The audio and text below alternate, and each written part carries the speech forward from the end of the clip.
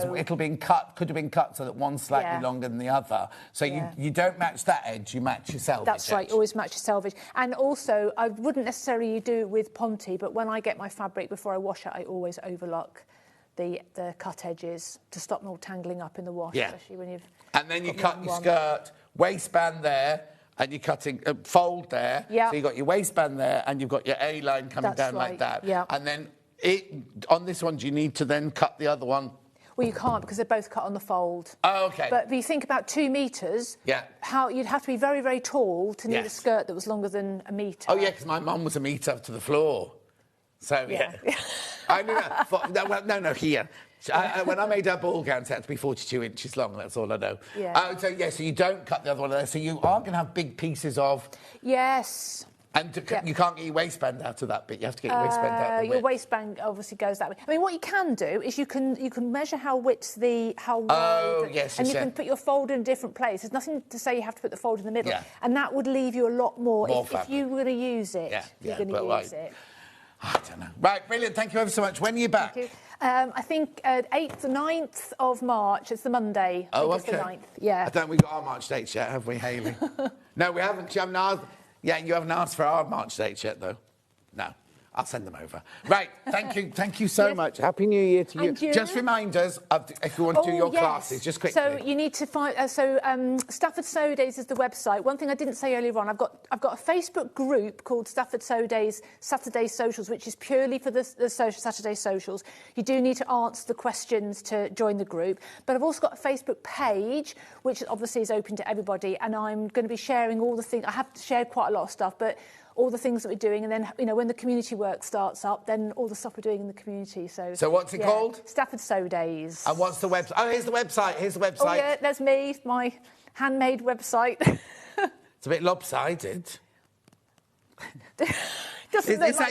Is this your favourite colour? Look, your website's that colour. Guess, would you? Exactly. But I am branching into teal. Oh, good. You're just as well, isn't it, really?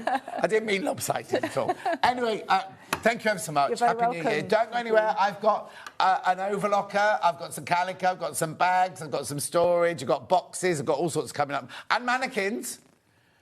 Oh, I didn't have a picture of those. Straight after this break.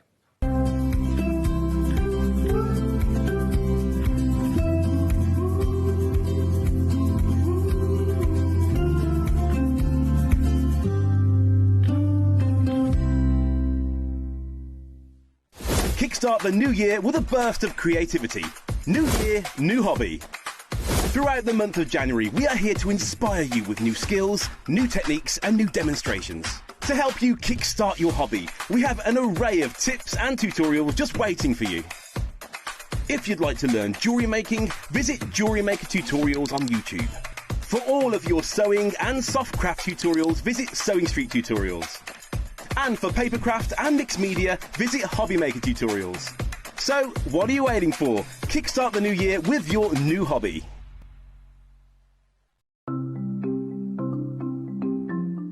Nesting seams is a really good way of getting perfectly matching seams. We use them a lot in patchwork, but they're also really good for dressmaking as well. So I've sewn these 2 separate pieces of fabric together and I want to join them. So what you do for nesting seams is press the seam allowances over to one side. So with this one, I'm going to press them over to the left. So you could do that from the wrong side. I also like to give it a little press from the right side, just gives it a neat finish. Now, with the other seam, I'm going to press this one over to the other side. So the seams are pressed over to that way, and then I'll give it a little press from the right side.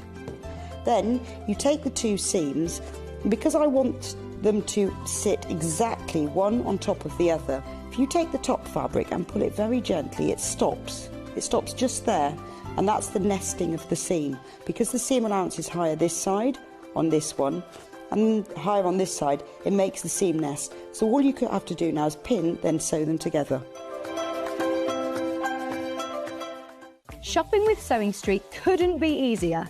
You can shop via our website at www.sewingstreet.com, where you can watch our live shows and see all the products from that day. We also have a huge amount of products on our website, from your sewing room essentials to fabrics, sewing machines and much more. You can download and shop on the go with our Sewing Street app. Simply head over to your app store and search Sewing Street.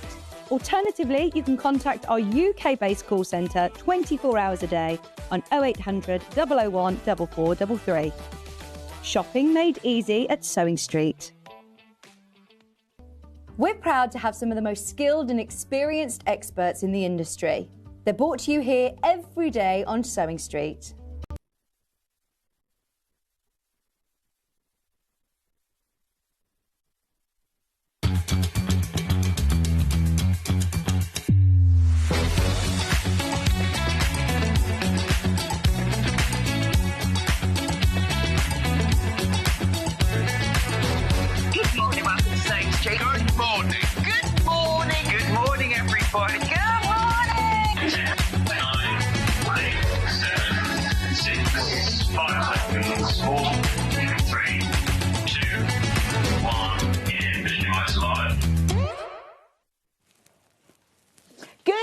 Good morning and Happy New Year to you. Happy New Year. Hope you had either a fantastic New Year or a nice, peaceful, relaxing New Year, whatever you were doing. Anyway, it's lovely to see you this morning. Got a lovely day for you today as well.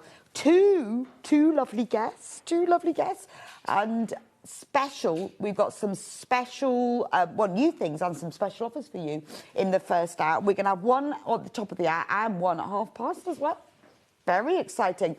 So let's start with this amazing early bird. You're going to love these. These are the cutest little brand new things. Aren't they gorgeous? So they are little, well, they're called needle cases, but they're more they're for needles, but they've also got little things in them. Now, the way it works, we've got all these different designs, and you will have one of them that will be chosen at random. So let's have a look inside. I'm going to choose, I'm going to go for the lavender one. So I thought at £5.99 they were just tins until I realised they were all sticking together. I thought, there must be some magnets going on here. So look at this. It's so cute, isn't it?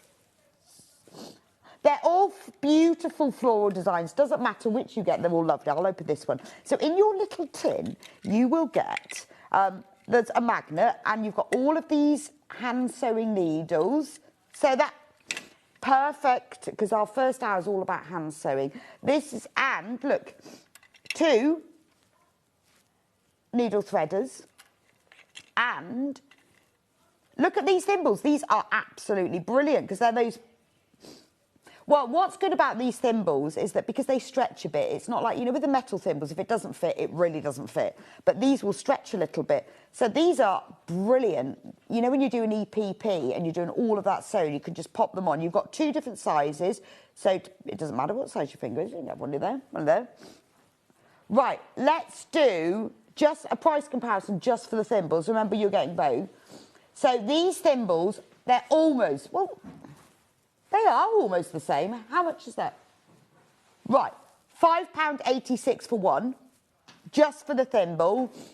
And this whole case with the 2 needle threaders, all the needles, the magnet, the little box, we are at £5.99. But this is a special deal. We have got a lot of stock of these. We know that they're going to be popular.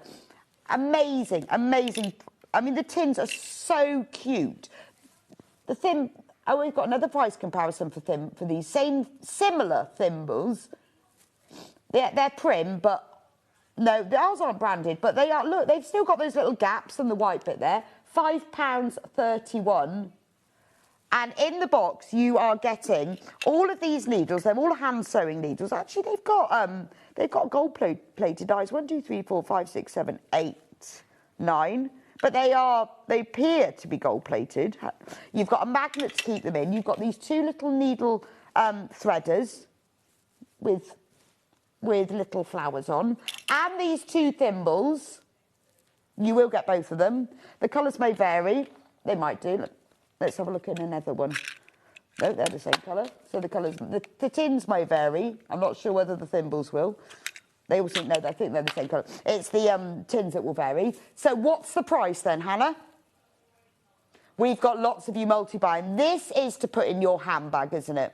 You put this in the handbag, you give this to a friend, you keep this in your sewn box. We are going to take this down to under £5 £4.99. I mean, we've seen one thimble at £5.71, let alone the tin, the needle threader, the needles, and the magnet. I like the fact that they've got the magnet in there, because then they all stay in place. So you pop it in your handbag, you keep it in your sewing kit, you have one at work. You know, you could put you could put whatever you want in it, couldn't you? You could put some little threads in it. You could put a little skein of embroidery thread. So you always have got things. You can put whatever you like in it, really. Right, are we going to reduce it again? So we're taking £1 off of £4.99, but we have got a big stock. We want to do a special price. This is new year, new hobby, and this first hour is all about hand sewing, and this is ideal. So let's take some more off. £3.49. £3.49, 2 thimbles, 2 needle threaders, tin, 1, 2, 3, 4, 5, 6, 7, 8, 10 needles, and a magnet. So these are the colours that you will be choosing yours at random, but they're all very pretty floral ones. I like this blue one. That's lovely, isn't it? So again, exactly the same in that one. You've got your 10 needles, your magnet, your 2 needle threaders, the 2 thimbles, and you can put whatever you like in your little tin. Quite cute, isn't it? Maybe you've got a present drawer. Maybe, you know, little raffle or something. You could get, if you've got like some little, what I would do is I'd get a piece of card and wrap some sewing thread round. So like some black, some white, some navy. Pop that in. That's to take on holiday with you, isn't it? Maybe you're going, you know, on a journey. Maybe, say you're doing some EPP on the go. You can have it all on there. Maybe you've got someone who's poorly, someone who's in hospital. You want to give them a little sewing kit. Set them a little sewing set. You can put whatever you like in it. But, I mean, it is absolutely stuffed full. We have got a queue on the phone lines. We've got over 100 of you who've got it in baskets. Over 100 have gone.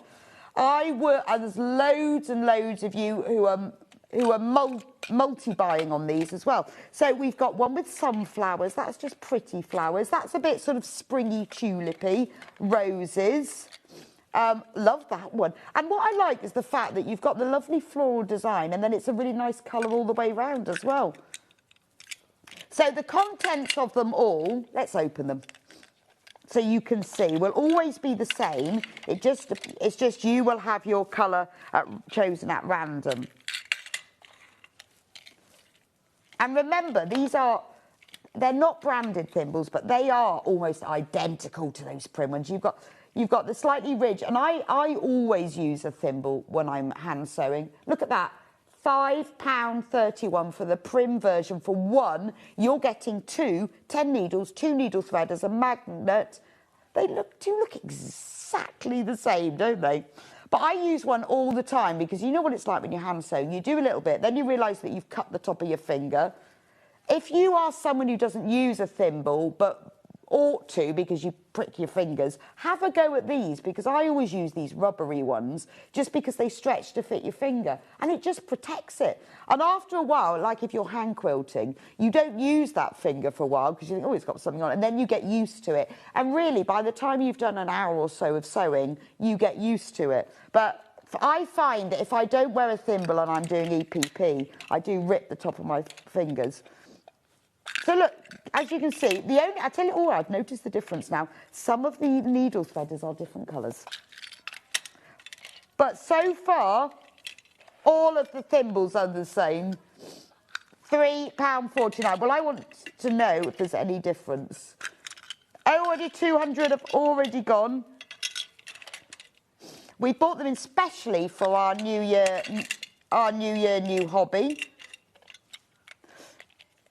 I like the lavender one, and I quite like the blue one. Yours will be chosen at random, but obviously if you multi-buy, who knows what you're going. We've got some people multi-buying 20. But you know what? They are fantastic, aren't they? Amazing value for money. Now you can see them all open. Let's see if we can get the magnet out. Oh, no, the magnet's not stuck in there. What? Do you know what? It's not stuck in there, but it's very strong. I think I might have to take the thimble off. Now, which one did that come out of? There we go. the magnet isn't actually stuck in, but if you wanted to use the tin for something else, then you could. But what you could do is take the magnet out if you wanted to pick up pins with it, because it's a nice strong magnet. These are nice needles. Can you see they've got like these sort of like, well, gold coloured, I don't know whether they're actual gold, but gold coloured eyes. But these are nice sharp needles. These aren't your sort of, these aren't your like your cheap supermarket needles. These are lovely, really nice, long, sharp needles. They're really nice. Ooh, that is a strong, very careful, that's a very strong magnet. I'm going to put my magnet in first, then put my needles in. There we go. There's the contents of all of them. Good morning. I've just bought several for stocking stuffers for this Christmas from Anne. Anne, brilliant idea. Because we do all have a present drawer, don't we? But this is a nice little gift, and you could then think, right, what am I going to put in it? Because you might, if you were giving it to somebody, you might put different things in it, mightn't you, as well? Maybe you run a little sewing group. Got a new class of people, it'd be ideal for that. And this is also a really good thing for people who don't use thimbles, because they go, oh, they never fit me. But, you know, you can use these on all fingers. I think this is great. These are really good. I like the fact they're stretchy. Really, really nice. Good morning, Rebecca. I've bought 2 of these. Great for sewing on the go. Good idea. Can't get on with the metal thimbles, so I wear my fingertips out. Sewing binding. Carol, I'm with you on that. I can't, because you've got to get them to fit. The ones that I have like a rubbery edge and then a metal top, because I just can't get on with the whole metal. But when you've got these rubbery ones, they stretch to fit, and you not only do you wear your fingertips out, you get like little cuts in them as well. And it's really, really, it's worth doing, because it does extend your sewing time as well, particularly hand sewing binding, EPP, anything like that. I'll take them off. And the needle threaders are really good, aren't they? I like the needle threaders. And you know, you get those little metal ones, you can never find them, can you? So all you do is you poke the thread, the little loop through the needle, like that. Then you put your thread through this nice big hole, which makes it a lot easier. I know those of you who've used a needle thread before will know this, but if you've never used one, you poke the thread through that big hole, and then you just pull it through, and then that's done. Makes it so much easier. So if you struggle to thread needles, but what a lovely idea. Buy them as presents for people, little gifts. Decide what you're going to put in yours. I say I would put a few threads in here, and I'd have one to take on holiday with me. I mean, for £3.49, that's the most amazing price. Now, where's that one? There it is. Right, we've got another special. I'm going to close my little lids. We're going to... So for our new... So what we're doing January, we're doing a new year, new hobby every day. And today we're going to do hand sewing today. So we've got lots and lots of hand sewing tools and equipment. Now, Hannah is making sure that while she's producing, because we've got her today, it doesn't matter, other days, no guarantee, but with Hannah, she's been trawling through the warehouse and made sure that we've got as many specials as we can have. So we have another special, not just this one, we will let you all check. Gosh, we have sold hundreds of these, absolutely hundreds. We will recap them in a moment. Let's bring the next special in. Look at this, Sashiko threads. Now, these are the actual, they won't be random, these are the colours you'll get. So Hannah's selected these particularly. We love Sashiko, and mostly we use the ivory thread, but using coloured thread is really nice. So we've put together 6, there are 20 metres. Now, this is proper Sashiko thread. This isn't just your sort of slightly thicker stranded cotton. This is proper, as you can see, Sashiko thread. They're quite hard to get, these colours. The cream is easier, but it's these colours that are a bit trickier to get. So we've got medium blue, light blue. We've got red, orange, ochre, and then a multicoloured. There's 20 metres of thread on each of the skeins. What price are we going to have for this? we're going to go unbelievable price for this. Unbelievable price. $9.99 for all of them. For all of them. So what do we normally charge for one? We're just going to check that. Hannah should know that because she's done this special deal for you. 120 metres of thread in total. So $9.99 for all 6 skeins. So if you love Sashiko, and this is proper Olympus Sashiko thread. So for all of them, $9.99. So they are normally $1.99 each. So it should be just under £12. But we're not going under £12. We're going under 10 for this. We've got loads of you who've got them baskets. So maybe you do Sashiko, you've always thought about it. You've only ever used the ivory thread. You can use them for tie quilting. I tell you what, they're really good is my son's just given me his jeans again because he got a hole in them. And he showed me this picture of where somebody on YouTube, he said, oh, well, I like this on YouTube, Mum. They've done this thing where they've sewn thread on and done things. I went, that's Sashiko. That's Sashiko. And I went, I have Sashiko thread. Actually, I've only got the cream. So I've got his jeans now with this big hole and he wants me to sew little patches on, and with this running stitch, he had no idea it was Sashiko. So I've only got the cream, but these colours would be nice. That'd be nice on denim, but it's a really cool thing to do on jeans. People actually cut holes in their jeans so that they can do this. Amazing. So $9.99 for all of these skeins. I mean, it's lovely to have all of the colours as well, isn't it? So even if you, well, you can use them for tied quilting. Right, half of the stock has gone. This price is just for today, if we've actually got any left. Good morning from Bella. Looking forward to today's show and saving last one before work. I know, everyone's back tomorrow. Yeah, my daughter's back at school tomorrow. Lucky her, with terrible jet lag. I mean, who flies back 24-hour flying and goes back to school tomorrow? At the school, actually, they've got an training day. I said, I mean, she's been to Australia. Can you imagine? I said, it's -8 in Redditch this morning. She went, oh, oh, she's probably come back in her shorts, knowing her. Anyone got snow? I thought when I got off the motorway this morning there was snow, but it was just so frosty. My car has never seen the words -8 before. It was unbelievable. If you've got snow, send me a photo. Send me a photo. I'll let you check out for this. I'm going to show you what we've coming up on today's show. For your last day before everyone who's going back to work tomorrow, we've got a lovely day for you. This is like a gorgeous day of lots and lots of sewing and demos. So now at 8 o'clock, it's new year, new hobby, and this first hour we're going to concentrate on hand sewing. We've got tools, equipment, fabrics, all sorts, kits, books. There will be another Hannah special at 8:30, just saying.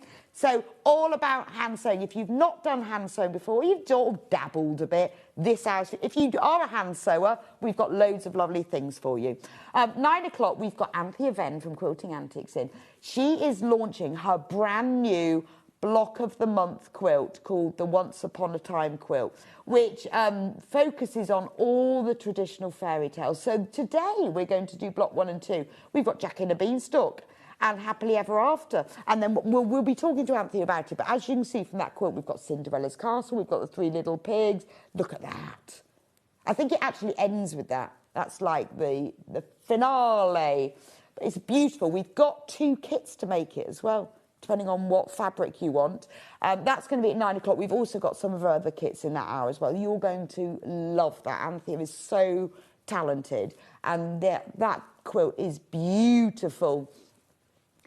10 o'clock, the lovely Hayley West is here with her crossover jumpsuit.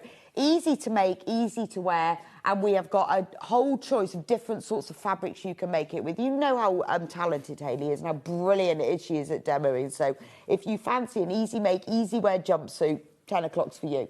11 o'clock, Anthea will be best. We'll be back with, how did I get that? I said 2 words together then. Anthea will be back with, she is celebrating Chinese New Year. We've got some gorgeous Chinese lantern bunting. We've got some cushion kits. We've even got a Chinese lion. kit. Amazing. At 12 o'clock, Hayley is back. She is going to be demonstrating the Billy Roy cross-hatch quilt kit. It's beautiful, isn't it? We've got a complete kit. Isn't that fabric gorgeous? Again, quite an easy quilt to make, but absolutely stunning. I love the fabrics. They're very sort of batik Indian wax print inspired. They're bright, they're cheerful. Hayley's going to be demystifying it, showing you how to make it. It's easy peasy. This could be your first quilt of the year, couldn't it? For a little bit of joy. It's achievable as well. So Hayley's going to explain it to you from the beginning, how you can make this look really clever when it's not that difficult. Quick message from Wendy. Hi, Rebecca. Was the tins pre-filled? Only just, yes, Wendy, they are. They are pre-filled. They're all filled with the same thing. Your colour will be chosen at random. So in this tin, I'm going to choose the blue and white one. All the tins contain exactly the same thing. Amazing. There's a magnet, which is removable, with 10 proper hand-sewing needles. Not your rubbishy ones, but your hand-sewn ones. They are a variety of different widths. They've got these gold-tipped heads, so they're really easy to thread. Different lengths as well. They're sort of, I would say some are chenille and some are crewel, because the chenille have bigger eyes, with a magnet so they stay in place. You've then got 2 thimbles. Now, we've had a look. These aren't branded, but the prim ones are £5.17 on Amazon. Yeah, we found some, there we go, £5. Honestly, they're exactly the same. Exactly. They're not branded. We can't say they're prim, but they look exactly the same. One is £5. We are doing the whole tin with two really cute little daisy needle threaders. There we go. And you've got the 10, and they're proper hand sewing needles, so they're proper embroidery needles. So this is your EPP tin, this is your hand sewing tin, this is take to workshops. I've always got a tape measure in my handbag, but I haven't got a sewing kit, so I'm going to get one of these tins. I'm going to put a bit of thread in mine. Just either you can get tiny reels, or you could just get some of your own sewing thread, wrap it round some card, and you could have a bit of sewing in there. We've got loads and loads of you multiplying. Wendy says, ordered. Brilliant, Wendy. Well, it's a great price. If you're a hand sewer like me and you often forget to put on a thimble, you're a bit of an anti-thimble person because you can never get them to fit. Because these are rubbery, they will stretch. And you've got 2 different sizes, so no more shredded fingers when you're hand sewing binding, whether you're doing quilting, whether you're doing cross stitch, any sort of hand sewing, a thimble is a must. And by having it, you'll use it. You've got 2 needle threaders, which, well, to be honest, I need. Can never thread a needle, never see it really. I've got the full lights on, I've got my glasses on, still can't do it. But you could put whatever you want in your tin. Lovely little gift for someone. Maybe you're in a sewing group. You could buy one for everyone, couldn't you? Little gift, and you can have a competition. What can you get in your tin? Because you've got the magnet as well, and the magnet is removable. You could even put all your tablets in it, couldn't you? You could put all your tablets in there. Things like contact lens solution, you know, those little ones. Maybe just for a weekend away. You could do all sorts with this tin. So the magnet comes off if you don't want to put the needles in it, and then the needles just stay in. But that's lovely. I'd have some pins in there as well, just a few.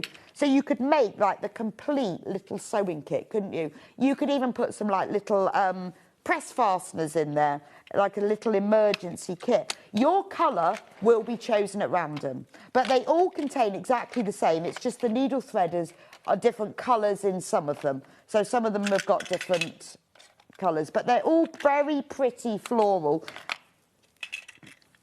We are very low in stock. We have sold 2/3 have gone.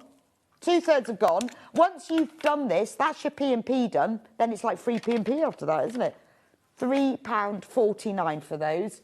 They are absolutely flying out. Loads of you. Some people have bought more than 20. What a great idea. I mean, absolute bargain, aren't they? Right, the Sashiko thread bundle, we only have 20 of these left, and there's only 5 minutes till our next Hannah special. So if you want to have a go at Sashiko thread, you don't have to do Sashiko. They're really nice for doing heavier weight embroidery. They are about, I would say, a Sashiko thread is the same thickness as about, I would say, the full 6 strands of stranded cotton. So that's about the equivalent if that's what you're going to do. Amazing, aren't they?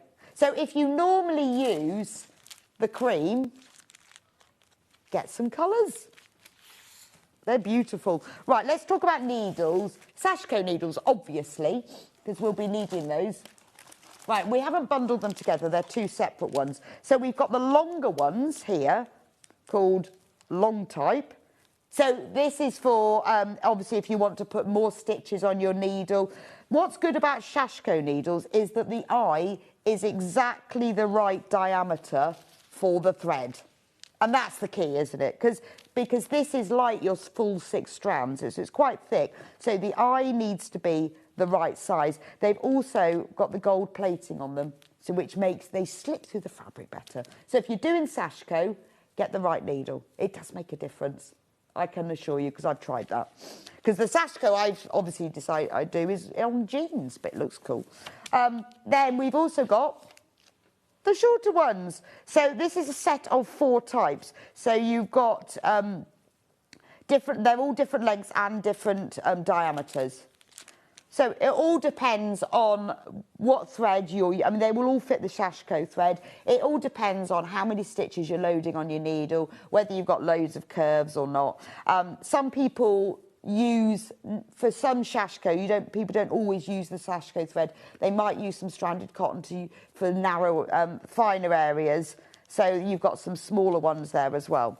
$5.99 if you're a Sashikoer, then they'd be ideal. I mean, this could be a Sashiko box, couldn't it? Yeah, and you know, once you get all these little bits, if you think that once you buy one thing, that's your P&P, and then we only charge 1 P&P per day. So once you bought one thing, it's like free for all after that, isn't it? Because it's annoying paying P&P, isn't it? So it's nice to get it out of the way. Right, if you want to do more traditional, if you are new to it or you just need some more supplies, this is what we think of, don't we? When we think of Sashiko, we think of navy fabric, and then we think of the ivory thread. Now, this is long. This one has got 40 metres on it. It's $4.99, so you've got a lot there. But this is the proper Sashiko thread. So if you've never done it before, have a look on Instagram or Pinterest at Mending Jeans Sashiko, because it looks fabulous. Even just doing a few lines of the Sashiko running stitch round the hem of your jeans looks lovely in Sashiko. You can patch them, little bits of fabric, particularly those little prints, and then do running stitch around them. And if you use the proper Sashiko thread, it does wash well as well, because the first one I did for my son washed beautifully. Really nice. That's the cream one. We've also got it in navy blue as well. Again, 40 metres on this, it's $4.99. This is your proper Sashiko thread, that weight. So, because we usually think of this, but also the blue looks really nice if you do it on like a linen fabric as a really nice contrast. So maybe you're new to Sashiko and you think, I'm going to have a go with that this year. You don't have to do the traditional. You can just do like all the little running stitch and patterns on any fabric, really. Right, we're going to do... Right, before we do the special, let's take one of Susan's books. So this is the Ultimate Sashiko Source Book. So if you're thinking, actually, this year I am going to have a go at Sashiko, this book is amazing. It's only $19.99. It is, as it says, it's by Susan Briscoe, who's the queen of Sashiko, and it is the ultimate source book. So she explains all about Sashiko at the beginning, what it is and why. Few pictures so you can see what it looked like originally, history. Then, what I love this, because this is what you need if you've never done it, getting started. What do I need and why? Why do I need those needles? What is the thread? What basic equipment do I need? Thimble. Thimbles are optional, but you've got one in the tin. How to mark the fabric, different sorts of marking. Then we go through the basic techniques of how to mark the patterns and what they are. She's even put on here how to cut the thread, because that's important, because you don't want it to get tangled. So you learn how to do that. And she goes through it in really beginning terms. How do you do it? What does it look on the right side and on the wrong side? Then we've got some examples, samplers, cards, coasters, table mats, even how to make a table mat, not just how to sew it. That's lovely, isn't it? See, you could do that. That's so achievable. Do you know how nice would that look if you had just a bit of denim? And then when we go all the way through, lots and lots of ideas of different projects you can make. Loads and loads and loads of them. Table runners, patterns. Then, this is the best thing, and I'm just going to flick through it, but these are all the different patterns. There's the grid you trace, there's the thread the stitching direction, and there's the stitch sample. See, look. Now, we've also got, if you have a look on the website, we might not have time to show them. So if you go onto sewingstreet.com and click on Watch Live, we have got a lot of the, pre-marked patterns which you stitch on, and then this washes out. They're also designed by Susan Briscoe. So if you want an easy start, get yourself one of these, get the source book, get your thread, your needles. That's you sorted for Sashiko in the new year. It's 8:31, we need to do the next special. You can't do hand sewing without a sew line glue. Well, if you're doing EPP particular, absolutely brilliant. This glue is designed specifically for fabric. It is a temporary fix, so if you're rather than tacking your EPP shapes to the card, stick it on. If you're putting a zip in, rather than tacking it to get it all nice, stick it on first, then sew it. This glue you can hand sew through, you can machine sew through, and then it washes out. It's absolutely brilliant. We've had it in all sort of bundles before. It has a pen with a glue stick, and then it has a spare glue stick as well. We haven't reduced this on its own since February last year, so 11 months since we last reduced this. It's normally $6.99. You get the pen loaded with one glue stick and a separate one as well, $4.99. £2 off, which is amazing. The packaging has changed. It used to be it was more plasticky, so they've gone more sustainable. It dries clear, it's water soluble. Anything that you might use pins for, use this instead. EPP, as I said, brilliant. Zips, brilliant. Things like sewing on buttons and press fasteners, dab of glue, put that on. It won't gum up your needle. It's also really good for things like PU that you can't pin. If you've got like very fine fabric, so maybe you're hemming something like silk or a very fine chiffon, and you don't want to pin it, because actually it's quite bouncy, isn't it, if you're making like a chiffon scarf, it's really bouncy. You can glue it and then hand sew it. It's brilliant. I remember once thinking it was the same as Pritt Stick. I thought, I'm going to use Pritt Stick. Rubbish. Gums up your needle, doesn't come out. This dries clear and it's water soluble. I mean, as I say, it's easier than pins. Lots of our guest designers, like Jenny Jackson, uses it all the time. I know Becky Alexander Frost uses it for her zips. It's fabulous. So we sell the refills separately as well if you want to get those. So once you buy the pen, you only need to buy that once. Then you can then buy refills for it. But take advantage of that amazing discount. £2 off, so it's only $4.99 now. If you've already got a pen, or you've got the pen, you think, well, I'm going to use that. Once you start using it, you will be going through the glue stick. So this is the refills. Now, they come in different colours only because they dry clear, but sometimes people want different colours depending on the fabric, so they can see it when they put it on. So these are blue. I don't know what colour's in that one, actually. It doesn't actually say in there. It's probably blue. But you can get different colours just to show up. But once they dry clear anyway. So if you want the refills, $7.99 for 6 of them. But remember, you can't use them without the pen, the fabric glue pen. So get the pen, $4.99, get the refills, $7.99. Once you start using this, I mean, for sewing on buttons, it's brilliant, because you think you've got it in the right place, particularly if you've got 4 holes, and also if you're doing it on a thicker fabric where you've got to do lots of sewing through it, it makes it so much easier. So take advantage of that special offer. $4.99. Amazing. And your tin. Get your little tin as well. Brilliant, brilliant offer today. Love that. Nice little start to the morning. We've had 3 offers already. 3 offers. The storage tubs, yeah. These little, let's do storage, because us hand sewers, we have lots of little things, don't we? We've got 2 different sizes. Should we start with the babies? Set of 3, small but strong. These are lovely, aren't they? Right, let me open this up so you can see. Ooh. I think it's going to just have to be ripped off.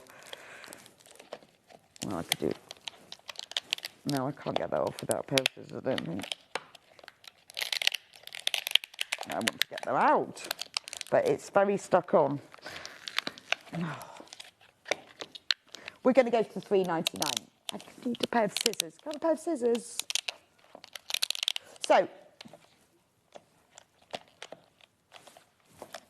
yes, they're open. Let me just get a pair of scissors. I'll do it myself. Right, sorry. I'm back. Now, these are made in the UK, in Coventry, actually, if you wanted to know. Look, isn't that cute? They've got, look.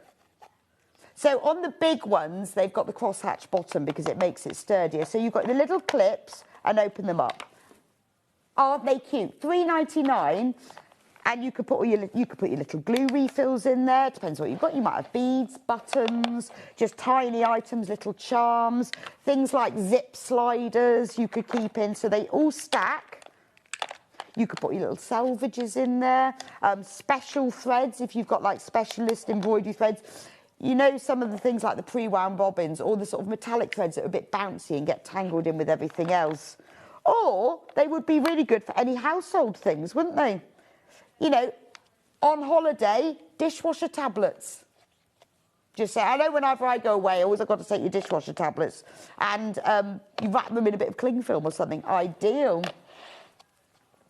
Loads of little things. You could put little tablets in them. What would you put in your box? If you had 3 of these, what would you put in yours? Oh, well, I'd have them for different things. Earrings. Really, actually, I might get one of those. And they are food safe as well, just thinking about that. For small snacks. Grapes. Just little grapes. Anyway, that's the little size. $3.99 for that. That's about to sell. Oh, yes, there's 2 of them left. Right, this one. These are 0.3 litres. We did. Look. They're so cute. That's the comparative size. These are going to $4.99. These are so sweet. Small sandwiches. I'm thinking really nice for packed lunches, little cocktail sausages. Or you could, if you just want half a packet of crisps, although to be honest, by the time you get your packet of crisps and you open it, you probably get a whole packet in there. Only 3 of these left. $4.99 for all 3. Absolute bargain. They're so cute, aren't they? I like them. All different things. Could be your EPP pieces, couldn't it? That could be your EPP, and then you could put your little tin inside, couldn't you? In fact, the little tin will fit in that one. EPP card, I'm just checking. Look, fits. Box in a box, always need a box in a box. Right, how about EPP cards? So it's very important that you use the right weight card when you're doing EPP. Now, you can buy pre-cut EPP templates, but if you want to make your own, you need the right GSM for it. This is 180 grams, which is the right weight for EPP. It can't be too thin and it can't be too thick. You get 20 sheets with this. So maybe you've already got some EPP templates and you just want to draw around and make some more. Maybe you've got a scan and cut machine you want to use for it. You can actually, well, I find when I do it, if you go online, you can find free PDF downloads of sheets of like hexes. And this will go through your printer, and you can just print them off for free and then cut them out. Because if you well, I do it quite a lot. If you go on and you put free PDF download Hexie 1 inch or whatever, then they come up and then you just run it through. Now, we've also got, if you want to make your own Hexies, we've got a fabulous Hexie template set. So there's the card. Just move my tins and my thread. And don't forget, you'll need the special price pen for your EPP. So because we are building your kit. If you're starting right from the beginning, this is what you'll need. But you also might be an EPPer and you're topping it up. Or you might think, well, I've never done that. I don't even know what I need. Well, you definitely need a pen. You need your card. But how cool are these? Now, they come in a little zip closed bag, so you can keep them nice and safe. And inside, look at this, all of these templates. Now, they're all held together. You can undo that, so you can actually take them apart, should you want to. You have to actually hold one bit still. Anyway, I'll show you one at a time. So what there is, you can see, there's your 1/4 inch. So you use this for cutting your fabric, and then if you want to cut the card a 1/4 inch smaller, you see the little dots? You put your pencil through each of these, and then you can cut them. Because what you could do then, if to get it really, make it quick, easier, you could cut with your rotary cutter. And then you just put your ruler from one point to the other, or you can just cut them with scissors. And it's got all of these sizes. So you've got 3/4 inch, 1, 1 1/4, 1 3/4, 2, 2 1/2, and 3. And they're really good quality. So look there's the baby one. And this will come apart so you can take them off. Or what you can do is, if you don't want to use the little holes, you could use this one for your card, and then the next one you use for your fabric. And you just keep building up like that. So you've actually got more sizes. Right, we only have 15 left. I'm so pleased you're getting your hand sewing in. But you know, when it's a bit cold, you think, I just want to sit in front of the telly. I've got the fire on. I just want to sit on the telly or under a blanket, and you can still get your hands out to do your hand sewing. But this is a really good set. Only £10.99 for that. And that's going to cover. So it's a great scrap buster as well. You think of all the bits of fabric that you've got, your favourite fabrics, memory fabrics. Make a little hex. It doesn't have to be a great big quilt. Just make yourself a little hexy pouch. And because you've got these 1/4 inch dots, then you can use one template for two things, or just size them up. You see how that one is a 1/4 inch bigger than that one. The size, by the way, when they say, is always is the measurement of a side. It's not across or that way. When it says, like for this one, the baby one, that it's 3/4 inch, it means it's 3/4 inch across the side. That's what the measurement applies to. So you've always got those. You can then take them apart, put them back together, but they've also come in this handy little pouch to keep them all in. Brilliant. So you've got your templates, you've got your cards, you've got your glue pen. That's your EPP sorted. But now we're talking fabric. You might already have lots of fabric, but you might want to, but we might want to use some new prints. How about Liberty Design Roll? Now, this can be used for EPP. It can be used for binding. You can use it, you can make a whole item with it by just joining it in layers. Look at that. £59.99, and all of those beautifuls, all Liberty. They're all 2.5 inches width. Pre-cut, all cut across the width of the fabric, so they're all sort of 44 inches long, and that's all the colours. Now, we haven't got many of them left, so I'm not going to open it. Isn't that beautiful? So you could make the most beautiful Liberty cushion, join them all together in strips, and then subcut them, so you've got them in squares, and then join them all back together again. I mean, I love that. Or how about a nice scrappy binding? If I was doing scrappy binding with these, I'd cut each of these into 4, so I've got 4 10-inch pieces, then join them all together randomly, and you've got the most beautiful Liberty scrappy binding. Only £59.99. Beautiful. That's amazing. That's good, isn't it? Shall we do the 10-inch charm? How about a 10-inch charm pack? How about that? I mean, that really is. Can you imagine what it would look like? Look, it's a picture on the back. Should we take the plastic off anyway?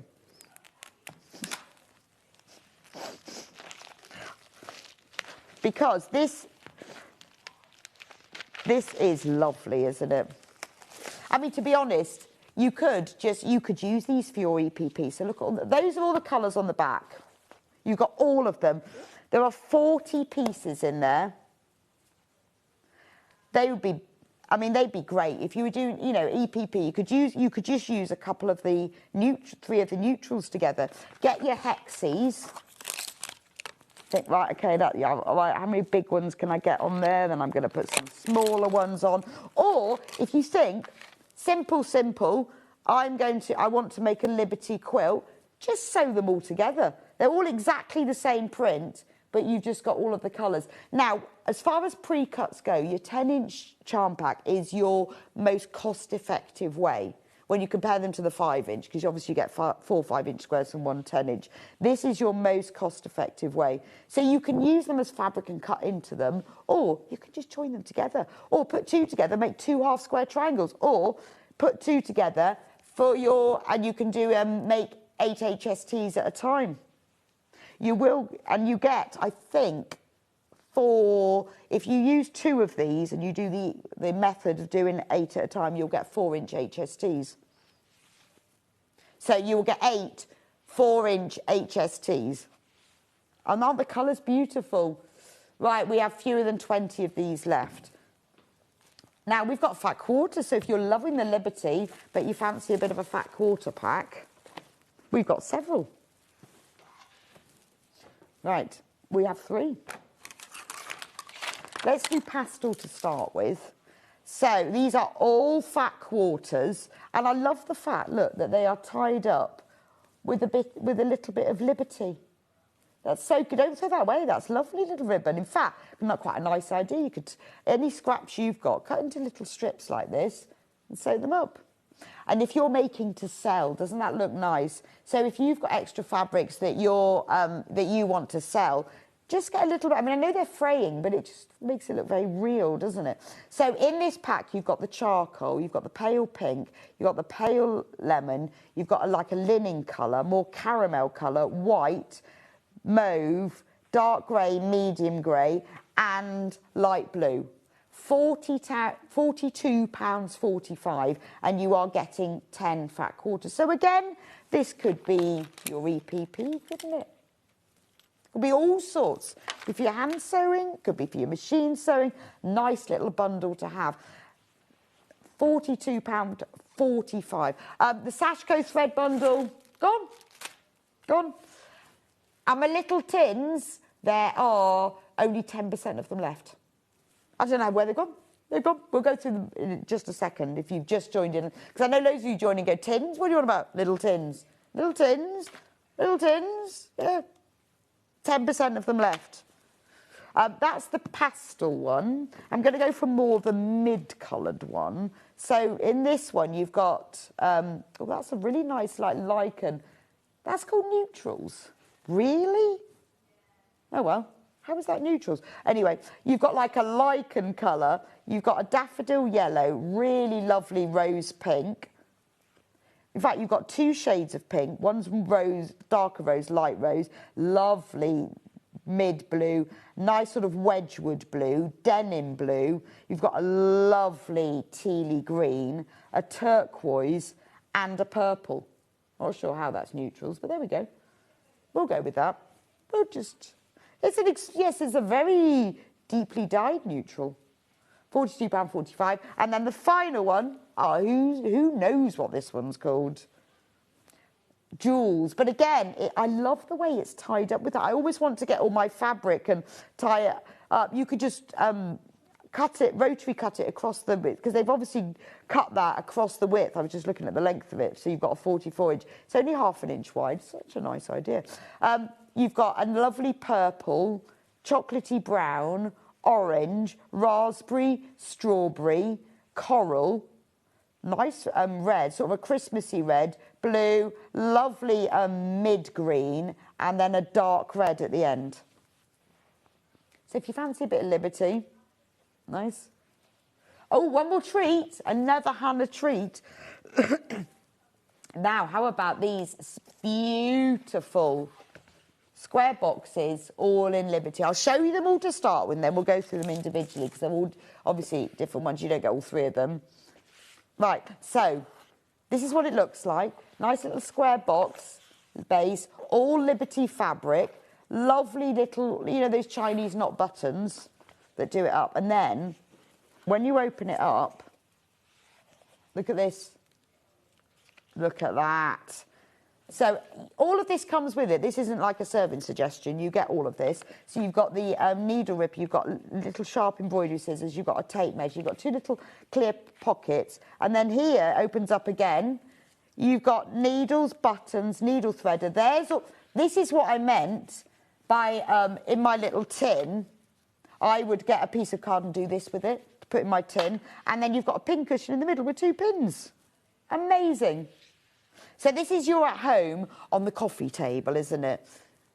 And you can then put whatever you like, because there's plenty of space. Now, this is normally £26.95, but Hannah's going to do a special price for us today. Take a fiver. A fiver! Take a fiver off £21.95. But aren't they lovely? So you put them all together like that, and then very simply, look. There we go. It's beautiful, and it's all Liberty fabric. So if you want a little sewing kit, because I've got like a wooden box in the middle of my table. I have my needles and everything in. But this is so much nicer, and there's so much space to put your own stuff in as well. So I would get it. Well, you've got all of these little pieces, but then fill it up with all your own things. It could be your EPP station, couldn't it? Right, we've got two other prints. So if you love the idea, you love the price, I've got a red one. There's the red one. Looks like a little red post box, doesn't it? Beautiful. It's all 100% Liberty fabric as well. So we'll open the lid, and then there we go. Look, and I love the fact that it all opens out like this. There's plenty of space to put all your own items in this as well. This would be nice if you had like a little holiday home or a caravan or something, wouldn't it? And you could keep it in there. Again, this is something you could take on a workshop, because it really keeps everything safe. Particularly if you've got things like needles and stuff, you don't want to get bent. It will hold it all together. We have one more print, with very pretty daisies. You've got daisies in blue, red and yellow. Look! You've got the unpicker, you've got the two little pockets. You could put reels of thread in there, couldn't you? You've got your tape measure. There we go. Oh, there's the little thimble. I think I'm going to put that in there, actually. Then I can see it better. I'm going to put it in that little pocket. So it all folds up really nicely. It's beautiful, isn't it? Those are the three little pieces. So save £5, whichever one you want to get. If you can't remember the colours, or if I've moved on too fast, go on to sewingstreet.com, click on Watch Live and scroll down. All of the items we've talked about are all on there. Some of them have sold out, but at least you'll be able to see what you've got then. Okay. Now, if... I didn't find them in the cupboard. If you... I'm just going to show you the kits for these. So this is the needle case collection. So which one is this one? Oh, that's the... Should we start with the vintage sewing? So we'll start with this one. So if you have lots of needles and you have them all in different places, once you get them out of the packet, you've got no idea what the needles are. Really hard to tell. So we designed this needle case collection so you could see what needles you've got. It will, in the kit, you've got all of the pieces to make the hand sewing needle case, which is a little book, and the sewing machine needle case. Now let me show you the panel. So this is the panel, and you can see everything is printed to size. So all of the pages for the hand sewing, I've got the names on: milliners, sharp, spares, tapestry, quilting. You sew them all together and they make a little book, and then you push the needles through each one. So that's the picture. They look like a little book. Then you've also got on here the matching sewing machine needle case, which again is like a little book. This is what it looks like here. You open it up. Look at the picture opened up there. That's one of the other colours. You open it up and then you slip the packets of needles in, because with your sewing machine needles, when you've got your needle in your machine, you've got no idea what it is. So there's one of the little pockets says in the machine. So if you put a jeans needle in your machine, you put that packet in this pocket, and the next time you come back to it, you know. And it does encourage you as well to buy a collection of needles, because different needles for different jobs, different fabrics, different sewing, and you will get a better effect with it. So everything you need is on this panel. You get full instruction booklet, and it also comes with a link to a full video tutorial. So if you're new to sewing, or you know someone who's just started sewing, this is a brilliant kit. There's no fasteners, there's like a pressed fastener, that's it. There's no zips or anything, it's an easy sew. It really is. Sewing two pieces of fabric together and turning the right sides out is how all of the different pages are made. So this is a really good first project. Or if you're a regular sewer and your needles are all mixed up, this is a great first project. So this is the vintage sewing version. So with all these lovely little vintage sewing things. And again, with the full video tutorial, it does mean that you can watch and sew along with me if you're not sure.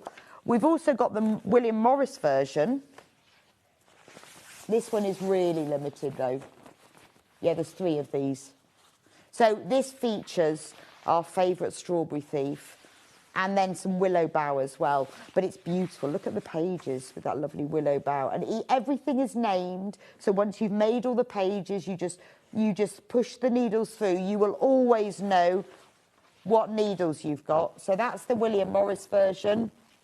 And then the last one is the patchwork print. Just if you fancy a patchwork print, or you're a patchworker.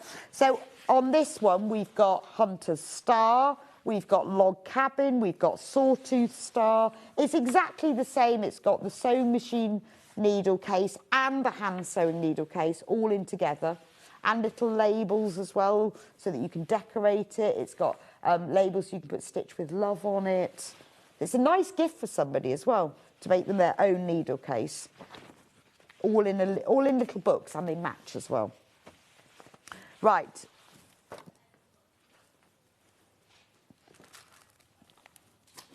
I love these doll needles. These are great. Now, I know they're called doll needles, and yes, they are really good for dolls, for sewing arms on stuff. I don't tend to use mine for them. I mean, they're a great price, £1.49. You know, when you make a cushion and you want to sew buttons on both sides, they're really good for the length of them. They come in 3 different lengths, 3.5, 5 1/8, and 6 7/8 inch long. So if you've got to sew something through from one side to another side, and it's when you really need a long needle, these are brilliant. They're a great thing to have in your sewing case, just because when you want to sew something longer, they're ideal for that. So yes, they are cool. They're great for all soft toy making, but they're also good when you've got to sew buttons through that are longer, or anything where your normal needle length isn't quite long enough to get through. And at £1.49, if you've already checked out on something, it's worth getting them for these. I love these. Right.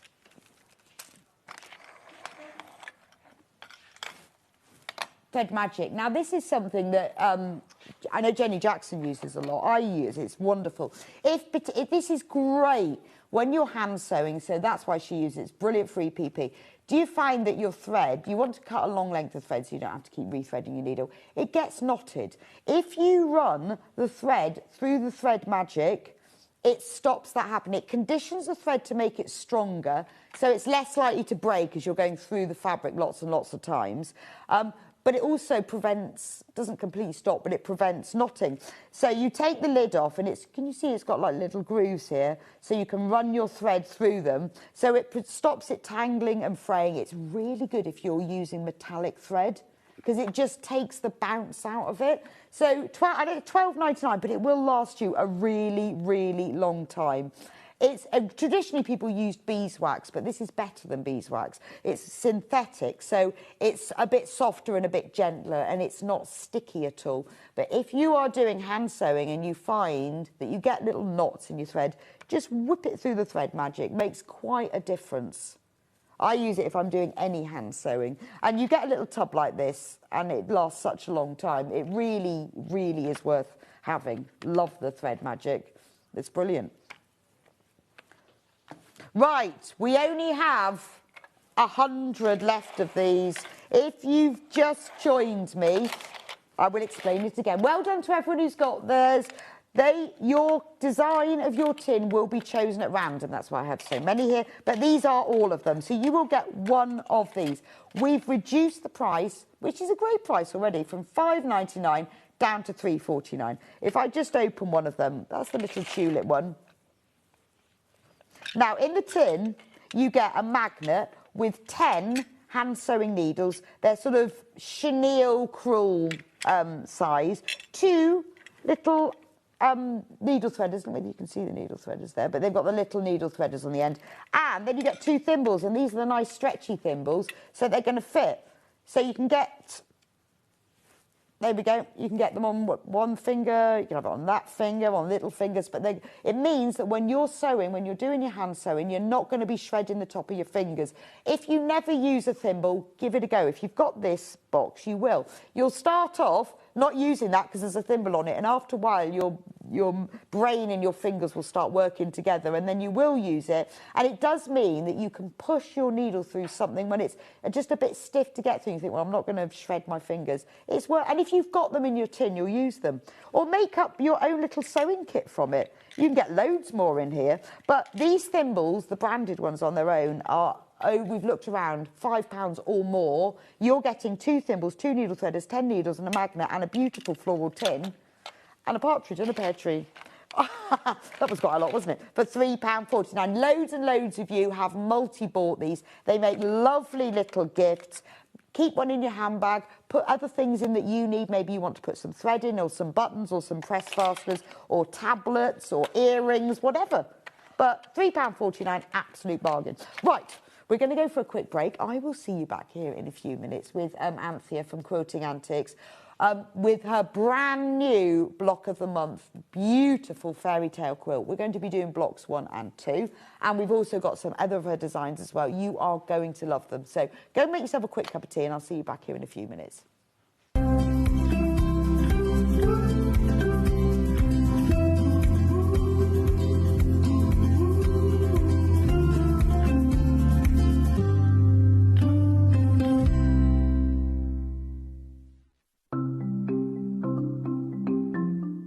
Turning tools are one of my favourite tools. They are perfect for turning tubes of fabric the right way round. So maybe you're making bag handles or straps, or you're doing small rouleau loops, absolutely perfect. So if you've got a piece of fabric here, I've sewed it in half, right sides facing. Turning it right sides out takes quite a long time.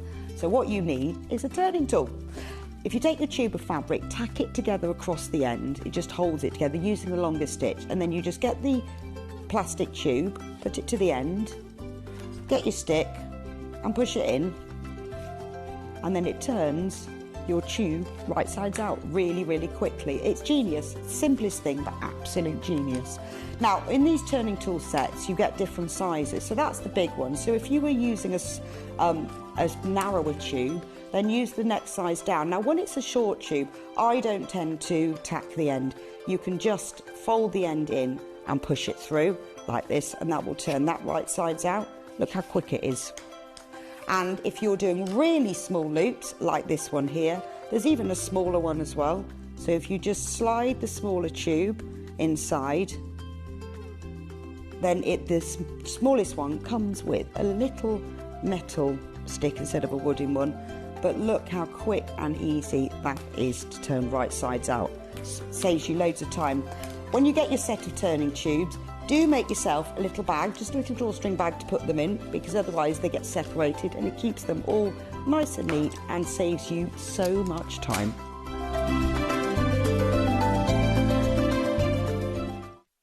Not only is Sewing Street live from 8 a.m. till 1 p.m. on Sky 670, Freeview Channel 73, YouTube and the Sewing Street app, now Virgin subscribers can watch on Channel 754, which means there are more ways to watch your way with Sewing Street.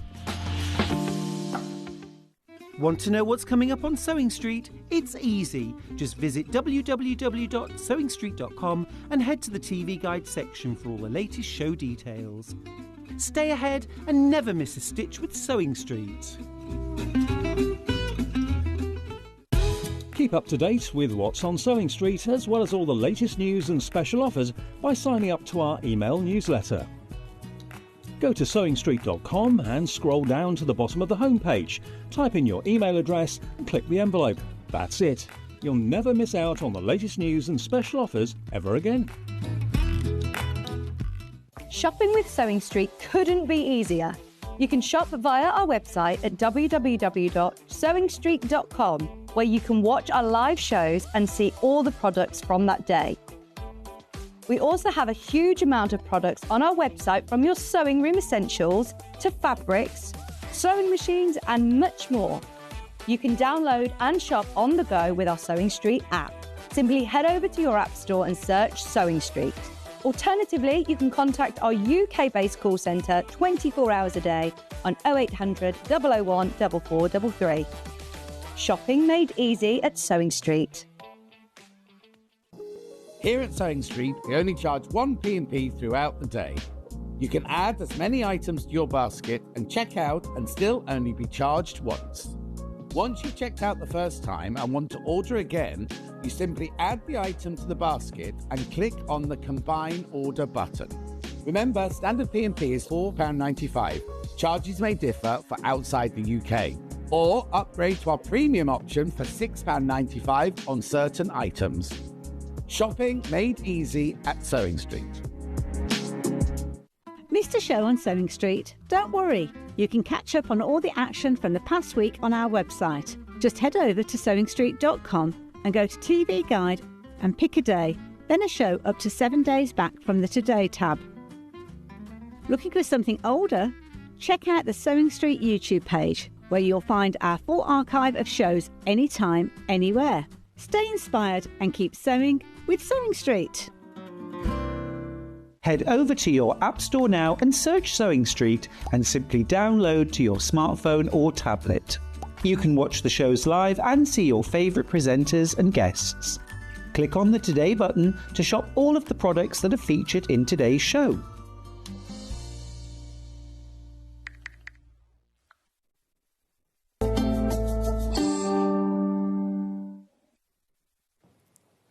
Welcome back to Sewing Street. And to Anthea, it's lovely to see you. Hello, lovely to meet you too. I know, we've worked together, haven't we? No. It's really strange, isn't it? We have all these guests and sometimes we say, I've never worked with them, and then I'll probably work with you for the next year. Well, I've been coming here a year. I've never met you, and haven't seen Hayley. I knew Hayley before, but so it's taken over a year to bump into each other. It's funny, but it's so lovely to fab catch up. So you've designed. This is what we're going to start with. This amazing quilt. So I'm not going to take full credit. Quilting Antics has designed. That's more than just me. Right. So so we're a team. I don't know. It's beautiful, isn't it? Sometimes when I look at our work and I'm like, wow, did we do that? God, didn't we do It's a good amazing job? because it is a celebration of everything fairy tale, isn't it? It is. And Sue, who illustrated it, she says, I'm not doing people. No, I'm not doing people. I'm not doing faces. And if you look, there are no faces. Why I say that is because if you're at home going, oh, I can't do faces, you don't have to. There are no faces. What Sue is extremely good at is simplifying. It is beautiful, Yeah. and what's lovely is that it's separated into blocks. So Yes. although like the beanstalk goes across several blocks, It does. you do it as blocks. Yeah, I quite like the idea of somebody looking at this and going, how the dickens did they put that together? Yeah, and you've been at quilt shows and you've been there and you stand back and there's a couple of friends and they're going, how'd she do that? Yeah. And trying, oh yeah, I see it. And I quite like that idea where, to the untrained eye kind of thing, it's like, well, where did they start? Yes, that's right, because at the blocks, very beginning. the blocks don't all line up in rows, but it's worked out so that you just put it together. So we're going to be concentrating today on this. Yeah. Can you see it just about? Shall I hold this bit? Yeah, we need to hold it up. Yeah. So block 1. So to here, to this line going across here. Right. And then the whole, so you're not just getting the applique, you're getting the piecing. Well, I like that because it isn't just pictorial. We've also got some piecing in Quilting it as well. Antiques, we are known for applique. That is everything we do has got applique on, Right. more or less everything. But we're quilters as well, so you've got to get that you know, mix and match and everything. So you've got these lovely blocks, you've got a bit of embroidery. It's simple. So, because I think the thing is, if you layer lots of simple techniques, you end up looking like you've been really, you know, clever. Yeah, absolutely. Which to say, we've got you can't tell where the pieces go together. Beautiful. We've got simple techniques, simple applique, and put it all together. Joined together, and it's gorgeous. Something completely different. Yeah. So I'm just going to go over and show the kit, and then I'll be back so you can show us how to do it together. So there's various ways that you can get involved with this. Obviously, the quilt that has been done by Quilting Antiques and by Anthony is done in a wool, but to make it more accessible to you, we've put our kits together using cotton fabric. And we will talk about, because Anthony's actually going to use that in her demo, so you can see. Now, I know loads of you absolutely love Quilting Antiques. You might already have your own stash of wool fabric or cotton fabric or whatever. So to start with, let's just do different. Normally we do the kits first, but let's do this because this quilt is obviously using, well, we've got lots of greens because we've got the beanstalk and trees, but you can use anything you want. So this is actually a really good stash buster because each bit doesn't use a big quantity of fabric, so it's a really good way of using up the colours that you want to use. So these are the instructions, $9.99. This is blocks 1 and 2. So as Anthony was saying, we've got the beanstalk, and obviously that beanstalk will continue into the next blocks as well. Sheila says, good morning, ladies. Lovely to see you, Anthea. Good morning, Sheila. It is beautiful, isn't it, Sheila? Absolutely beautiful. Gorgeous. And if I'm right, Sheila's got a little Daisy, and we're sending lots of love to Daisy. Oh, okay. Lots of love to Daisy. Who is Daisy? Daisy is Sheila's granddaughter. Oh, I'm presuming we're on the same Sheila, so... If not, Sheila, who has Daisy. Happy New Year, anyway. Sending lots of love. Yes, I was like, Daisy could have been the cat. Daisy's her granddaughter. Anyway, hello, Sheila, and it's lovely to see you too. So this is blocks 1 and 2, which is obviously the beanstalk, and then this section here, where you've got the 2 half-square triangles, the happily ever after embroidery, and then you've got the 4 blocks here. So all the instructions you need. Look, here you can see how it's all joined together, because you'll need that for later. That's general instructions. There's a lot of general sewing instructions that will apply to all things like using fabrics, how to top stitch, how to get perfect points, applique instructions for using fusible web, the embroidery stitches, you've got stitch guides for them, then how to make the log cabin block, because those are used below the beanstalk, how to do the Shoefly block, those are used below the happily ever after, how to construct the block, and obviously templates. So everything you need, it's all in there. The 2 templates, even sections to put your own notes in. So you can use your whole stash up to make this, and then you can follow. There's I like the fact that the applique or the embroidery trace, however you want to do it, has been put in reverse as well.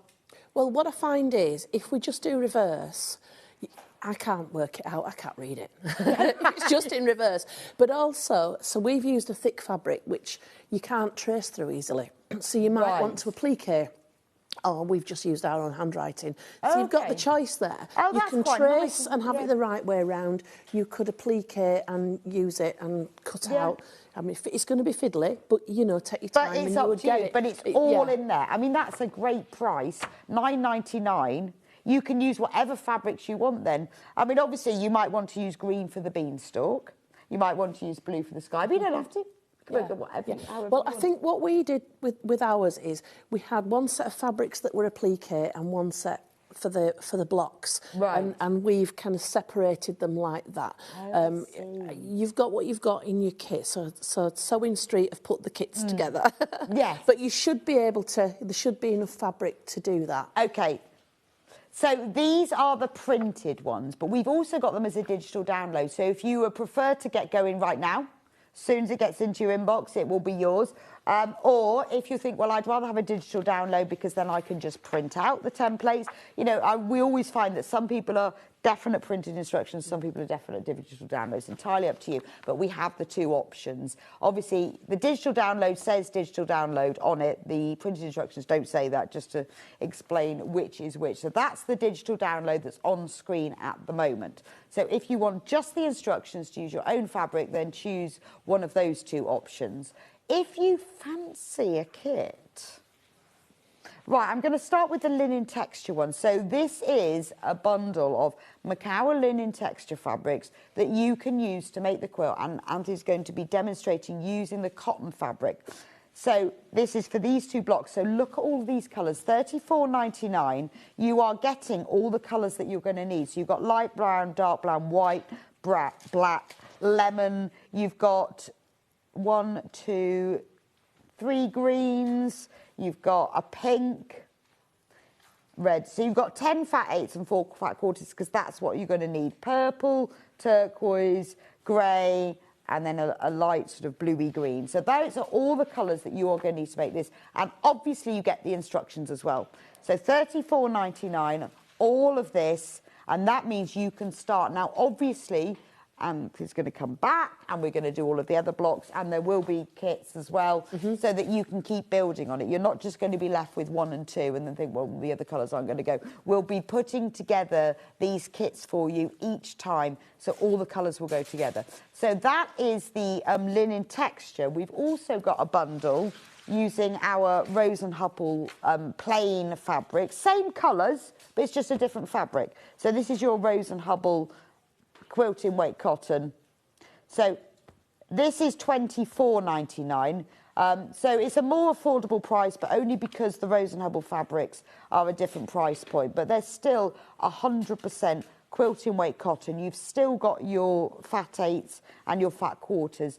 And using these, we've matched the colours as closely as we can to the wool colours that Anthony's used in the finished quilt. But you can create this, and obviously we will be offering both options as the months go on, and you build your quilt until you have the whole fairy tale quilt. So those are the options. You can buy printed instructions, digital instructions, the Macawa linen texture kit, or the Rose and Hubble plain cotton fabric kit. Now, if you want to have a little bit of time to make a decision, and then you want to just go back through, go on to sewingstreet.com and click on Watch Live.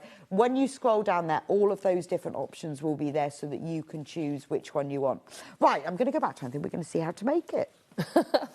So you've worked through it using these. Do you want to just move in a little bit? So today we're just going to look at the pieced blocks, and then as we work through, we'll look at different elements. Because I'm aware that some people will just get down and do, like, you know, what we've got today and, like, whoosh, keep up. And then some people like to keep the whole lot till the end and then do everything at once. Or you might be a person who just wants to do, like, this block and make it into a cushion. And well, there's all those. Once you've got your kit and your instructions, it's up to you, isn't it? Well, that's the thing. So starting with the log cabins. I'm just going to move you in. Oh, sorry. I'm just going to pick up the bit. So we've got here on the bottom of the applique the log cabin, and I've just used this to bring this block up to size. Now, you don't have to do the same colour order that I've used here, and you don't have to make them all the same. And if you see here, mine are the same, but I've twisted them. Oh, okay. So it it's just up gives to you, really. Yeah, just go for it. It's just give it your own twist. Give it your own twist. Yeah. It's what floats your boat. Yes. Well, make them and see what you think. Yeah, exactly. So if you've never done a log cabin, it's a beginner block, isn't it? It's one of the first ones that we ever learn. So you've got all your measurements in the book, but basically you're cutting. I've done it like chain piecing kind of Okay. You know. So just cut a whole load of these. These are my leftovers from when I'd done this. So I overcut. I thought, I'm not. And this is using the cotton fabric. I'm not cutting more to come. This is the linen texture Makawa kit. Yeah, I think this is mainly linen texture, but then I ran out of some stuff and chucked some. To be honest, I'd probably buy both. I might say as well, the colours on there, I picked those colours because I had the shade cards and was going, right, what's closest? Okay, brilliant. So in terms of cotton, they're as close as you can get to the colours that we've used here. So your finished quilt will look very similar to, it'll be the same colours that, it's just a different Yeah, I mean, they're not 100% the same, but it's as close as we could get. But I think I'd get both and just mix and match. Just mix and match. So just cut a load of 1.5-inch strips, and then your centre. Now, the centre of a log cabin is traditionally red, isn't it? Yes. Because it's the fire at the heart of the home. I love that. That's yeah, a really I nice like all colour, that kind of isn't thing. it? Yeah. So you don't have to use red, but I did. Okay. So start out with your 1.5-inch squares. Here's a couple I've got prepared. That's actually one of the linen and one of the plain, so you can see they're quite similar. Yeah, no, they are, aren't they? There's not a lot. Oh, that's true, actually. There's Just not a lot depends between on it. whether you want pure plain or a textured Yeah, plain. I'll tell you what I did do though. The textured, it's red on one side and it's not on the other side, and it did involve a little bit of unpicking. Whereas if you're going for the plain, it's the same on both sides. So, because I used wool, and I'm used to using wool, which is the same on both sides. Yeah, you have to think about it. Cripes, I completely forgot.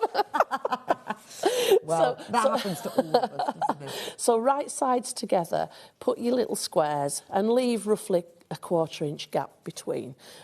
Put your little squares on your first strip, and then just sew down. So I just started by feeding it into the machine and putting the first one on, and then feeding in a bit more and putting on on the next one.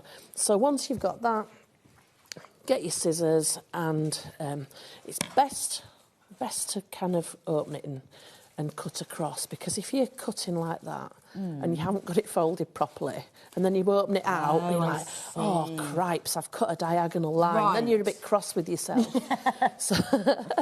But I was thinking yesterday when I was doing this, I don't press my fabrics. I finger press them and that's it. Okay. So when I start a cotton project, I iron all the fabrics.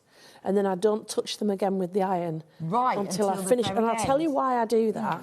Because the first quilt I ever made had lots of half-square triangles, and I pressed them and I knocked every single triangle out. Every single one. Really? So now, yeah, I'm a finger presser. I'm not an ironer.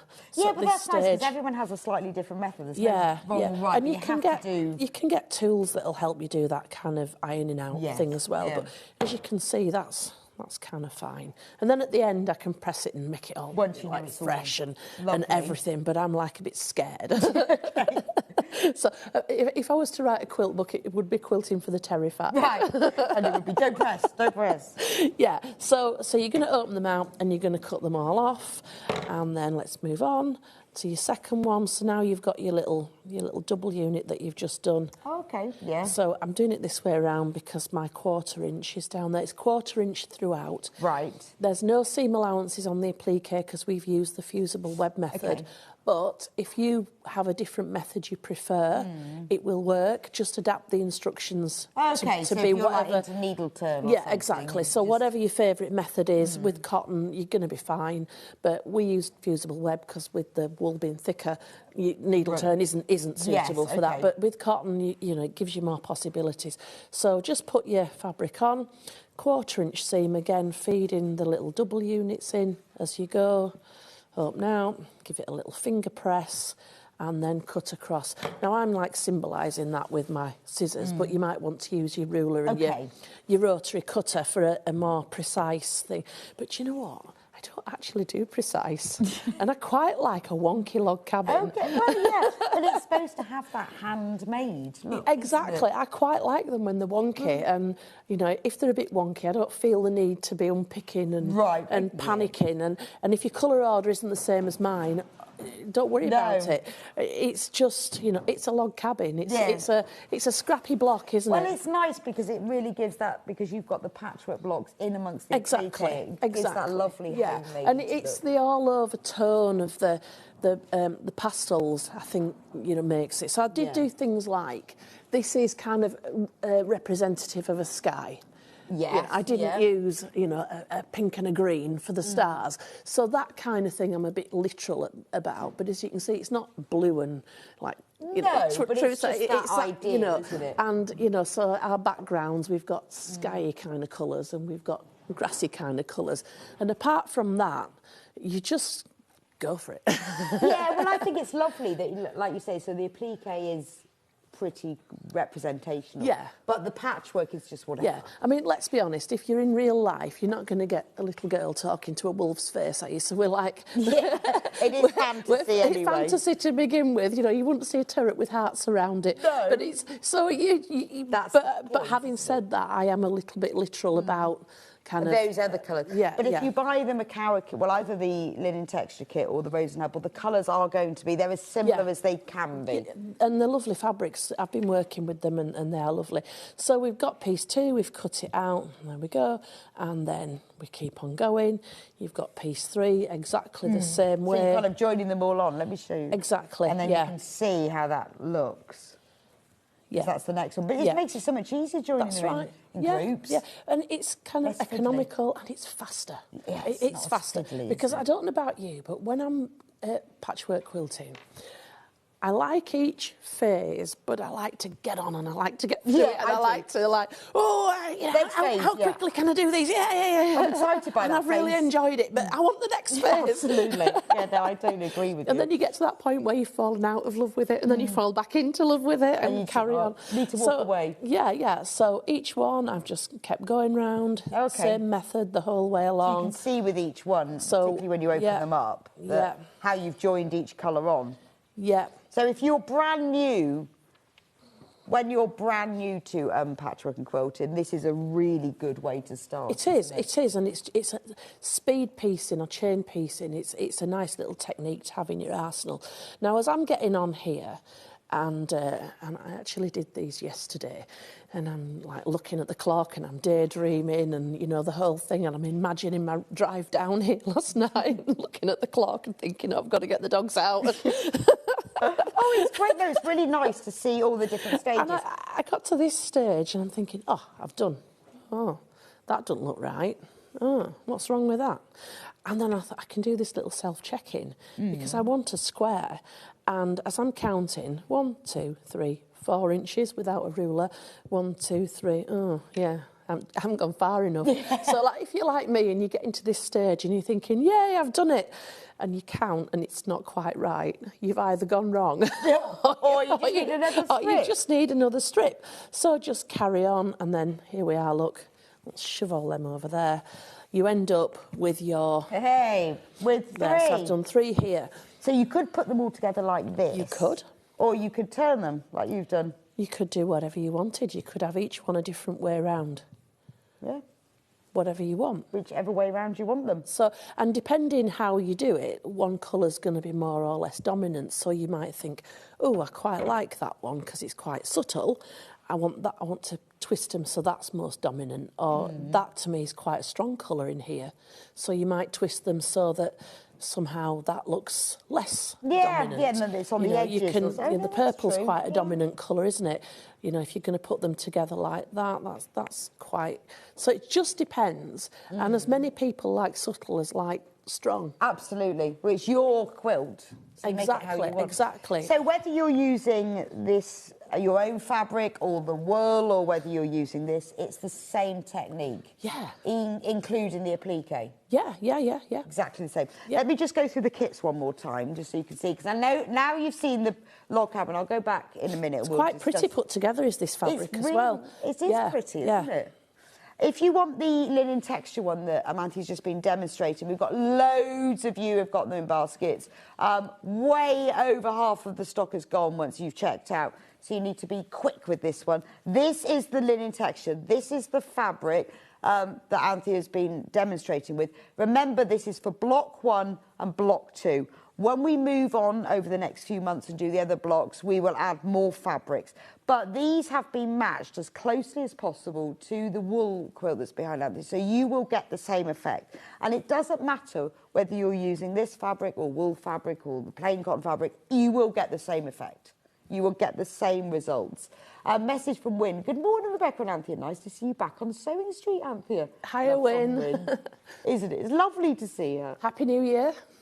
I mean, it's such a beautiful, beautiful quilt. And it's nice to be, if all of you watching here, you're here at the beginning, right at the beginning. So this could be the quilt that you're going to make for somebody for the end of the year, couldn't it? Oh, gosh, Be a yeah, lovely yeah. present for someone. It would. I mean, you know, we think little girls and fairy stories, but I'm also thinking big girls and little boys. Yes, and big boys even. Oh, no, it's just beautiful, isn't it? Yeah. And the fact that you've put the sort of those classic patchwork blocks in there, amongst the applique, and I love the way things like the beanstalk goes across on top of the patchwork blocks. It's just lovely. We quite like that idea of going out of the boundaries, you know, over the top. Well, it pulls it all together as well. It does. This beanstalk, as we work through the quilt, you know, it keeps going all the way up there, all up to the sky, all the way up. So this quilt, the pattern, that's the kit. The pattern on its own, £9.99. It's up to you. You could go through your stash. The colours are all here. You could match it to these colours, or you could just go your own way. I mean, you might want to go blue for the sky, but you think, oh, I'm going to have a little red house. I'm going to have a Highland cow. You can have whatever you like, can't you? Well, if you live in Tobermory, you might go, my house is yellow, my house is pink. Absolutely. So you might think, well, actually, I'm going to have my leaves in a nice little spot. Actually, now you're mentioning leaves, I just thought, because it's block 1, anybody watching, and obviously you don't have all the instructions yet, you're going to notice the beanstalk goes all the way up. Well, can you see at the top of this block, there is a strategically placed leaf? Right. And at the top of the next block, there are strategically placed leaves, because this beanstalk is going to come to you in sections. Oh, I see. You don't, on month 1, if you go, oh my gosh, my beanstalk's not long enough, worry not, because as we work through, you will get all your sections of your... So it actually, because it does actually look like you've put the blocks together and then put the beanstalk on afterwards, but you haven't. No. So how it works, because we finish off with Cinderella's castle. Yeah, you have to. So we start here and we're going round like a snail. So you will get this one first, and then as we work round, you'll come to this one, and the section in the middle here, you will adjust it to join. So if your beanstalk is a little over here or a little over there, then you will adjust. Yeah, and you've got strategically placed leaves. Yeah, absolutely. Perfect.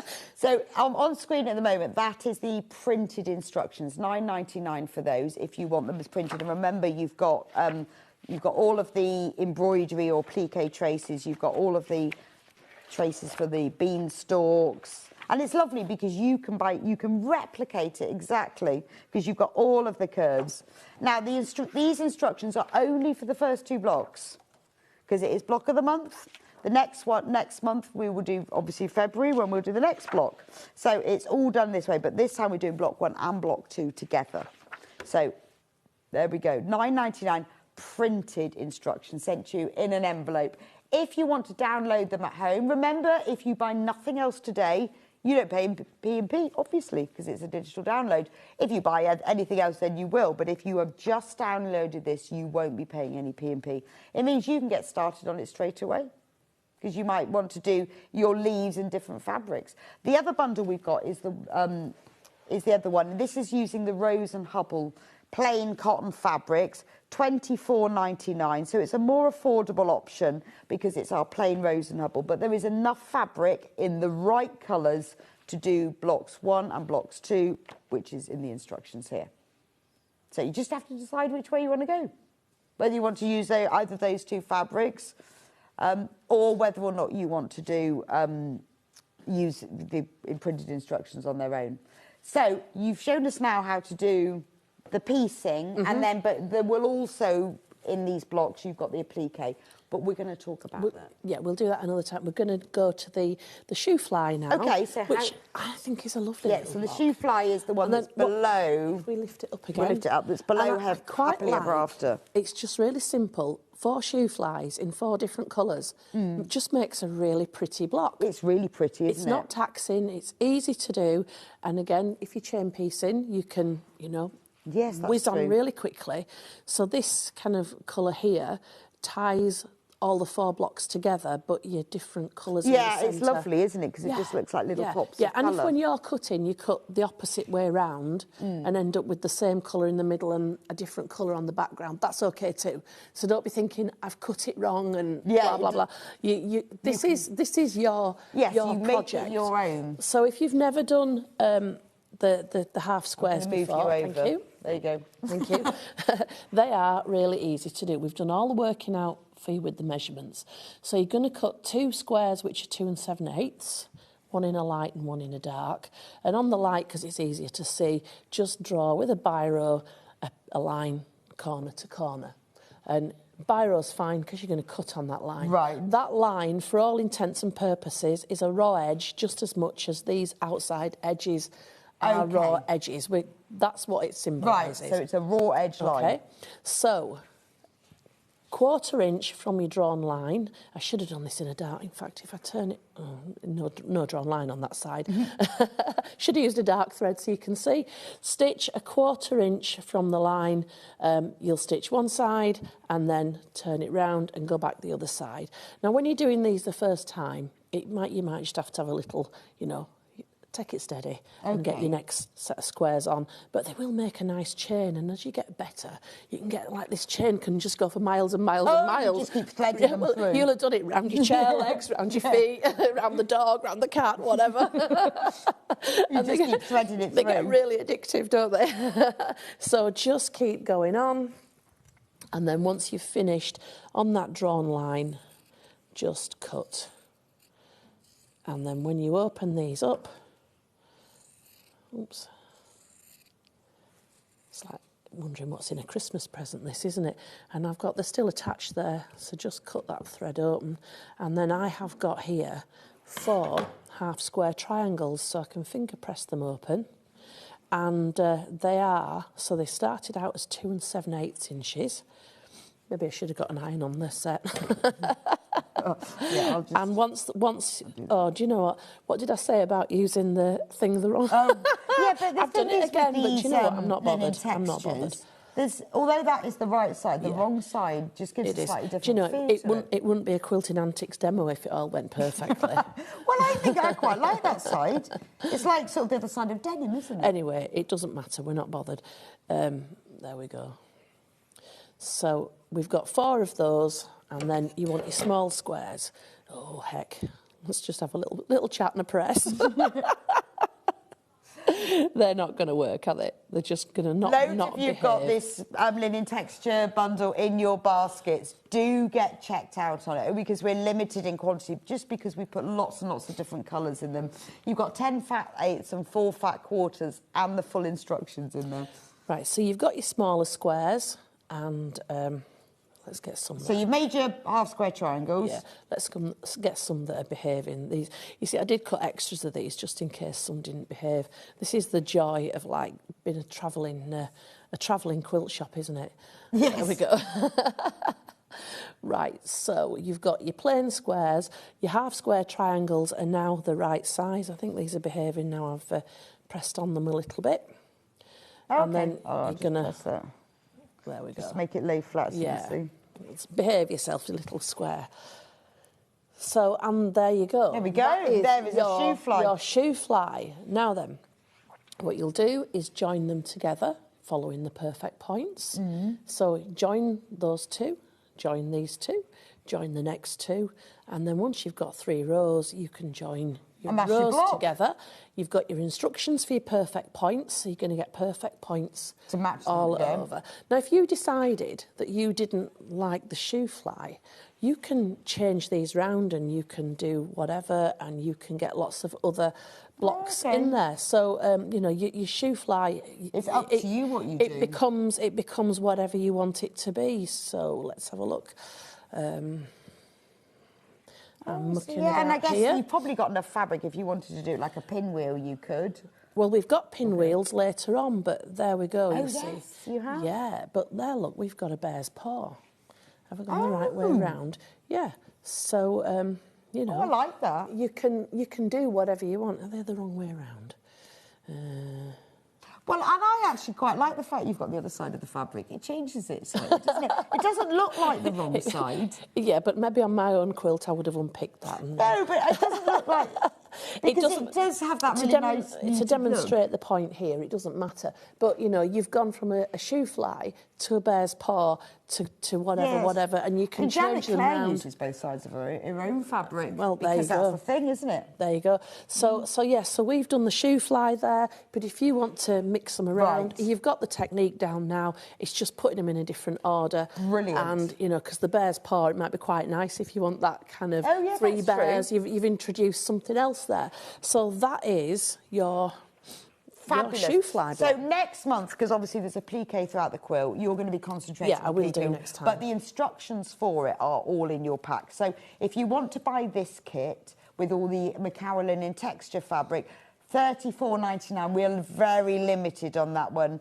We've got more people who've got this kit in their basket than we've actually got in stock. So if you want to get the linen texture one, then you need to get checked out now.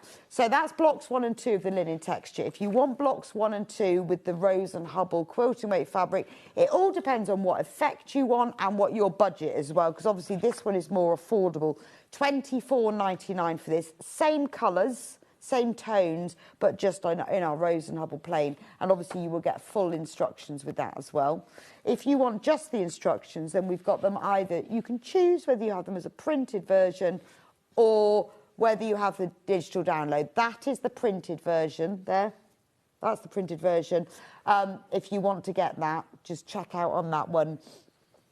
Loads and loads of you have got that in baskets. Remember, and then this is the digital version here. Remember, we will be doing all of the other blocks as we go along. So if you have bought either of the kits, we will continue using those same shades so that you can do your whole quilt in the same. Or obviously, if you bought the instructions, then next time we will do the next block. All the fabrics have been picked throughout the whole quilt already. Right. So we know what we're using, and they're all tying up and down. It's all been chosen. It's all been chosen, so the same green that you're getting in this one will be wherever you need it elsewhere. Yeah. Perfect. Right, let's talk about the princess cushion next. So, well, it's a similar theme, as in we're talking about princesses. This is the beautiful princess pocket cushion kit. So you can't actually, on here, it looks like you don't see the pocket until you put your hand inside it. Yeah. So traditionally it would be like a book cushion. I'll bring it over to you. But we're thinking, let's get down with the kids nowadays. Tablets. Tablets. Remote control. Yeah, that's true. Pop it in there. You know, favourite bedtime book is great in your bedroom. Pyjamas. Yeah, exactly. But it's just a great thing. It's a pretty thing, and it's a nice thing to have. Yeah, it is very pretty, and I imagine it's really nice to make. Yes, and very simple. And once you've got the pattern, I mean, you could bring out elements from here and put them on there. Yes. You know, you can mix and match. This princess could find her way over here. I mean, you could sit her next to the, you know, waving. Yeah, you can have her in there. So we've got kits for these. So I'll just pop back over and show you the kits. So the kits don't include the applique fabric, because the applique is just little bits that you can use from your own stash. You will get full instructions, and then these are the lovely fabrics that we've got in it. They're beautiful. I love that one. That's beautiful, isn't it? Very nice. These are long quarters. That's a beautiful fabric. So we've got a nice blue check. You've got a lovely wool in that really nice Air Force blue. And then you've got this one, like a tweedy fabric in the pink. They're very soft. And then you've got a bit of the pale purple. That's used for the lining of the pocket. And full instructions. Obviously, you only need little bits of fabric for the applique. But if you look at the instructions, it explains exactly how to make it, how to line it, how to do the pocket lining, how to make it, how to join it all together. And then it has the applique. So as you can see, you've only got little bits of fabric. So use just fabrics. So you've got some of your favourite fabrics. If you're making it for a child, you could make it from using, so, you know, one of their old clothes or dresses. An old party dress. It'd be beautiful, wouldn't definitely. it? So $27.99, you've got all of the fabrics for the cushion there and the lining fabric for the pocket as well. But it is lovely because I love that check. And these are really nice woolen, heavier fabrics, so it makes for a beautiful cushion. And full instructions, obviously, that you get with that. Now, we've got another bundle. If you want more of a neutral look, got this lovely... It's very in right now, the neutral, isn't it? It is, isn't it? I think a lot of interiors are neutrals, but a lot of people are doing for things like... Because that is gorgeous, isn't it? Definitely. Beautiful.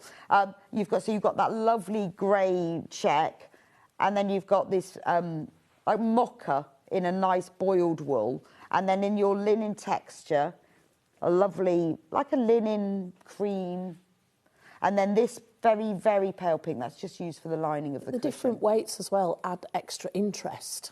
Yeah, and different weights, different textures. Yeah, definitely. It's just, it texturally just feeds into all our senses, doesn't it? It does. Yeah. I love that neutral look. It's beautiful, isn't it? I mean, and also, if you don't want to put the princess on it, you could just make this as a cushion that you have in the living room. This could be your remote control cushion. Yeah, so the princess here, she takes the place of 4 squares. Right, okay. So if you divided that into, just repeat this part here. If you look in the instructions, there's a diagram. Basically, the top half and the pocket half are exact. Might be later on.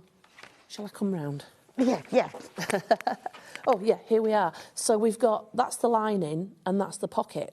So you're going to fold that in half, so you've got lining against lining. So you could just put your squares. So you just make 2 of those, and then you wouldn't have the applique square there. It would be squares. Because that would be throughout. lovely in your living room, wouldn't it? Well, it would be, yeah. Remote controls. Yeah, but I mean, then again, if you're not a princess, you might want to put a cat on there or a dog or true, yes. anything you want. Mine. Mine. Gorgeous. And I mean, that is a great price as well, $27.99. You imagine what it would cost you to buy, a lovely sort of checked and textured wool cushion. It'd be way more than that. It's a fabulous price. $27.99 for that. Now, if you've got your own fabric, you want just the pattern. So whether you want to do the applique, you just want to make it plain, you want a pocket cushion, the instructions on their own for this with all the measurements, all the tips, all the different techniques. You've also got the trace for the princess as well. $9.99 for this, and that is the printed version sent to you in an envelope version. If you want the digital download, because you want to making it straight away, and obviously you don't need to print anything out, you can just read it off your tablet, your screen.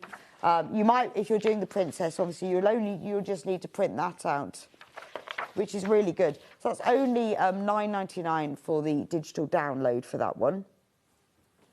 Right, so what are you going to show me for this?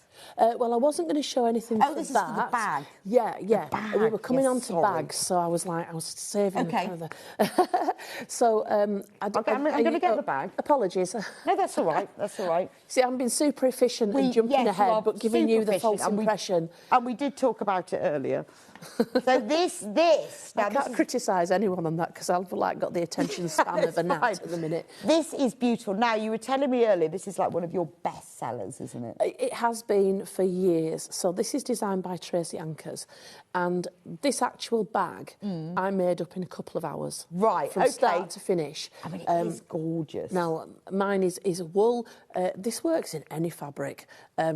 Cotton is great because it's not that expensive, and you can knock these out as gifts in all colours, one for every outfit. And it's fully lined as well. Fully lined, yeah. But I know lots of ladies have given these as gifts over the years because it is so quick to make, and oftentimes you can use leftovers for your stripes. And you just pick a colour that you know your friend likes. Right, yes. Or whatever. I mean, it is... but sometimes if it's a really nice one, you might not want to give it away.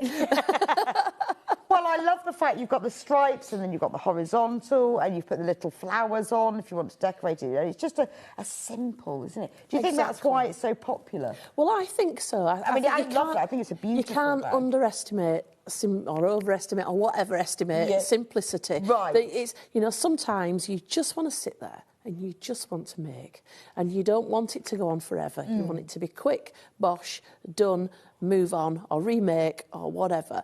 And this is one of those projects. Also I think it looks really sort of like it's got a lot of effort, time consuming, you know. It looks very stylish, yeah. When I used to do the quilt shows, so pre-COVID, the amount of people carrying this that I'd see walking round, and I'm like, oh yeah, I know that. I know that, yeah, I know that. Seen that, yeah. Well, also, I guess it's a really good way of using up scraps of fabric, or if you've got jelly rolls, it's really good for that, isn't it? Exactly, yeah.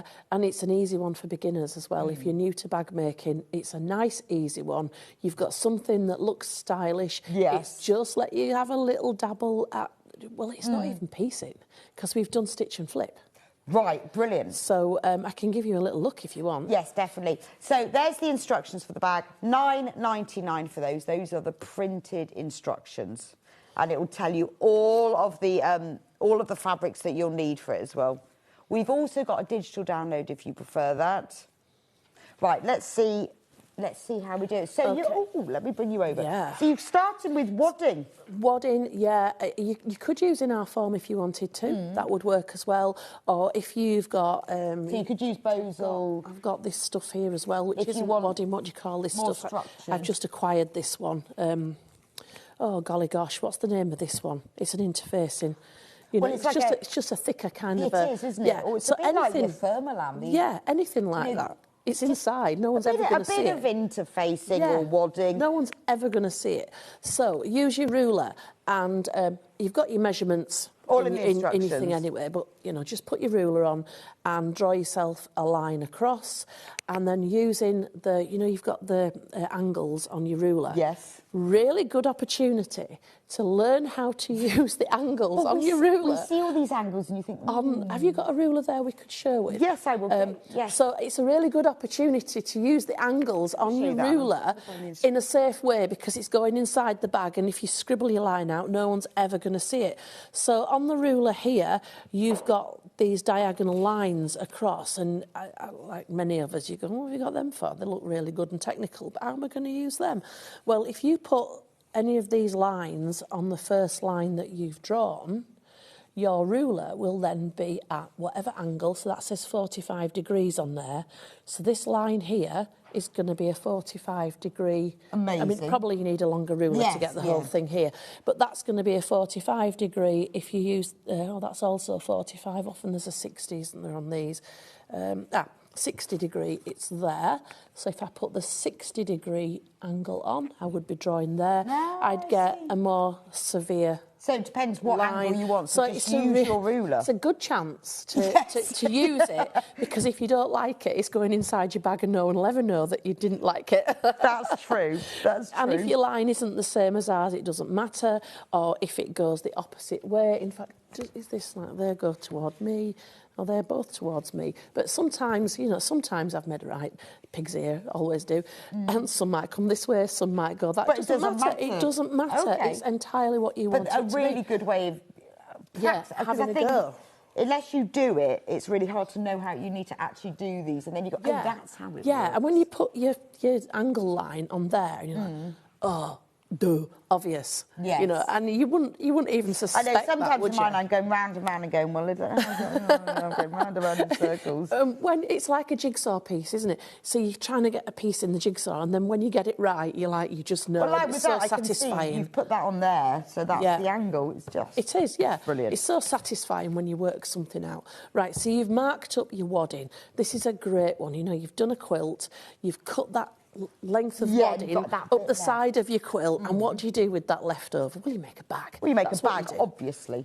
Obviously. And if you need to change the size on this, you know, you can change the size. Oh, of course, yeah. It's a really easy one. So, like, if I had a smaller piece and I just wanted to do a bag that size, this is going to work. Yeah, no, that makes sense, because it would be a smaller bag. Exactly. So this is a great way of learning a technique that's useful, but that you can adapt as well.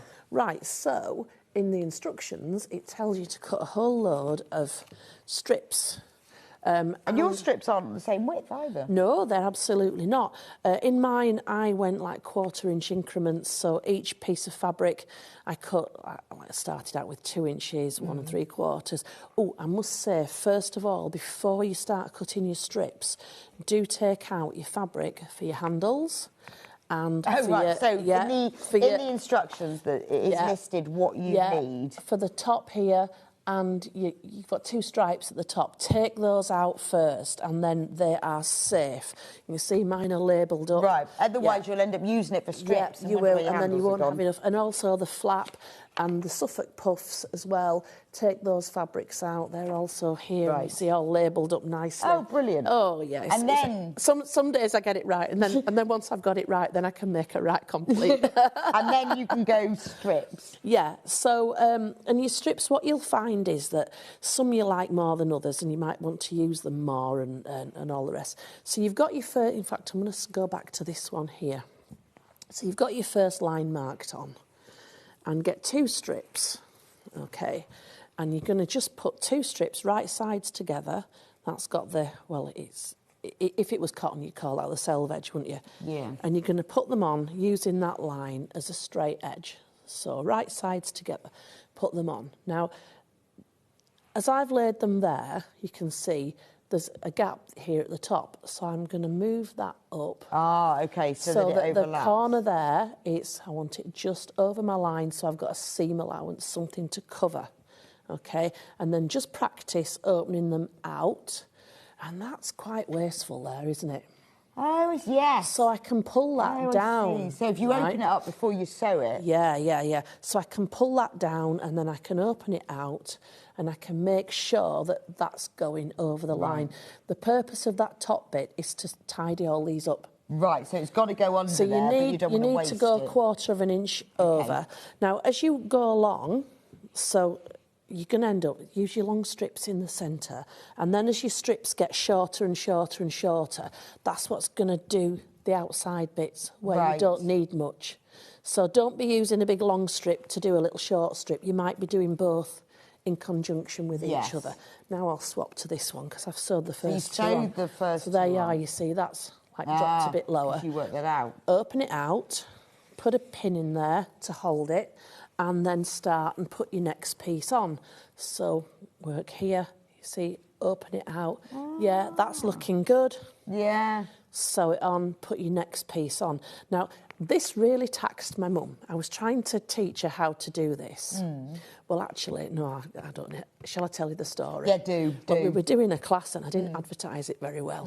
And I thought, I'm just going to cancel this. I just started doing online classes. And then one person signed up right at the last minute. And I went, oh, no. Oh, this is going to just look terrible with one person on the class. Yeah. So I said to Mum, right, Mum, I said, you're going to do the class. You're going to do this class. We just need bodies. I'm going to cut everything out for you. So when I say go away and cut out, don't let on that yours is already done. Go away for 5 minutes and then come back. I love it. I love it. The person who joined the class wouldn't have... I think they'd forgotten. They didn't have the camera on. They didn't have the microphone on. And after about half an hour, I went, I've really got to go now. It was a disaster. Oh, dear. So Mum decided she'd carry on with hers. Right, but that's she said, really she actually said at the time, she said, can I go now as well? Yeah, I go as well. This is terrible. So she did all her strips going out that way. And then she went, you haven't put the instructions for going this way. I'm like, Mum, come on. Turn it round and go the other way. Yes, but I guess, but then that might not occur to everybody. No, you don't know. No, absolutely. Yeah, so anyway, I don't think she's finished her bag, and if she's watching now, Mum, you can get it out. It's what you can do this afternoon. You just got to turn it round and then you can finish it. So anyway, that's it. You just keep going along. Once you've got all your strips on, you've got your reserved pieces that you reserved. Here they are. Here's the first one. Put your purple one on. Yeah, put your purple one on. So let me show you the bag, because that's... Oh, won't go on there. So that's where you've got that really nice little narrow strip. That's right, yeah. It's a nice balance. You've also got a line. Yeah, of course. Yeah, which you have covered up a little bit by this point. But you've got a line there that you can work to. So stitch it, flip it, that's going to tidy up all these, and then just repeat with the wider one. So that's your front bag sorted now. I'm just going to whiz over here and grab something. So I was doing a demo. Please do check out on this pattern. It's absolutely flying out as I assured us it would. And it is it's a right, really so this is nice. a part done sample. And why I wanted to show you this is because when you're doing your sides, the only thing you need to match is this purple one. Okay. Yeah. Now, if you don't match it perfectly, it doesn't. No one's really going to hold you to it. No one is going to care. But just make sure that when you're doing your sides, that you do get these bits lined. In fact, what I might do to begin with is I might actually just sew that bit, turn it through, make sure it's happy, and then if I've got to unpick, I'm only unpicking like 2 inches. Yeah, that's so. Because the other bits, the other strips, you're never ever going to get those to match. No. Because you've used different sizes in different places. So just get that one. And the other thing is, if it doesn't match, you're going to get away with it because nothing else matches. Yeah. But that's the one. Okay. That's the one that you want to look okay. So that's there. That's that one. Do we have time to do other parts of it, or are we pushing for time? You've got 1 now? minute. Ooh, You've only got 1 minute. 1 minute. I don't know where the time's gone. And I just went like whoosh with everything, didn't I? So there is a flap in here somewhere. So Anthea's in a flap. Will I find the flap in a flap? Well, we'll do Suffolk puffs instead. Suffolk puff. There's 3 different sizes of Suffolk puff. And that is these. Yeah, also called yo-yos. You can get makers to do them, but you don't need to. Just cut your circle, fold in a seam allowance, and then just tack it. Yeah, brilliant. And large tacking stitches, the better. Draw up your thread, and you will get.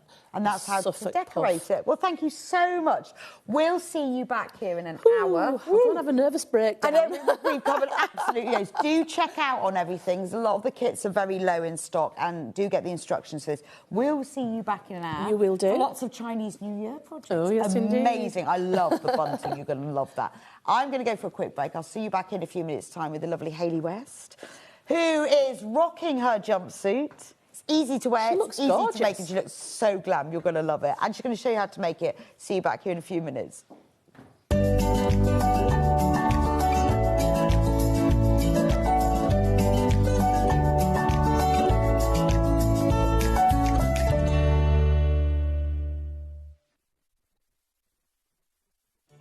Did you know at Sewing Street that on various products we offer split pay?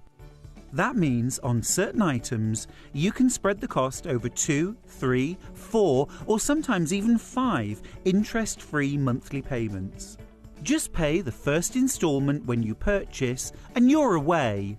So shop your way with split pay.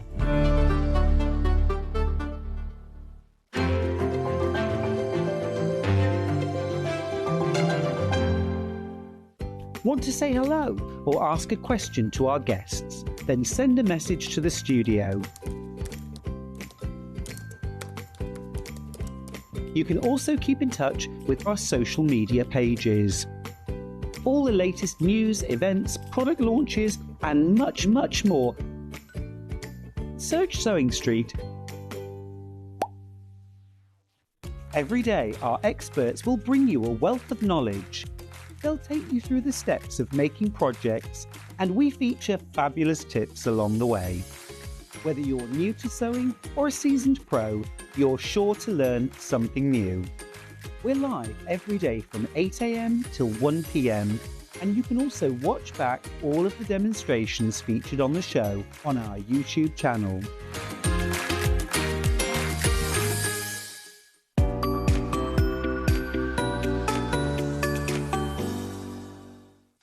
Sew in my bedroom. That's how my career started, me just sewing in my bedroom on my own and running a live stream basically. Hello everyone, welcome back to my sewing room. My name is Holly Dennett. I am a sewing content creator, a sewing pattern and fabric designer, and I have a degree in fashion design. So my style, it kind of goes back into like my fashion degree. I discovered that I loved gowns and formal wear, fabrics that move and drape, such as silks, anything natural. The dress behind me, it's inspired by the dress that Villanelle wears in Killing Eve. It's so poofy, and I made a underskirt as well to really stick it out. And yeah, I just really, really love it. It's one of my favourite makes. Yeah, so my outfit I'm wearing here, this is actually the sewing pattern that I sampled in my very first show in December. It's a pyjama shirt and trouser. So here we are, we're wearing it as day wear. I've just tucked it in, and so many people have said, oh, I like your jumpsuit. And I'm like, no, it's a pyjama sewing pattern. So yeah, so I quite like it. I've always loved clothes, but never really put the two and two together, that I could make clothes. And it's just snowballed from that, from being a hobby to then turning into my job. Looking for some creative inspiration? Head over to the Sewing Street website and click on the SS Hub. It's packed with ideas, tips and projects to spark your creativity. Plus you'll find the latest news and information on sewing machines and overlockers. Get inspired with Sewing Street. Keep up to date with what's on Sewing Street, as well as all the latest news and special offers by signing up to our email newsletter. Go to sewingstreet.com and scroll down to the bottom of the homepage. Type in your email address and click the envelope. That's it. You'll never miss out on the latest news and special offers ever again. Did you know that we can deliver to over 20 different countries worldwide, spanning 4 continents from the UK to Australia?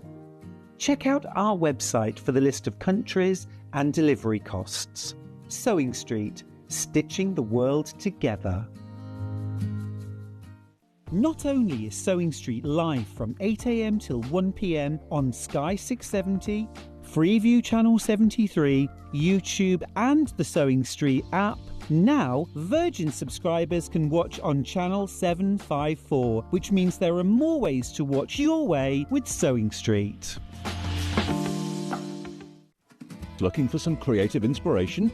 Head over to the Sewing Street website and click on the SS Hub.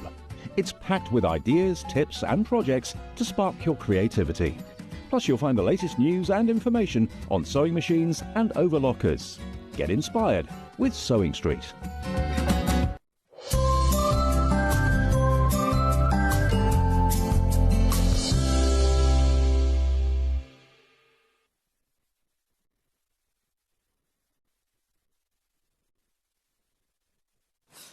Welcome back to Sewing Street and to Hayley. Hello, my love. Happy New Year. Happy New Year to you too, and you guys as well.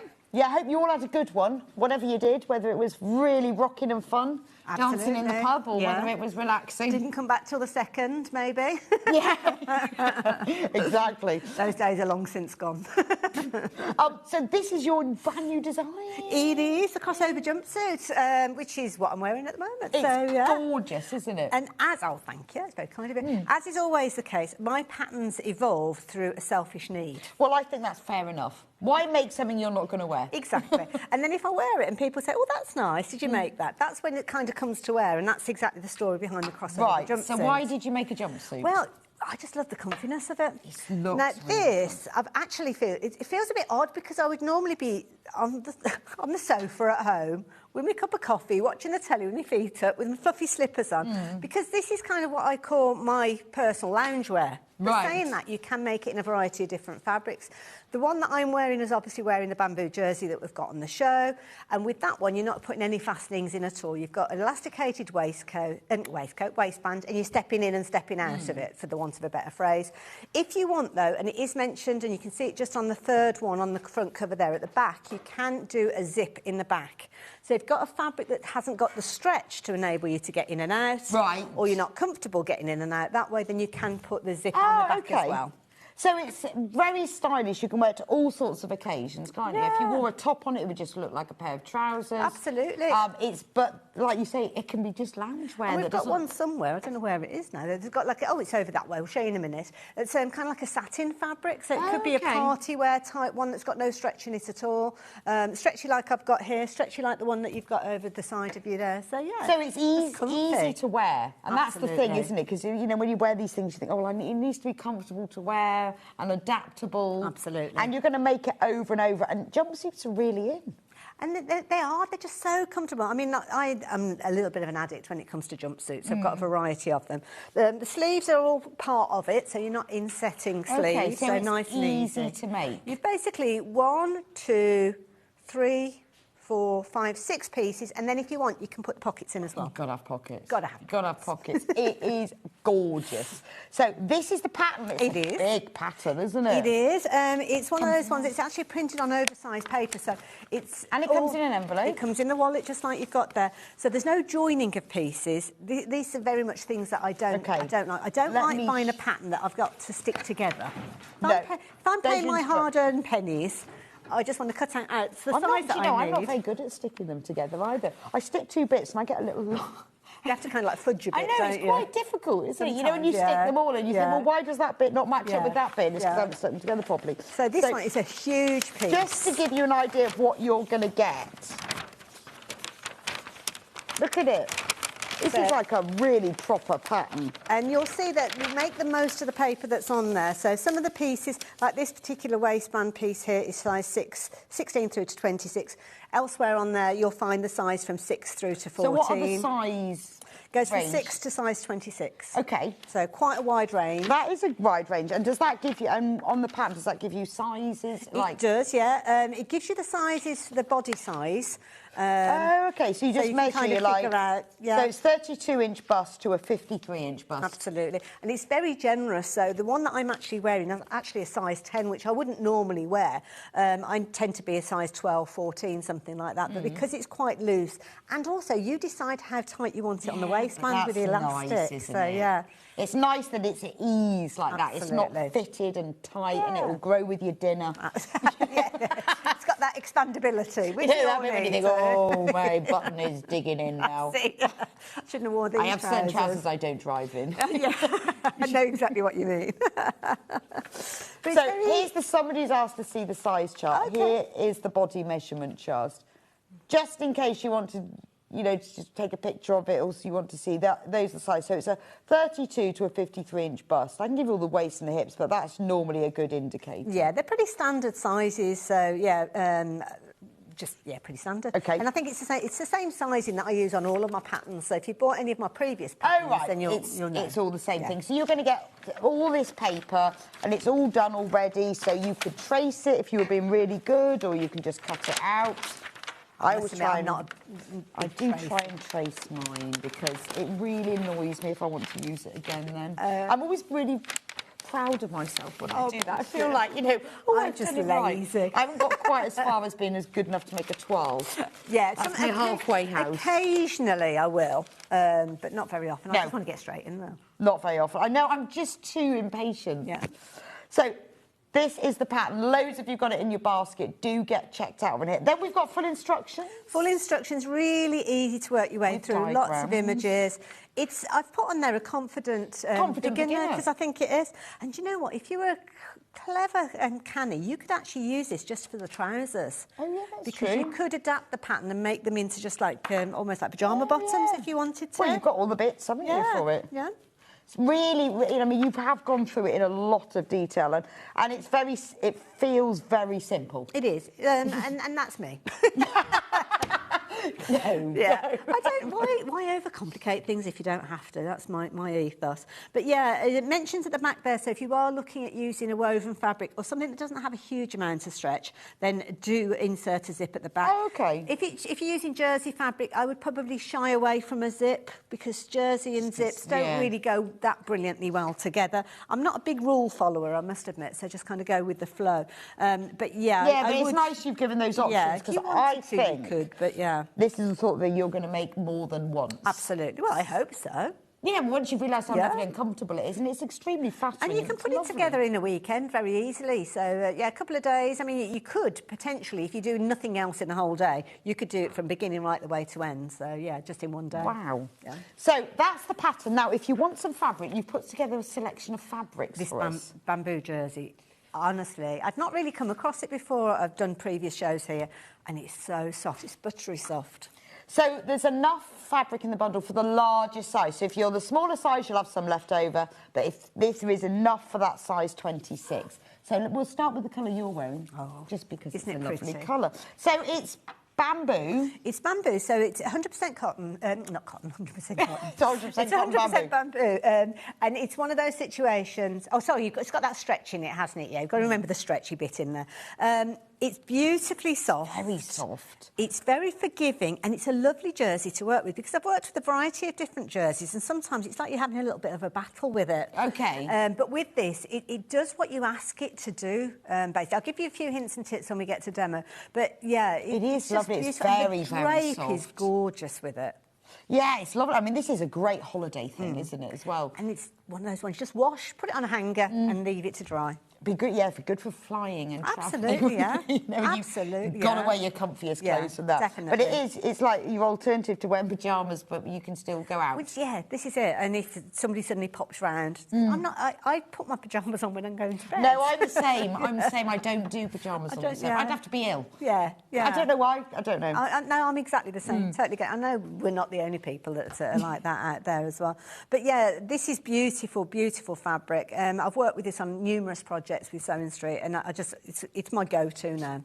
And this is a lovely colour. It's a really nice lavender mauve colour. We've got it in other colours as well, though. And there's nothing stopping you mixing and matching, so it could be that you're doing the top half of that and then this gorgeous kind of berry tone that you've got there as well at the bottom. That would be nice, and if you're going for one of the smaller sizes, I've not tried this, but potentially you could make your jumpsuit and then kind of alter the trousers to make shorts, so you've got an extra pair of shorts from the leftover. Right. Then, well, let's go to this one. So this is your real this is your real lovely plum, isn't it? Victoria plum. Okay. Oh, I love a Victoria plum. It's a Victoria plum, isn't it? Beautiful, beautiful colour. Actually, wouldn't it be nice to have the bottom in that and the top in that?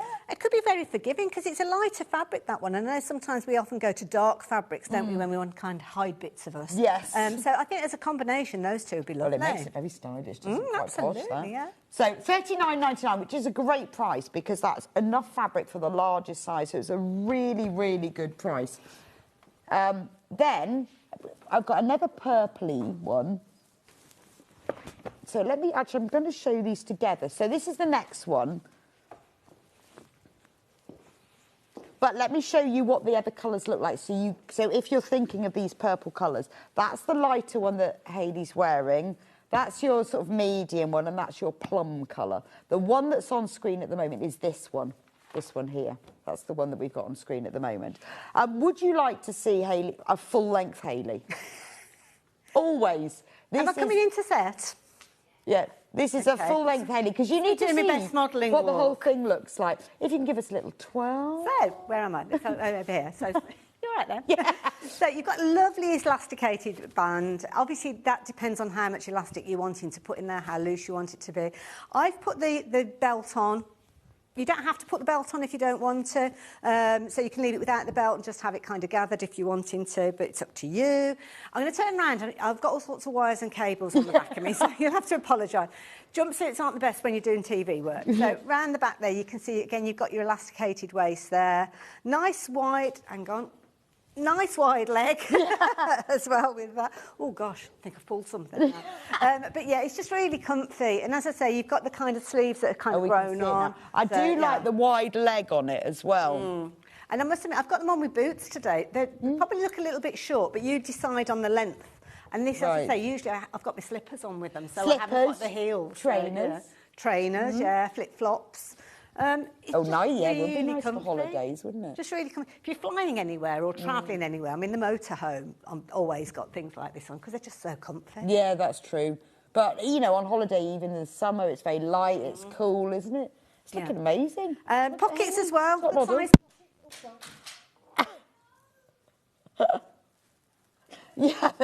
Yeah, you'll have to lip read now. Hold on, let's put it back in.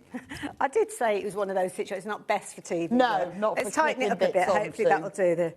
That's it. There we go. Round the back there. Clip it on. I should have put a belt on with it, which I'd never thought to do. But anyway, there we go. I think we're clipped onto the elastic. So, yeah. And you've kind of got your crossover. Your crossover has got a bit of binding on it, which is made from your jersey, which I will explain to you a few kind of hints and tips on that one.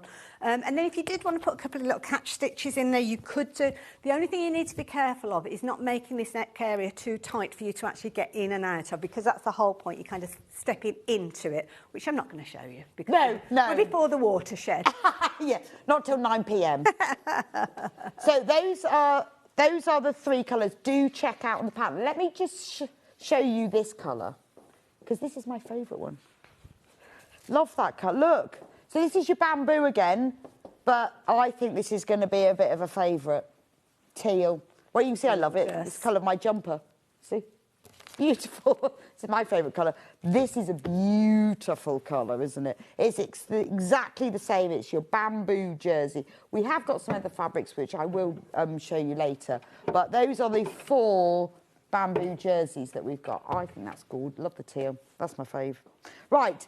Hayley, what are you going to show us? Well, I was talking about the binding. I'm just grabbing the iron and getting myself sorted. I never thought to do this beforehand. No, so I'll plug that in just a few moments. But thought I'd talk to you about, excuse me, I'll just plug this in, talk about the binding, because that's something that it might be a bit of a new area to you, especially using jersey for binding.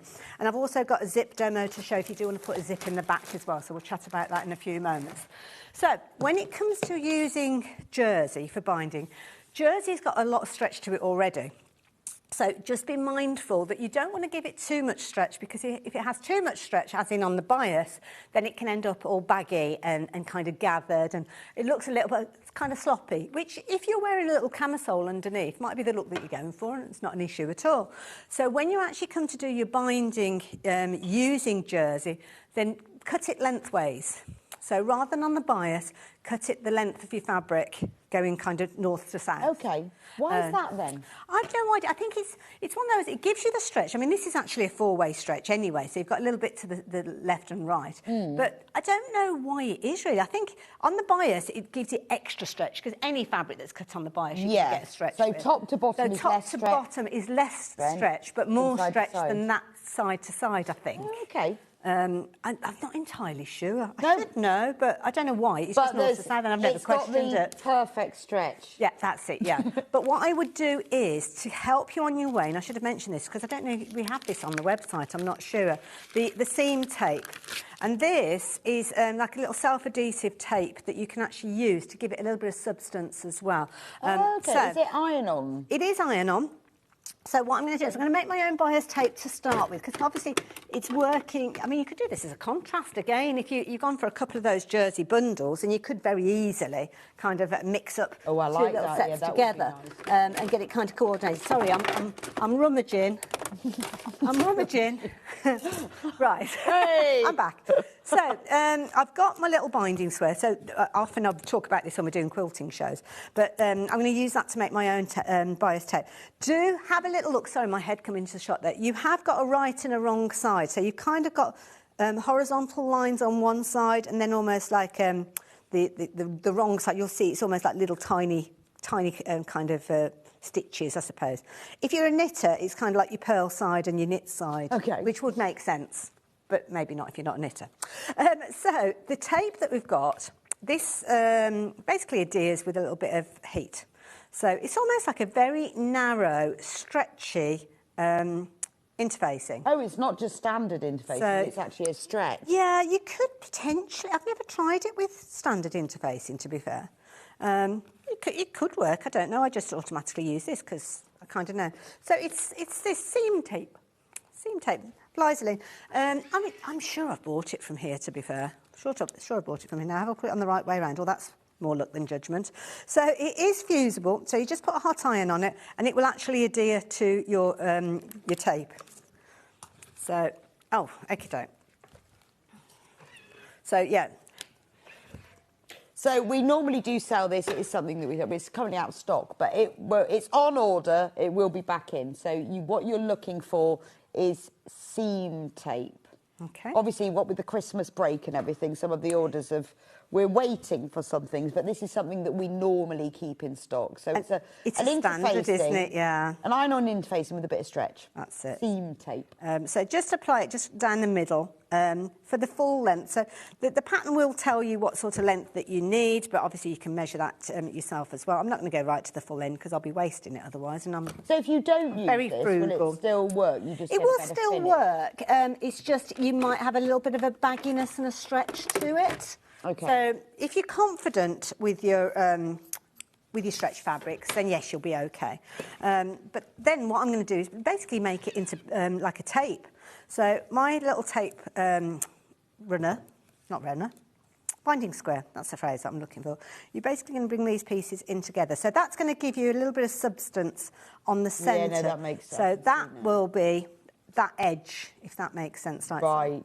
So all you do with whatever binding method you're using, really, you're just going to fold in those ends just to get started, and it kind of meets in the middle.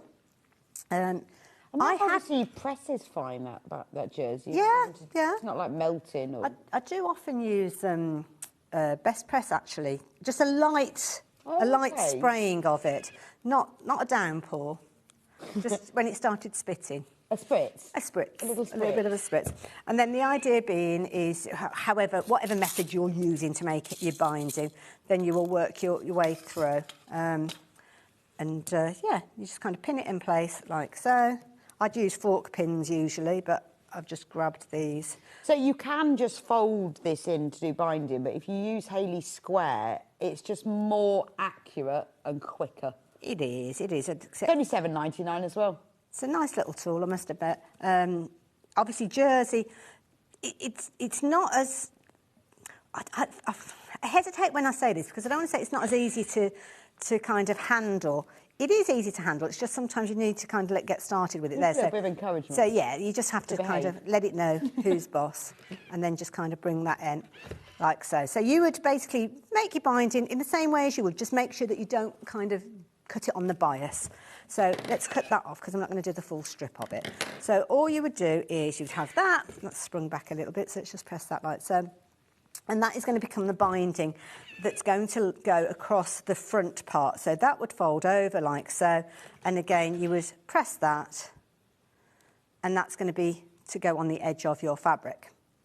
So, and you can see it presses beautifully. Still got that stretch there, just enough stretch there to mean that it's going to do what you want it to do. It's funny, isn't it? With the interface, and I expect it not to stretch, but because it's a stretchy one, it's still... Well, this is why I would say to shy away maybe from your regular interfacing. Yeah. Unless you've got an interfacing that has got a bit of a stretch in there, then you might be able to get away with that. Yeah, you need that bit of stretch in You need to have that give. Now, this is just a piece of the fabric. This is the fabric that's been left over from making a size 10. So there's a lot of... Oh, yeah, that's true. There's a fair bit of fabric left over if you are making one of the smaller sizes. And then all you would do is, when you come to do the front bit, is you would, using whatever method you like, you would attach that binding to the edge. So I basically just put it on the edge with my quilt clips, and I would stitch along there in one pass.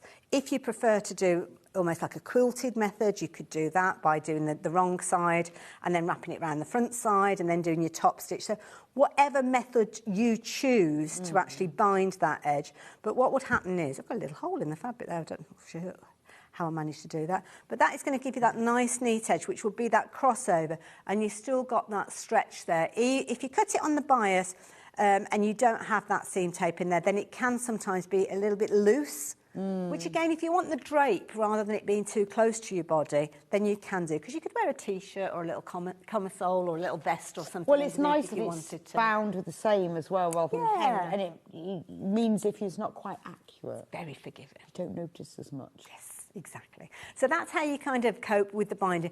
In the binding, I just talk about just apply your binding, so I don't go into it as great detail as I've just done with the seam tape there. But yeah, that's a top tip from me. Get yourself some of that when it's back in stock. Yeah, it's well worth getting hold of that when we do have it back in stock. But let's go on to look at if you're having to put a zip in place. Because if you're working with a different type of fabric, I don't know which fabrics we've got on the show today, actually. Have we got wovens as well? Well, should we go through the rest of the fabrics, and then you'll I'll just get myself ready then. So I've done all the bamboo jerseys. Then we've got all sorts of fabrics. Velvet sateen. Oh, that'd be nice. I'll just unfold it because they always do it inside out. Oh, is that the... Just see what colour. Oh, that's what I've got here. Oh, okay. Right. Look at this.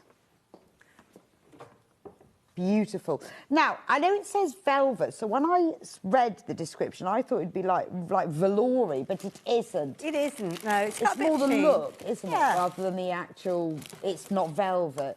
It's like a soft satin. It's got a lovely drape to it. It's got a kind of a bit of a glamorous look to it. Doris has got this one on there. Yeah, it's very glam. That's the grey one there, but yeah. this is the red one. So it is very... I mean, this is evening meal on your cruise, isn't it? Absolutely, yeah. So you get 4 metres in this bundle for £21.99. That's worth getting just because. Yeah, I know. Just anyway. So this doesn't have any stretch at all in it? It doesn't, no. And oh gosh, I'm swiveling around one half of the body, sorry. Excuse me. It's gorgeous. Let me just turn you around. So this is the one where I would suggest you put a zip in place. So I've put a little invisible zip in this one. I will show you how to put a zip in a few moments. And that just means that you've got that area that you can get in and out of, because you won't be able to do it without a zip being in the back. Because no stretch. But it's got a lovely drape to it. It's really soft. So we've got it in the red. We've got it in the silver that Hayley made her sample in. What was it like to sew with? Was it lovely? It was a bit slippy. Right. So if you've got some experience of sewing, I would suggest to do this. I personally, if you're getting started with it, I would go for one of the bamboo fabrics first time round, and then once you're familiar with the whys and wherefores treat that as your toile, your wearable toile. Exactly. And then come in with your kind of your satiny style afterwards. Yeah, so that's the silver one. I mean, that's lovely, because this is sort of colour that goes with everything. Oh, you've got it's a navy easy, jacket isn't or a it? red jacket Absolutely, or anything. yeah. That's the silvery one. We've also got it in... we've also got in navy. It's 100% polyester and it's 150 centimetres wide. This is the same thing, but in the navy. And it is a beautiful... I mean, it's a great price. Even if you want to use it for something else, £27.99 for 4 metres. And remember, it's 150 wide. Oh, £21.99. £21.99, 150 centimetres wide, and you've got 4 metres. Do you want me to help you with that? Because it's a huge piece. Hold on, let me just move my mannequin out the way a second. These are a great price. Ooh. I think we might struggle, actually. So it works out as £2.74 for half a metre. 150 centimetres wide. I mean, it's nearly as wide as I am tall. Yeah, no, it is. It definitely. Yeah, it's as wide as I am tall.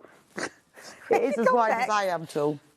Look, that's massive. That is massive, isn't it? That'd be nice as well if you're doing anything that's got like a gathered skirt or something. Yes. You need that extra fabric, don't you? Where you don't want the bulk. I mean, if you had a circle skirt or, in a box pleat one where you don't want bulk, but you want the gathers. Yeah. That's a beautiful fabric. So I know it says velvet. It's not. It's just a velvet soft And top. also, dare I say, if you are relatively new to dressmaking, you don't necessarily want to invest a lot of money. No. You might be thinking, well, what if I don't do it right? Yeah. I don't want to spend like £80 on fabric just to find that I've fallen out with it and I don't finish it. With this, I mean, blouses or tight front beautiful. tops or I mean, whatever, it's a bit of a Gillian Anderson blouse, isn't it? Absolutely, yeah.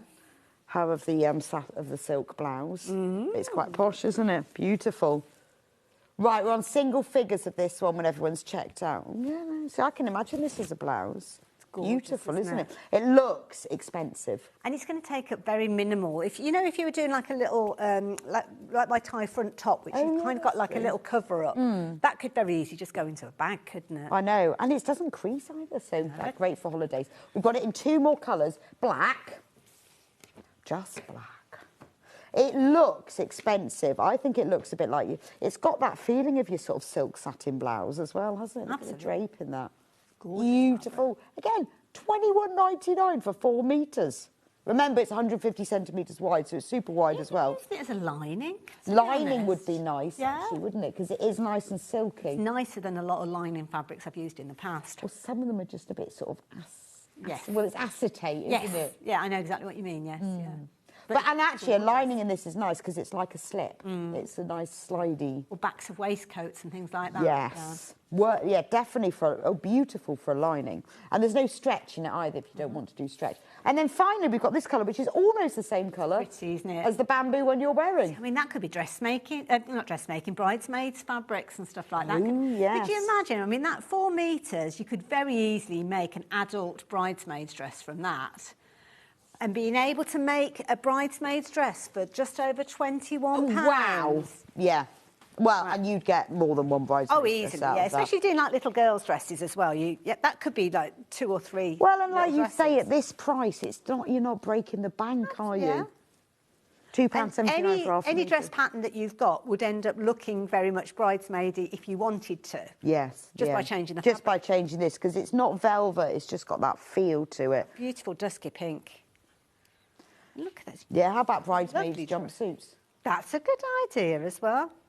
Got a lovely drape. Yeah, that is a really nice. I think it's a very forgiving colour as well. No, it is. It's a warm colour. Doesn't matter what skin tone you are, I think, or hair colour. It doesn't matter. It's a warm colour. Yeah. Beautiful.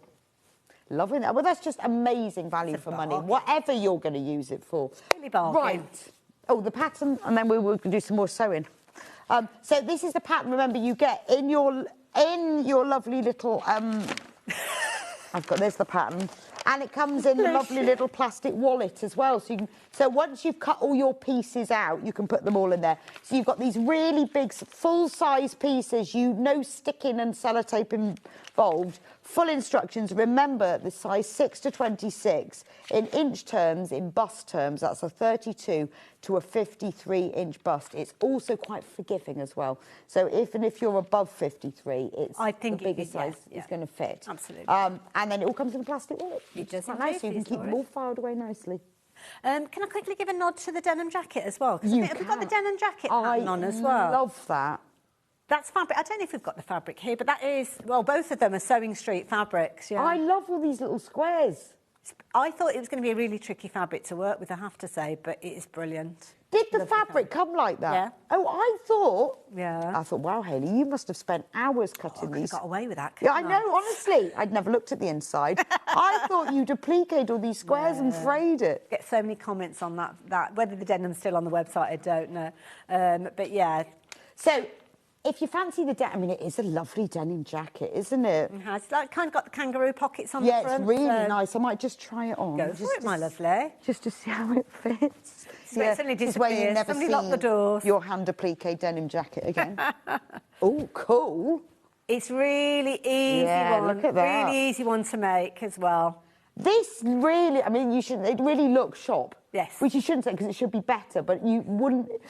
You don't want to make something where it looks, want to where people go, did you make that? Yeah. Wow. Yeah, absolutely. Handmade or homemade, but that is beautiful, isn't it? I like these little pockets. Patch pockets, yeah. Green machine obviously used. Little kangaroo pockets because they're easy. Yeah, and also you need to be putting your hands in your pockets. Absolutely, yeah. At the back. But Love yeah, very this. traditional style. That weight of fabric, no issue at all.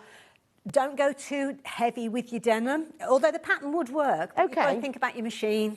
Right, more so okay, than so the pattern will do it, but the pattern will do it. It just depends on whether your machine will cope with it. And this is the same? And that's exactly the same pattern, but done in more of a shirt weight, kind of chambray-ish kind of. And that, okay. I might just hold it up because you can't see it. Probably, so the same thing, but it's sort of will become a shirt jacket instead because it's lighter weight fabric. Absolutely, yeah. But it's nice just to layer up. Maybe nice if you had some old jeans, because I always keep all my old jeans and everybody else's, patchwork it. Well, this is it, yeah, absolutely. I got loads of jeans. Each of the different panels you could do in a different pair of jeans. You could, couldn't you? So this is the pattern. Again, sizes 6 to 26. I like this. And what size is this one, Hayley? I think that one was a 14. Okay. It's quite roomy. It's really nice, really nice. And I love the fact it has these pockets. It's cool. I like this. I'm not going to open it all up, but it's the same thing. It's full-size pattern pieces, no sellotape. Same type of paper. Will be involved, will be hurt in the making of this jacket. Gorgeous. Oh, we have a digital download for this one. We do, yeah. Okay.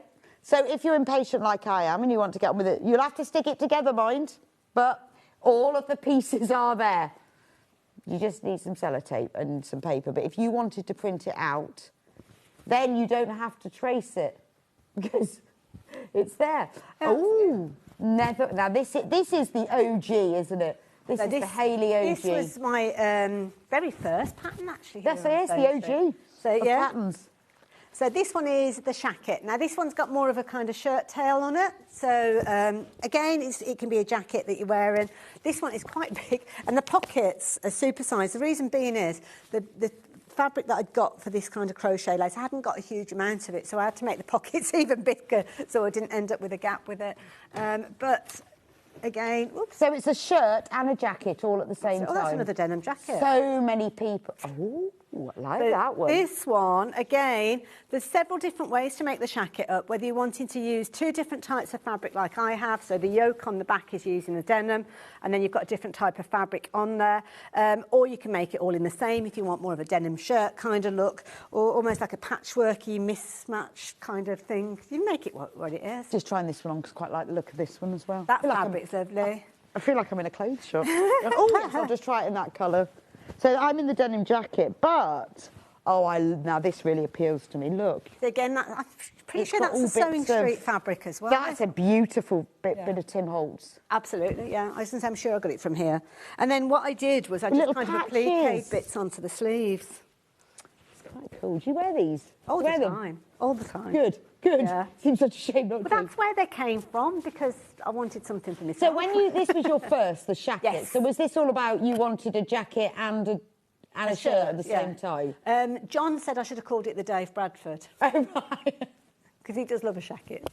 But, yeah. I've seen on the Sewing Street fan page, so many people have made it in all... It's been phenomenal, and thank you to everybody that's gone for it as well. But you can see on the cover there, your first design is just using the whole of the same type of fabric.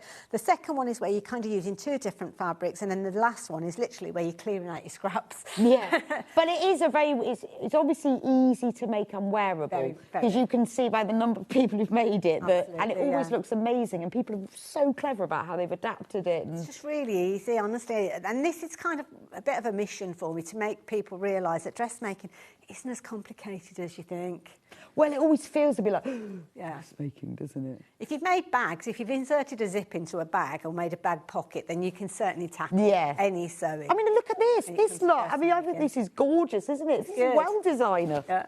Look at it, it really is. I can't decide which one I like the best. I'm keeping this on now because I've gotten a bit cold. Yeah, well, I'm liking this one. But it's very designer, isn't it? Yeah. You would go into a little cool boutique and buy this. Absolutely, and you can make and sell them if you want to, but I think it's one of those situations when you make it, you're not going to let anybody else have it, but there you go. No. Anyway, back to the jumpsuit. Back to the jumpsuit. So, I'm working with one of the lighter weight denims that we've got on the website to make this one, and obviously there's no stretch in this at all, so we need to accommodate getting in and out. Jumpsuit. I love denim. And double denim's really in at the moment. Was it ever out? Well, yeah. Never was in my book anyway, but there you go. So what I've done here is I've got the 2 back pieces. So usually you would cut this on the fold if you're doing the jersey version, so you wouldn't have this open edge here, but what I've got is I've cut it out of a woven fabric, and it will mention on the pattern you've kind of got 2 different cut lines, one which is the fold if you're doing the jersey version, and then you've kind of got this added on extra seam allowance if you're doing the version with the zip in it. So the first thing I'm going to do, and please forgive me, I'm not going to put pins in here because that's kind of taking up a little bit of time. All I'm going to do is take my machine, I'm going to open up the stitch length, because what I want to do is a basting stitch. So I've got my zip. Now, because of the nature of this one, it's basically going to run beyond where the fabric is, which is fine. So all I'm going to do is a basting stitch all the way down. Now, this technique you can use on a garment that's got a long, maybe it's a dress or something like that. But what you would do is you'd figure out where your zip is coming to. You put a little marker, and you would baste down to that marker, then change your stitch length back to 2.5, something along those lines, and then complete it going down the skirt if you're making a garment like so. But what I'm doing is all I'm going to do is stitch roughly, because the idea is going to be that it's going to be the width of the tape. So it's going to be probably about 2 centimetres in from that raw edge there, and I'm just going to baste right the way down, because what will happen is we'll take those stitches out in a little while when we get to the next stage. So where's my pedal? There's my pedal. So I've opened up the stitch. all I'm going to do is run straight down the back. Oh, pedal, behave. So let me just raise that up and then just pop that under like so. So let's follow it. It's going to be about 2 centimetres down. So I'm just going to literally run it from the end. And you want a nice open stitch because of taking that stitch out at a later stage. So just literally running down. Because it's a long stitch, it's not going to take you long to actually get right the way down to the bottom. And then all I would do is I wouldn't tie off the stitches because obviously when you come to unpick them, it makes it easier if you've kind of got your loose thread. So all I've done then, you can see that nice big stitch there, So all I'm going to do now is open up the back piece and I'm going to press that flat and then we'll start getting the zip in place. So let's give it a little bit of a press so as it makes it easy. And hopefully there's so many different techniques of inserting zips. But for me, this is one that I go back to time and time again. It's one that I often will teach to people because I just think you get the neatest finish. It is going to be a zip that you'll be able to kind of see the stitching from the front. So it's not an invisible zip that we're working with today. But there's a lot of garments out on the high street which almost make a feature of a zip. Oh, they absolutely, yeah. So, sometimes they say them on the outside, don't they? Well, absolutely. I knew you could do that if you wanted to, but on this occasion, I'm not going to be doing that. Now, we've got the zip. This zip is oversized for what I need, so I'm just going to bring it in a little bit at the bottom there and have that overhang at the top, like so. And then, obviously, I can trim that off when I come to put the binding on to stop the zip kind of just disappearing. And all I'm going to do is, in fact, I'm not going to use those. I'm going to use some of this, the tape, because the tape's really easy for when it actually comes to putting your zips in. So run the tape down. So this is like your double-sided tape. It is a quilter's tape, so it is designed to be used on a sewing machine. So if you do accidentally stitch through it, it's not a major issue. But this just makes it easy for when you're actually putting your zip in place. I can never find the end of it, so bear with while I just kind of get the backing off it. Because it kind of attaches, but it's not like a permanent or a real grabby. Sorry, is my microphone bashing on my shirt there? Let me just try and get the end. Come on. It does make zips a lot easier, doesn't it? Oops. Loving my new jacket. This is the tape, £6.49, that will do the same thing, the Prim Transparent Wonder tape. It does make your zips a lot easier. Yeah, I think it's one of those ones that once you've used it a couple of times, it's your go-to. It's your go-to. And you get 9 metres on that roll, so you can have a lot of zips. So all I've done is I've kind of taken off the backing, so that is now a sticky surface that I can pop my zip in place. And all I'm being mindful of is that the teeth of the zip is going where that basted seam is. Obviously, it's a lot easier if you've got a zip that runs over the edge because you haven't got to worry about accommodating for that when it comes to doing your top stitch. But that is sitting nice and neat there. Now, obviously, I can't double check it because I've got my basting stitches there. But all I'm going to do is I'm going to flip it over and then I am going to take it to the machine. I'm going to put my zipper foot and I'm going to stitch down the outside. Now, I've got white thread on this machine, but that's not an issue. How do I get the foot off this one? Oh, there we go. So I'm just going to find the zipper foot, which I know is in here because I checked earlier on. Pop the zipper foot on if you've got it. Just makes it easier for you to actually get to the zip. Now, just make sure this isn't a machine I'm familiar with, so I don't want to bash the needle down, so I need to nudge that over. Which one is it? Let's try. Is it number 40 something? 47 rings a bell. 40. Whoop. 1, 2, 3, 4, 5, 6, 7. So, yes, that's missing. Okay. Just make sure whenever you are nudging your needle with any foot, including your zipper foot, that obviously you rotate the flywheel first of all. Don't just put your foot on the pedal because that's when you could break a needle. I've done that. And you do. Oh, haven't we all? Yeah, at speed. Not good. It just makes you jump, doesn't it? And usually swear. Both on the same page there. So I'm going to drop that down. Now, the zipper foot will naturally sit along where the teeth are. This one, it's kind of got a wider bit at the back, actually. So it should sit like so. You can nudge the needle across. I'm not sure how you do that on this one. Is it that one? I don't know. Not sure. Don't mess with it when you don't know. So forgive me if I've not got it Oops. So forgive me for not getting the settings perhaps bang on, but again, I'm just going to go nice and slowly to start with, and I'm just going to work my way down, letting that zipper foot go along the edge of the zip. So steady, steady. Feels like tape gives it a bit of stability. It does, yeah. I'm just trying to be mindful that I'm not going onto the teeth. This is not a machine that I'm familiar with, so you have to excuse me for it being quite raw. And it might not be as straight as a die with this one. So with this one, you could literally run off the bottom if you wanted to, or if you want, you can just kind of rotate it, go across the teeth, like so. And this is kind of making a feature of it. The raw edge that we've got here will actually get lost in the waistband area. But if you wanted to make it open up a little bit higher up, then you could. I'd still put an elasticated waist in, even though we are putting the zipper in there. Personally, I would. It's up to you if you want to adapt the pattern and put belt loops in the side seams and actually create a belt to go around the full width of it.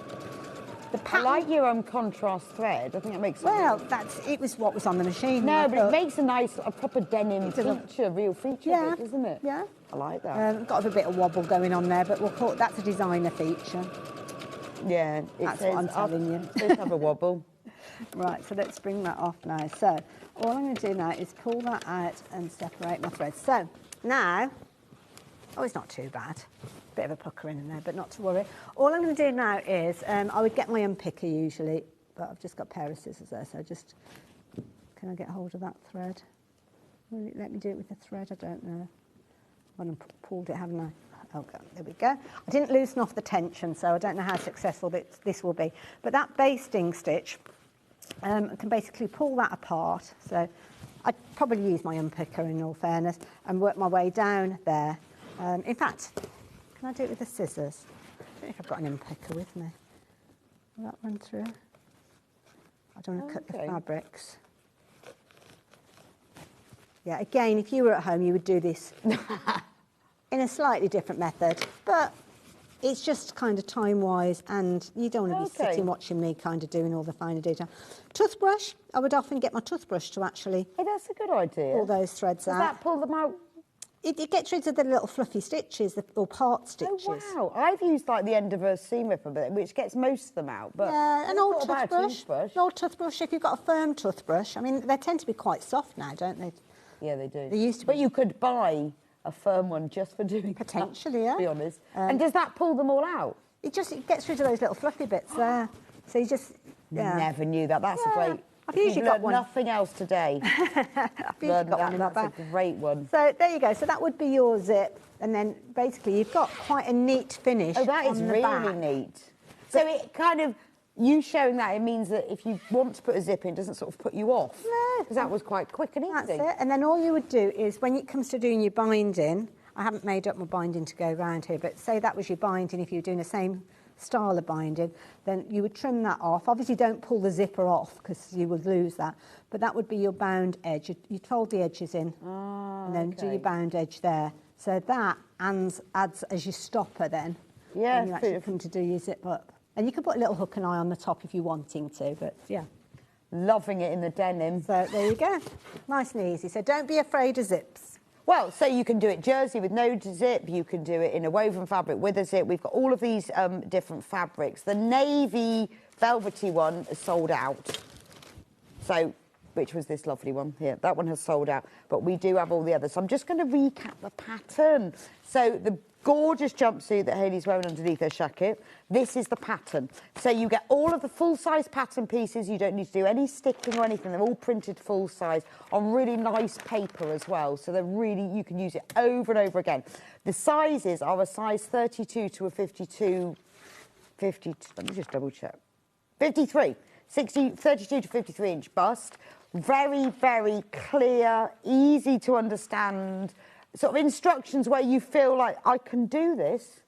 This is it. I can do this. You can, and this is what I try to do. Give you the confidence. Just give it a go. Have you got any jersey tips? Sewing tips? Things like the seam tape, using that one when you're doing things like your binding. Just make sure that you're using a stretch stitch. So a stretch stitch for a straight seam has got a kind of a little bit of a zigzag on it. So you don't have to have an overlock. You don't have to have an overlocker. I personally have an overlocker, and I would make the majority of one of these up with an overlocker. That's a bit of a luxury. If you do like working with jersey, as time goes on, do consider getting an overlocker. Right. It really does make life easier. You could just to start off, stitch. fresh, not an issue. Most stitches will, most machines will have an overcast stitch. Okay. So if you have a little look on your machine or in the manual, look at the stitches, you'll have something like one of these ones that we've got on the side here. And these ones are designed, you'd cut your fabric, an overlocker will cut and bind the edge of your fabric, but you will have something like these which you can use as an overcast stitch. So I would suggest you use one of these maybe. And then you might kind of do like a double seam. So you do that to join your pieces together, or even before you start sewing your fabric. So as your pieces, you'll go around the edge of those. And then you would use a stitch, something like, where am I? Sorry, get my head in the way now. Where is your, oh gosh, there is a, there you go, number 4. So that is one that you would potentially use as your stretch stitch. But it will be detailed in your manual. So these ones here, those are your traditional straight stitches. The reason you wouldn't use a traditional straight stitch is if you ever had the situation, you're putting something on that you bought maybe from the shop or whatever the situation is, and all of a sudden you hear that pop, pop, pop, pop, pop, and all the seams broken. Absolutely. That's because you're not using a stitch that has got a stretch to it. That particular stitch there has got the kind of being in it that it will stretch with your fabric. Yeah, I see what you mean. So I mean, you should say in your manual, but have a look for your stretch stitch. Yeah, okay. stretch stitch. Brilliant. I mean, and you can make this in jersey, easy peasy, then you've got no fastenings, or you can make it in a woven fabric, and then you can see the zip was quite easy, wasn't it? Do get yourself some of that tape, though, because that's going to make it very useful. Make it simpler. This gorgeous jacket that I'm wearing.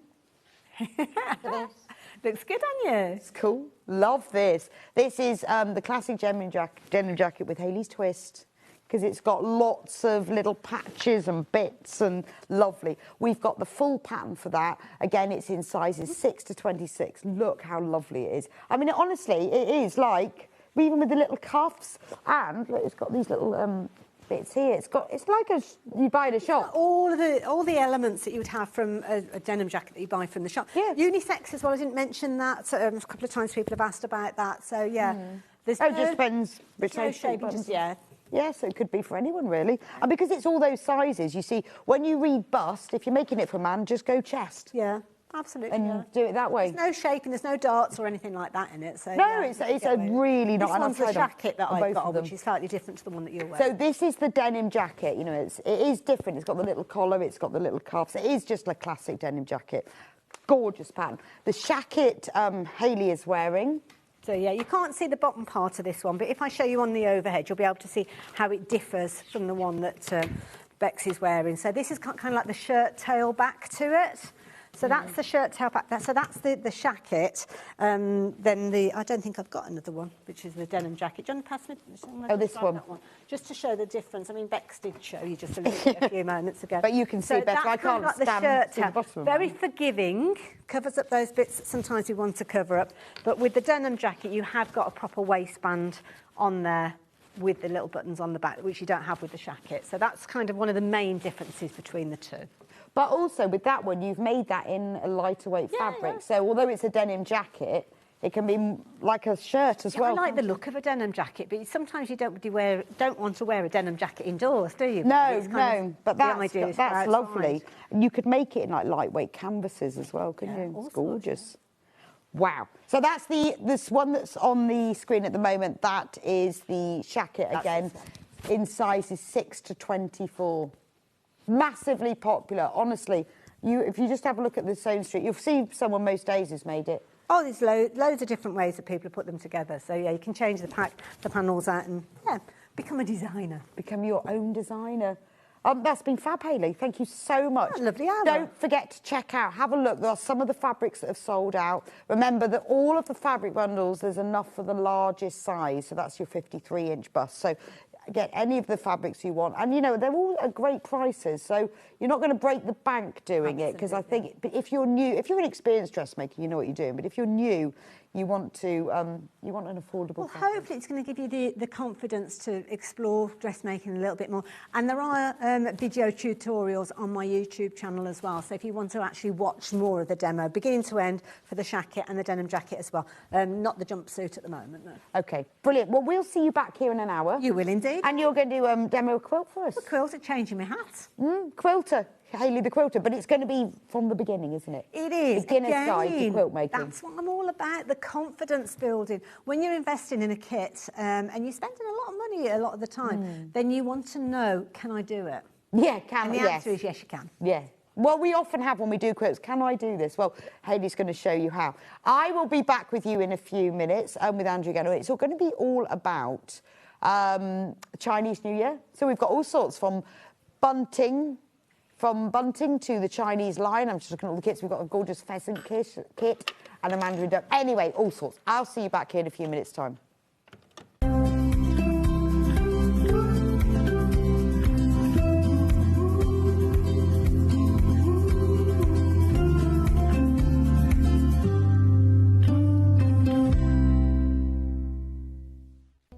We're proud to have some of the most skilled and experienced experts in the industry. They're brought to you here every day on Sewing Street. When you hear the term half-square triangle, or HST, it refers to a simple way to create two identical triangle shapes from a fabric square. Start with two squares of fabric, any size, and place one on top of the other, aligning the raw edges. Using a ruler and a fabric pen, mark a diagonal line from corner to corner. Then mark a second line 1/4 inch on either side of the diagonal. Pin the fabric together to keep it secure, then sew along the two outer lines that you marked. Now carefully cut along the first diagonal line you drew. Press the seams flat using the heat from an iron. Use washi tape to align your ruler and trim away any excess fabric. And there you have it. Your half-square triangle is ready to use.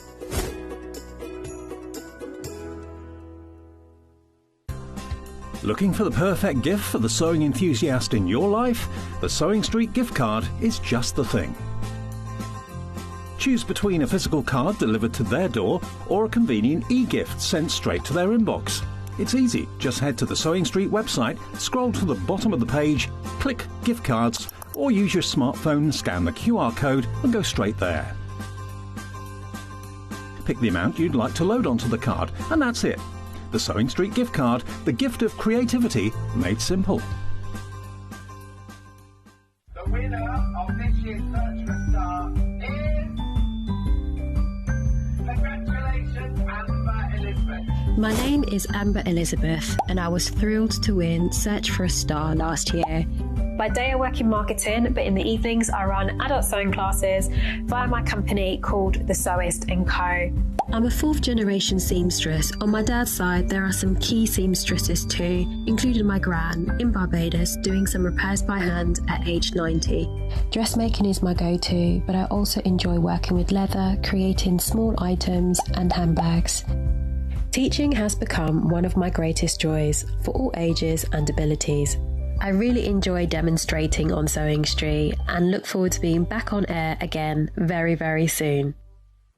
Want to say hello or ask a question to our guests? Then send a message to the studio. You can also keep in touch with our social media pages.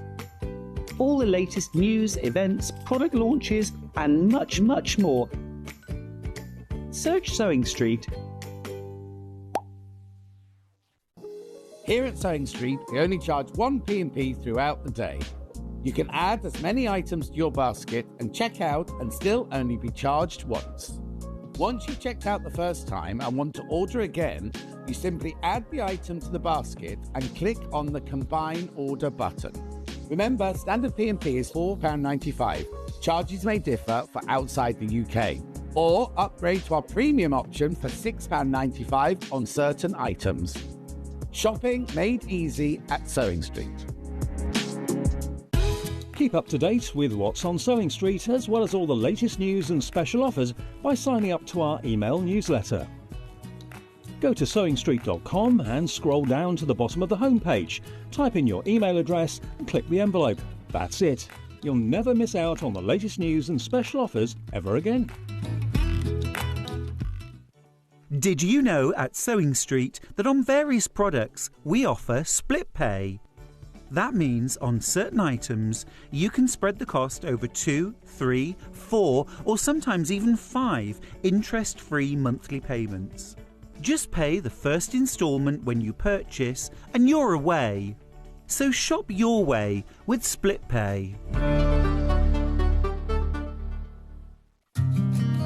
Did you know that we can deliver to over 20 different countries worldwide, spanning 4 continents from the UK to Australia? Check out our website for the list of countries and delivery costs. Sewing Street, stitching the world together.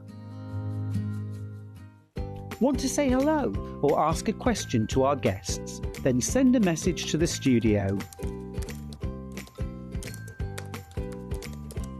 You can also keep in touch with our social media pages. All the latest news, events, product launches, and much, much more. Search Sewing Street. Head over to your App Store now and search Sewing Street and simply download to your smartphone or tablet. You can watch the shows live and see your favourite presenters and guests. Click on the Today button to shop all of the products that are featured in today's show.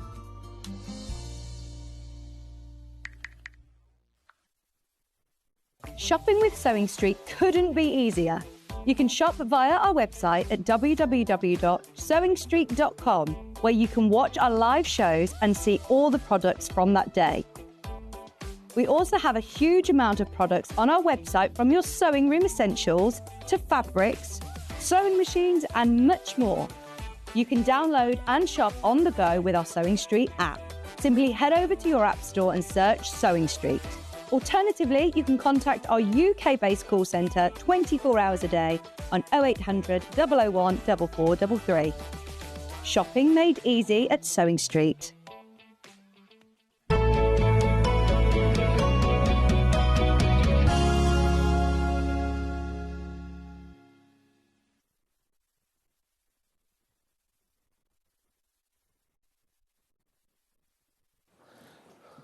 Welcome back to Sewing Street. Welcome, welcome. So we've got a lot of projects here to celebrate sort of Chinese New Year and all things Chinese. Well, yeah, I mean, it's not strictly Chinese. It's just things that we like that happen to have a Chinese influence. I like that. I like that. And this, I think, is gorgeous. This is the Chinese lantern bunting. Is it not gorgeous? I think bunting is an all-year-round activity. I've always got bunting in my house of some sort or another. It's brilliant for celebrations, but it's really nice to hang around the room. Of course, you like your shelves. Put it in the garden as well. In the garden? Yeah. Yeah, good point. But I quite like this because these lanterns are not very environmentally friendly, are they? But we do like them at parties. They're supposed to be really bad for farm animals, aren't they? Yeah, definitely. So hang it up like this instead. No cows brilliant. will be hurt in the making of a lantern. And I like this because it's all different shapes. It's good. So look at, I need to show you flat, because if I hold it up, it's not very easy to see. Do I need to help you get the thing there? Do you need 4 hands? No, I'm going to go through them. So they're different shapes. They've got tassels. Look, they've got a string across the top. But aren't they gorgeous? So you can choose, because obviously you've got the shapes, whether you make them all the same shape. I wouldn't. I'd go for all these different shapes. Let me show you the kit, because the kit is brilliant. It's got everything. And that's the most important thing about this. So when you look at the kit, look, you've got that gold. And that, I mean, you really need that, don't you? You do, that little bit of twinkle. For the top of the bottom. That's your flame in it, isn't it? That's what's happening. Just makes it look... Like, if you had to buy this bunting, imagine what it would cost. You really expensive. Well, you probably wouldn't. You probably wouldn't. Not at that quality, anyway. No, you wouldn't. You've got all of the colours. So we've got cotton. So we've got blue, purple, red and green. And obviously, if you want to add more, you can put some of your other own fabrics. You've got the lovely cord that's used for the top bit. And look! Tassels. And the instructions tell you how to make your own cord and tassels if you want more. But I think the tassels are fabulous. And obviously, you get full instructions as well. To how to make your... It's a real beginner-friendly project, is this, as well? OK. I mean, that's a good... So, $29.99, you're going to get to make 10 lanterns. We can make 1 million if you want to. Well, with the kit. Is there 10 or is there 6 different ones? Well, there's 10 with the fabric, sorry. With the fabrics you've got, there are 10 tassels. So look, you've got all of the templates. So it's up to you whether you have them all the same, have them all different, all of them. I mean, that's brilliant. So you've got all of the templates. I think for that price, this is gorgeous. This is the sort of bunting, you know, if you've got a party or you've got a stall or something, if you've got like a little craft stall, they'd look lovelier there. Nice. Absolutely. Absolutely, yeah. It's the simplicity on these that I just think is divine. It's, you know... Fewer than 20 of these kits left. I think what's clever is that when you look at these templates, you think, well, have I got to cut out? But you've sewn. I'm going to show you how to do it, and it's honestly minutes of a job. It is brilliant. I've never seen anything like this. And I think the fact that you get all these tassels... Yeah, well, I didn't realise that Jen was going to put all the tassels in the kit until, like, the last minute. And I'm like, oh, yeah, well, I'll give you the instructions, but you can save bags of time now. They're just so easy. Right, if you want to make them yourself, you want to use your own fabric and cord and tassels and stuff. There we go. How about the instructions on their own? Yeah, so you know... John Scott's got that lovely collection come out, which I've been looking at in detail because I'm working on something for him. That fabric would look amazing as these buntings. Absolutely amazing. I'd have it in the garden, summer party. Yeah, brilliant. Gorgeous. I mean, absolutely you could make them double-sided if you put fabric on both sides. I shall show you how to do that even. Sorry. Don't know where that came from. I think it must be dust in the studio. Oh, sorry. Bless me. So these are the instructions on their own, $9.99. So if you've got some gorgeous, heavily printed fabrics, you could make them double-sided as well. These are the instructions on their own. These are the ones that you get sent to you. Batik would be nice, wouldn't it? Lovely. I feel like you need something bright. Yeah, it's got to be bright. I mean, you could have Liberty Pastel if you wanted, but, you know, I feel like... Why not? Cave would be good. Ooh, cave. Yes, that would be glorious. Because actually, when you look at each one, it could be a bit of a scrap buster, couldn't it? You know, you're not using a lot. Well, you're saying that, and I was thinking the in-our form that we've used to give them that rigidity, that is literally leftover bits. So when you've made a bag and you've got that bit left over... I see. So if you've got a round bit... So that's what you put in? Yeah. So if you've just got skinny bits like that, you'd do like a string of skinny bunting. And if you put fabric on the other side as well, then it wouldn't matter, you know, the right fabric. Yeah, but we just did it one-sided to, well, I think probably speed as much as anything else. Absolutely. But I will show you how to easily make it double-sided. Right, OK. That is gorgeous. So that's the instructions on their own. We've got them as printed and we've also got them as a digital download as well, depending on how you want to do it. And obviously, with the digital download, quite useful because you can just print these pages out. Think of the, you know, you're not talking a very big piece of fabric if you want to stash bust. You might have saved a bit because you love it. Well, if you think about it, the page is A4, so the biggest piece of fabric you want is A4. Yeah, by far. So have a think about that. Right, are you going to show us how to do it? Yeah, I think these are absolutely Are you going to bring it all over? And I'm going to bring it all with me. Proper look. Right, so this is completely easy. You don't cut anything out in advance. OK, right, OK. Yeah. And I want to say that I'm jumping ahead in this, and I should have mentioned... I can't remember if I said it not earlier. So in this hour, we've got some cushions which have the fancy applique on. All those cushions use this method with the using the in-our form, which it kind of provides, you know, like trapunto. Yes. It gives, if you use that as an applique motif, it gives a raised effect. Well, it really does. I mean, that's a lot of text. It creates a real texture. And lets you do complicated applique with precision, right?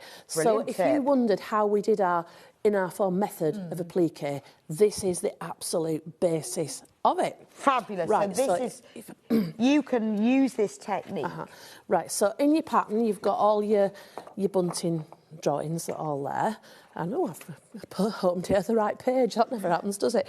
So initially what you're going to do is, so for each flag, oops, I've got here... from Pat, brilliant pattern, Anthea. So nice to see you. It is honestly a brilliant pattern. I love this. Thanks, Pat. So for each flag, now I've probably used more than I need here, because I was just like, let's make it look like I'm a professional. At least fob someone into thinking it. So I've got a piece of calico. Now that can be anything. It doesn't have to... In fact, I actually think this might be curtain satine. Oh, OK, so it's just something for the back. Anything that's light that you can see through. Could be something that you bought ages ago and you don't like anymore. Right. Anything as long as you can see through it. And then my flag fabric and some inner foam. So this is your Bosal single-sided fusible foam interfacing. My preference is for double-sided, but this is what I had in my box, and it's single-sided. Okay. So any works. That's the point. Anything so works. You can use double-sided. So that means you can also use Styleville. Yeah, any of them. Styleville is narrower, but you're only using little pieces. Yeah, any of them. And as I say, I just chop these. Look, it's just a rough chop. Could you use just like H640? Would that be stiff enough? Not sure. Like a normal wadding? Not sure. I've not tried it. Right. I've not tried it. I don't see any reason why not. It just wouldn't be as stiff, would it, I guess? No. Well, have a go. That's the thing. Have a go. Make one with it. Honestly, these took me minutes. Right. And you'll see why. So start out with your calico, your light, you see-through. Now, I've made these dark enough so you don't need a light box. I'm not even on a window. Just plonk your calico on there and just trace off with a biro, not a heat removable pen. OK, not... so you could use a pencil, but not... Yeah, not because if you iron it, you're going to be a little bit disappointed. OK, got it, right. So biro is fine, because this is not going to matter when it's finished. So today I'm using the single-sided. So what I did on here, let me show you one of the others, is I just machine tacked at the edges. You see? Oh, OK, just on the sandwich together. Yeah, I didn't go all the way around, because I thought if I create puckers, then it's going to be a nuisance. So I just did, I did a bigger stitch length for this as well, because you're going through something chunky. I think I used a 3.5. Right, OK. So just sort of fix it together. Yeah, and also I've realised if I use a big stitch length, I can get round quicker. There is that. You know, that thing about enjoying what you're doing, but you want to do the next thing. So I just machine tacked just each side there. So I've tacked this onto here, and then put your good stuff on the other side. Now, it's worth mentioning at this point, it's going to be your bobbin thread that shows at the end. Right, OK. So your bobbin thread needs to match. So if you're doing this one, have orange in your bobbin. We've all heard of foundation piecing. Yes. Well, this is not foundation piecing, but it does borrow that technique that you're working from the upside down. So not necessarily matching, as you can see, this one. Oh, well, actually, it doesn't need to match. Yeah, it doesn't need to match, but you just wouldn't want to use something that's horrible. Yeah, but that's lovely, isn't it, the orange? Yeah, and this one, is this an orange as well? I think we've just got cracking with orange on them all. Yeah, it suits that. So you need to choose a colour that you want to show up. Yeah, and if you want to do, like, let's say you're having a party in summer and you've got a bit of leftover stuff and you want to make one flag now and then make another flag next time you sit at your machine, this would be a really quick way to get, like, a massive string of bunting without feeling like you've given a day to it. I mean, it would be amazing for, like, a summer wedding, wouldn't it would be wonderful. Wonderful. Oh, I think it's gorgeous. So you've got your 3 layers. Now you can tack that on as well if you want, or you can just put some clips or pins or whatever you want. Or if you're ironing it, you're going to iron it on and it would stay that way. Oh, of course, yes. So, my preference is double-sided, but it's not essential. Yeah, because then you could just stick it on. Yeah, absolutely. And as soon as you've started stitching, then it's held. Right, you know. OK. Or you could use spray, couldn't you? You could use spray. The big thing, if you haven't fastened it down properly, is that happens underneath. Yeah, OK. It once happened to me live on air. I did that. So it's annoying. I know that. So you could use... but anyway, we've got that off to pat. So that's your layers, right? And then starting from the wrong side, just stitch on your line. Yeah, brilliant.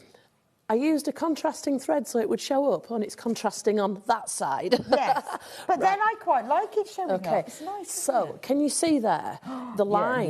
Yeah, no, it makes a big difference. So that is a continuous line. Oh, okay. Okay, so and you can see how it goes off the edges here, and you'd be like, oh, what a mess. No, it's not, because we're going to deal with that as we go along. So all I've done is stitch. In fact, you can't see my lines now except the top and the bottom bit, which I haven't stitched on. Yes. Because I stitched on all the lines.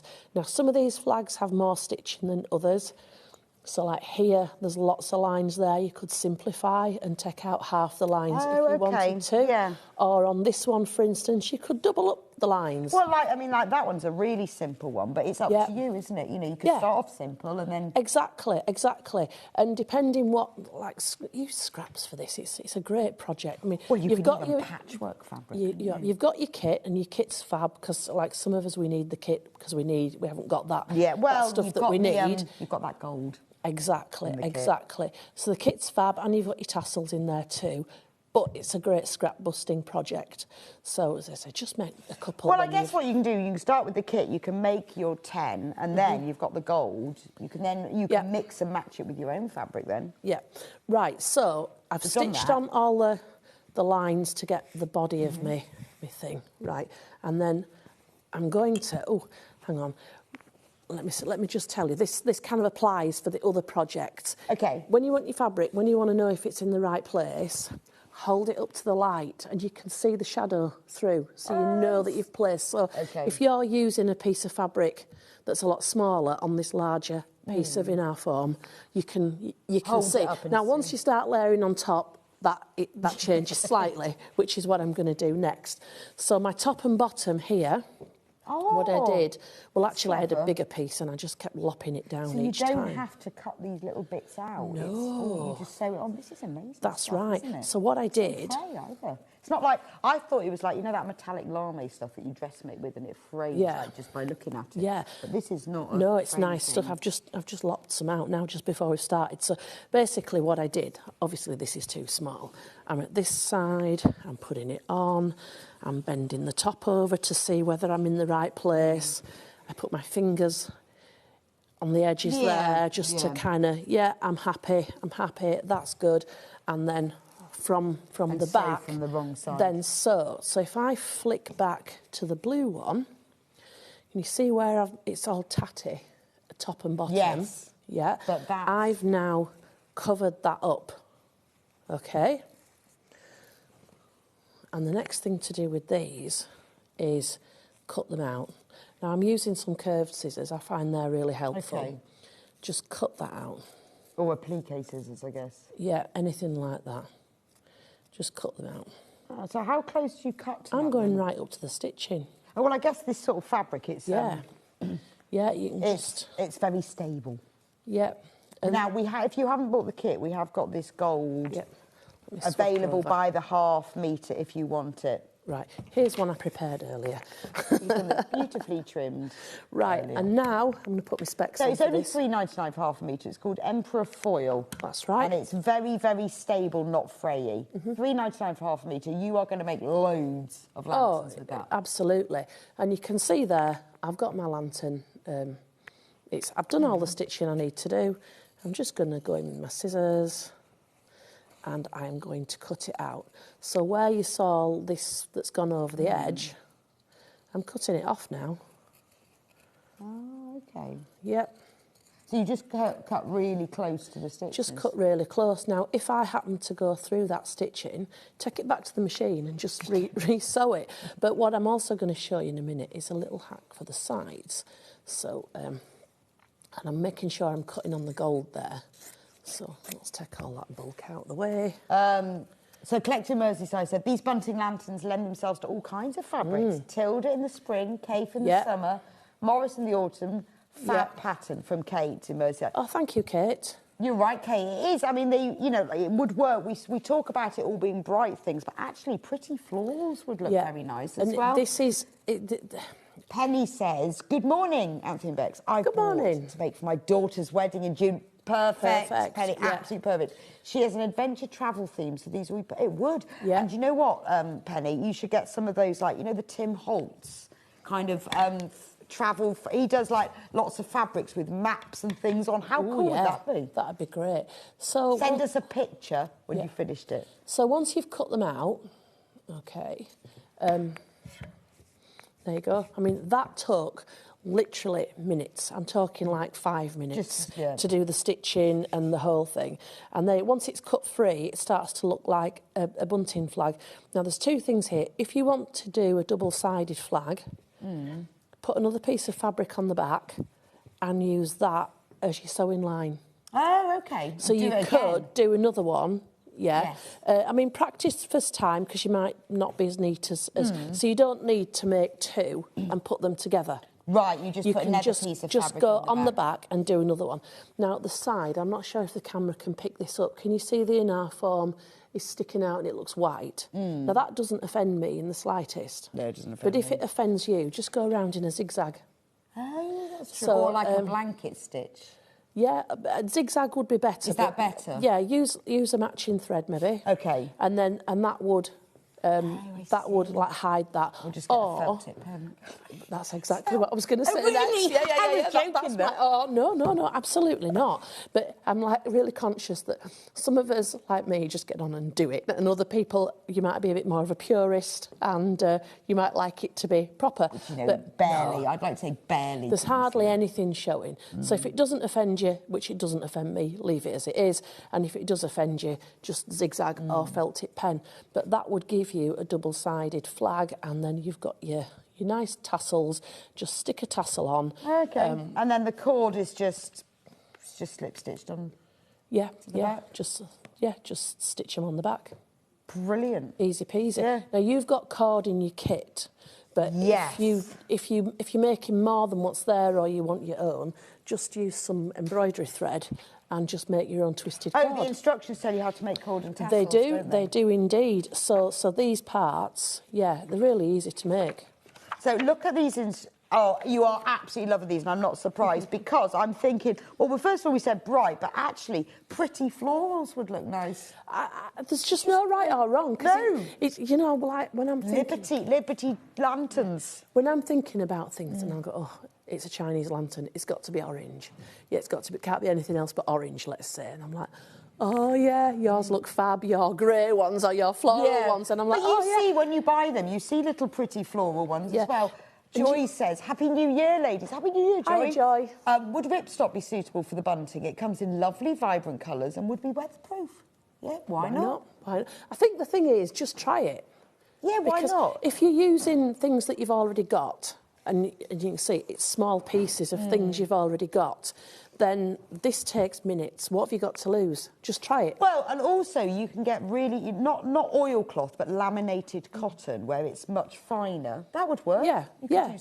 And if you're putting it in the garden, who's going to care? Who's going to notice? Well, the thing is, to be honest, you've got these hanging in the garden, they'll dry quite quickly in the wind. They will indeed. And I always say, anybody who's looking at it that closely is not your friend. But yes, and then we don't care about them. Have a little go. I can't see why not, but it's worth just having a go. Just go for it. So these instructions on their own. Oh, another from Caroline.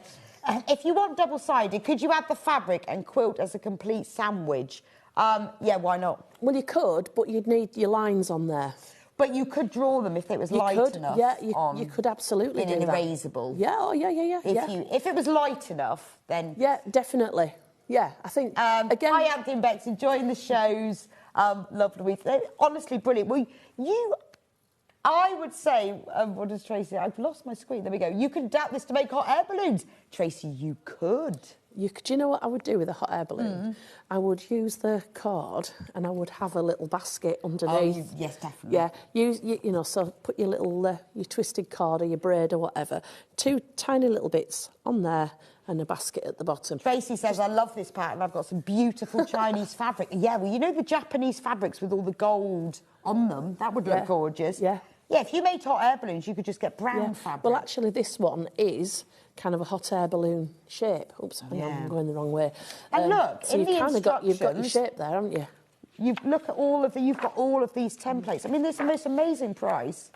If you want to, let's say this one, let's say you want to turn it into a hot air balloon, what I would do is I would actually draw a hot air balloon on your page, and then you've got something that you can trace off. Right. Rather than draw it onto your fabric, why not make it part of your pattern? Yeah, that's a And then really when you good go idea. back, you can keep going back to the same one. Yeah, no, that's so a really anything good that you want idea. to add or alter. And one of the good things about particularly buying the PDFs is, let's say I wanted to do this one, but I wanted to give it this kind of wiggly edge.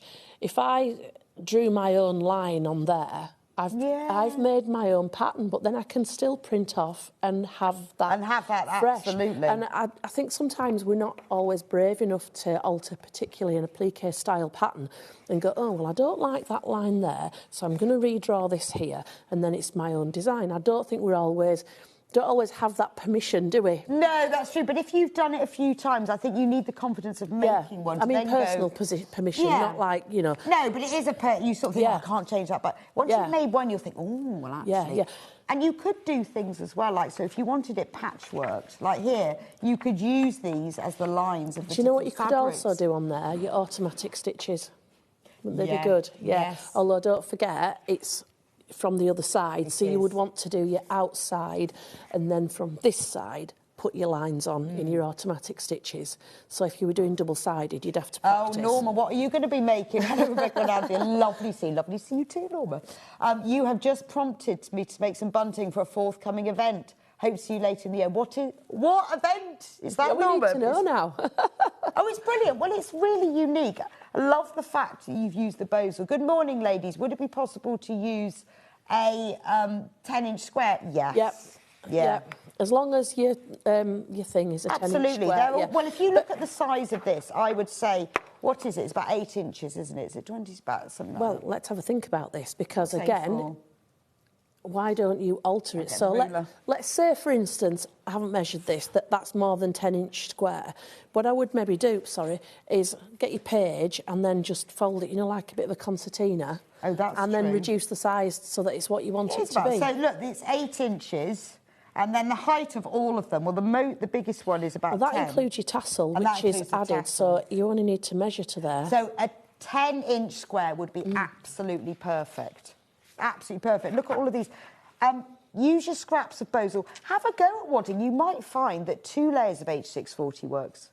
So, you just... Yeah, play with experiment, it. absolutely. Do you know, I'm thrilled with your response, because bringing just a Chinese lantern like this, I'm like, oh, gosh. Yeah, but you know that everyone... Once you get going with it, it really gets your juices going, doesn't it? Everyone's watching going, oh, well, actually, what I would do is... Oh, actually... Yeah, it's the simplicity. It's not complicated, And you might it's not taxing. You might have offcuts of Bosel's style veil.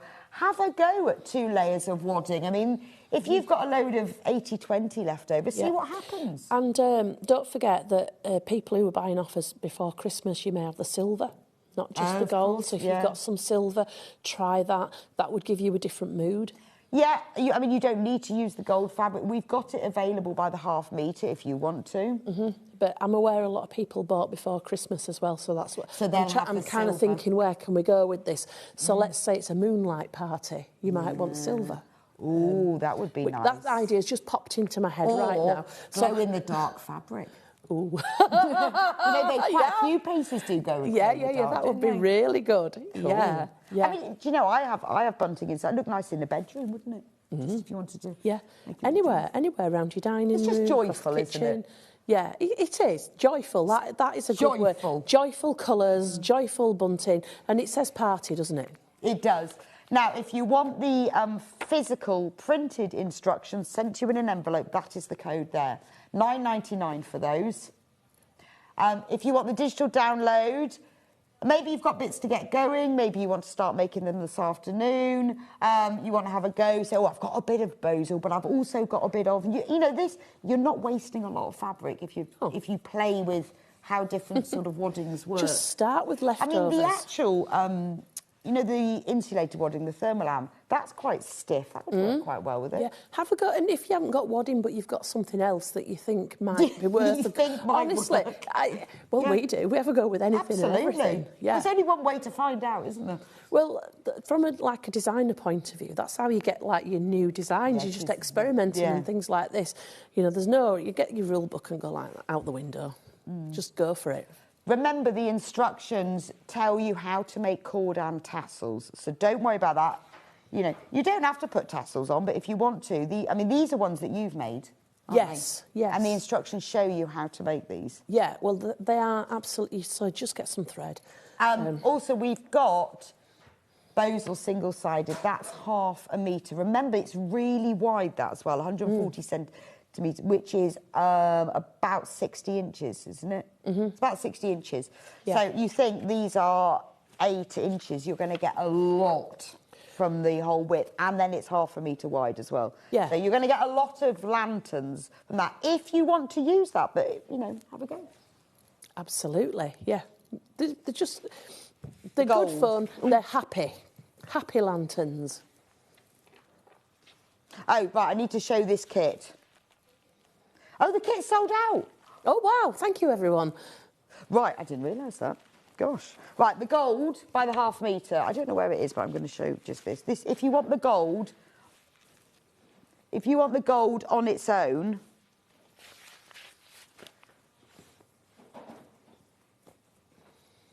just check it. Well, I've got a bit of silver. This is the gold.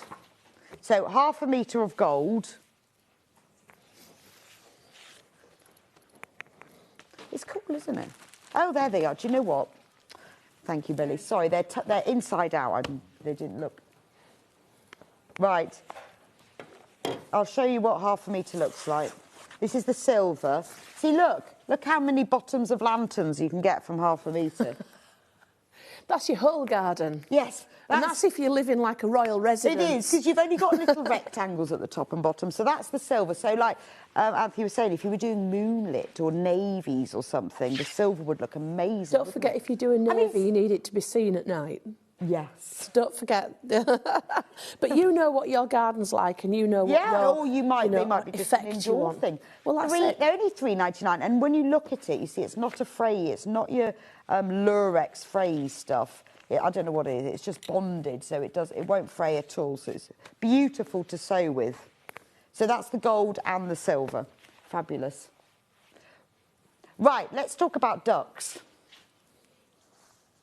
Now, there's a pattern to make both of these cushions. Right, so the pattern will make both of these. We have got the mandarin duck. Indeed. And the pheasant. Now, your pattern, we've got kits for them singly, but the pattern is to make both of them. Yeah, so it's exactly the same making up instructions. They are, for all intents and purposes, the same cushion. If you turned one around 90 degrees, they'd both be the exact same design. Yes. So we've just done them, you know. Yeah, well, as a pair, they look quite nice. So it's a pair, yeah. So I thought, do you know what? Let's be kind. Let's put both designs in there. So you've got both designs in. As I said, the making up instructions are identical. And if you want the little gold motifs on your mandarin duck, feel free to put them across. They're beautiful, aren't they? I like those, yeah. Very classy. I think they're gorgeous. Let me show you the pattern for them. They've just been drawn onto your fusible web and then ironed on the back of the gold fabric and cut out. Top tip, Sue says she likes to use a craft knife to cut those out, but if you haven't, just be really careful with a small pair of scissors. OK. So this is the instructions, $9.99. So you've got everything for both of them. You've got all of the information there, how to make them, how to make up the cushion. And then, obviously, different cushion backs as well. We've got the templates. Even the branch for the pheasant, you've even got the decorative motifs if you want to add those on. And then there's the duck. $9.99 for those instructions, and that's got everything for both of them. Now, if you would like a kit, because why not? We have got a bundle. So in the in the kit, but this is just, you obviously get the instructions, so you've got the instructions for both of them, but you've got the fabrics for the pheasant. So you've got this beautiful, this is your red linen texture, so this is used down the sides. Really nice textured sort of tweedy look for the blue. That's really feels nice. It does. And then this is where you've got the gold, because you'll be needing that for it, for the little sparkle metallic bits. I think you could get either or out of it. If you like the applique colours, because the Mandarin duck, you know, you put your own spin on it. You've basically got the background for a cushion and then the applique. Yeah, so you can choose, actually. You can pretty much choose which you prefer. So those are the fabrics we've put in, because those are the colours that are used in the pheasant. They're lovely, aren't they? They are. These two cushions, to me, the word opulence goes with them. Opulence. They just look posh. No, they are. They are really, they're really. And it's just that use of colour, because there's nothing different between them and doing, let's say, spring flowers. No, but it's the colours, isn't it? And it just makes it look opulent. But it's lovely with where you've got the branch and the leaves, and then and this section here is optional, but obviously you've got the metallic fabric to do it, and it's these little flashes of metallic on the head and the wing. It just really gives it some twinkle. And you know, it might be the end of Christmas, but we haven't finished twinkling yet, have we? Never. You can never have enough twinkle in your life. Then we've got the bundle to make the duck. Oh, there we are. It's upside down. This is the bundle to make the duck, which is slightly different. So what you get in this bundle, obviously you get the instructions that does the duck and the pheasant. Then you've got this lovely, again, you've got your linen texture that's for the top and the bottom. You've got this gorgeous textured, like tweedy type fabric in the background. Really nice. That's a bit darker than the. It's darker than the other one. Yeah, I like that. Really nice. And then you don't have metallic with this one, because the duck does not have metallic. No, but you've no got the reason two why shades you can add it if you wanted to. Orange. You've got the white. Then you've got that lovely, you see the flash of blue that's here. I'll show you the cushion in a minute. And then you've got the brown and the green, and that is all the pieces to make this one. So obviously this fabric is slightly different, but these colours really echo the colours that are in the duck. So you've got the bulrushes and the leaves, and you've got all of the colours that go in there. Yeah. And don't forget, these are stylised animals. So if yours is a little bit different, you use the fabrics in a slightly different way, you prefer them this way, and, you know, to swap it around a bit, just go for it. Right, OK, have a go. I mean, it is good. It is opulent. It's very sort of high-end interior design, I think. Well, thank you very much. I'll take that. That's how I feel. It's just sort of like, ooh. If you saw this in the shop, you think, oh. So, and illustrated by Sue. It's beautiful, absolutely beautiful. So that's the duck and the golden pheasant.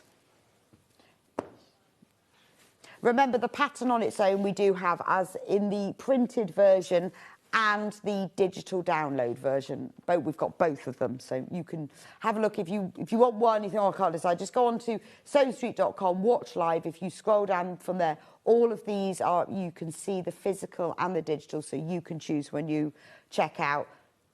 This is the code for the digital. So, and these are similar skills that you'll be using with the Panda, which we're going to do next. We don't have a kit for the Panda, but we do have a pattern. Look! I love him. I absolutely love him. He's lovely. I love him on these tweedy squares as well. Yeah, and they're just leftovers. OK. Yeah, remnant well, I guess because pieces. they're little bits, aren't they? Yeah, so what we did is if you cut all your fabrics down so they're the same width and then just join them end on end, you'll notice there's no points in between the columns. Yeah. So deliberately place them so that you've got different widths. Good ideas. No seam points, matching. no points, no Perfect. matching whatsoever. It's just joining columns, joining random columns.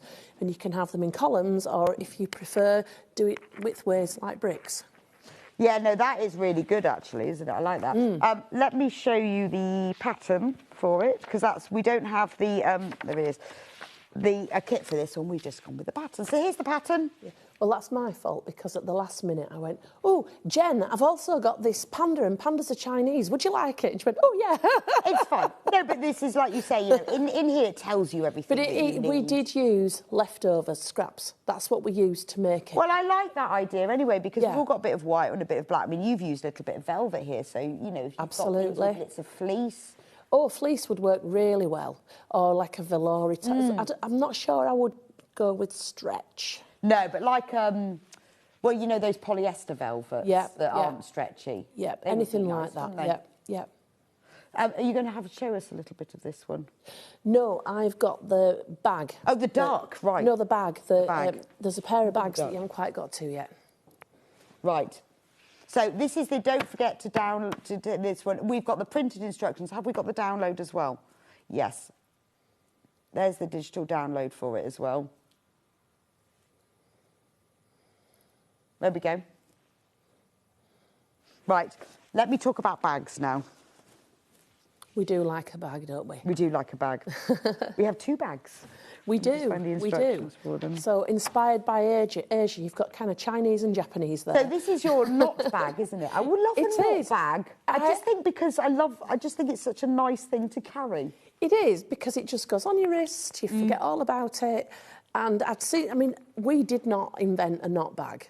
But what we did was put pretty applique on our knot bag. Absolutely, but it's a lovely thing to just hold, isn't it? You know, it's simple but beautiful pattern. So they're nice to make, they're not difficult to make, and they don't use a lot of fabric. Which is always good. Good scrap buster again. So this pattern has got the knot bag with the beautiful cherry blossom on it. And then it's got this cool bag. This is nice, isn't it?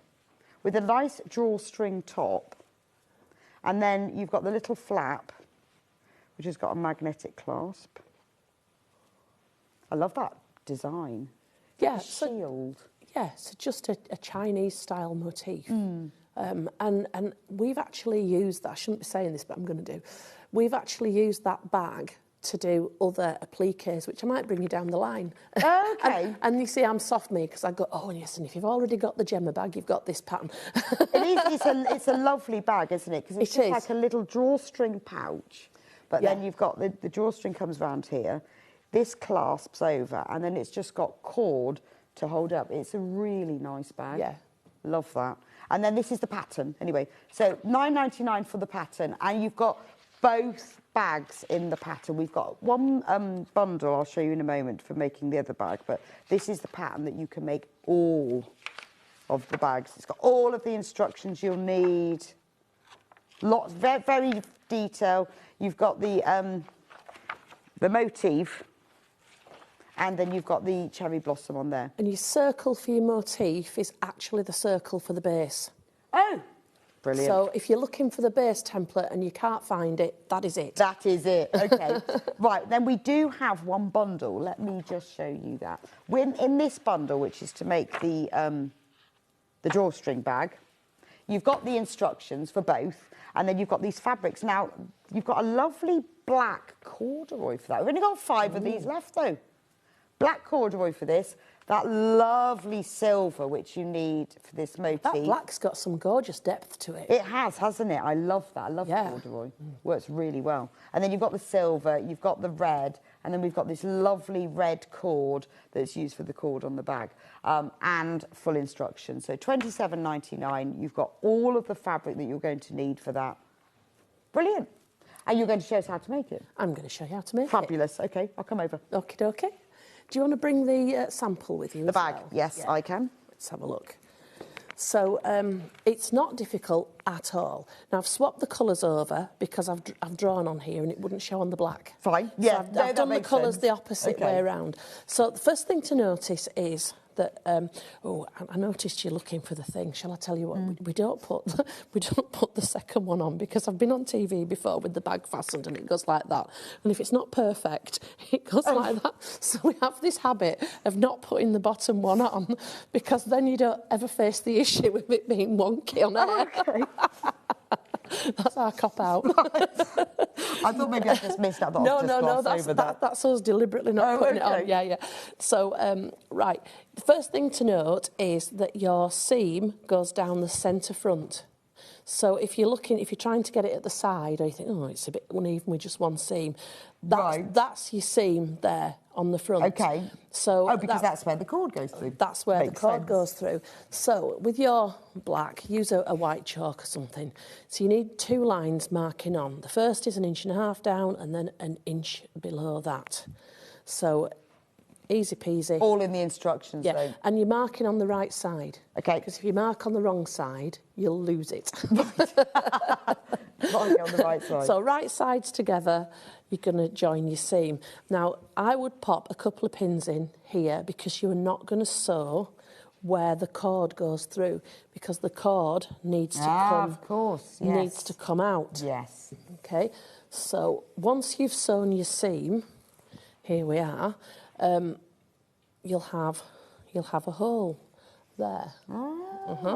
And just sew around it. So we've used white thread just so that it shows up. If you're using a matching thread and it's not perfect, you won't even notice. So what that thread does there, you're sewing through the seam allowance, it just stops any fraying, any movement. Now, if you can't get that onto your machine, just stitch it round by hand. Right, so it's just something to hold that because fabric in. Sometimes I don't have like the all singing, all dancing machine, but I do have a good machine, and sometimes I forget that not everyone can do everything I can do. Right, so, okay. So just hand stitch round if you can't get that on your machine. And then you need a lining. Right, so put the 2 together and stitch. Oh, and they're made in the same way?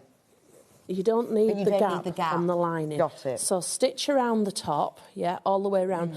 Now, you know the end pulls off the machine for sleeves? Indeed, yes. Yeah, that's really useful to do this. So once you've got round, turn it. I should have the next step, shouldn't I?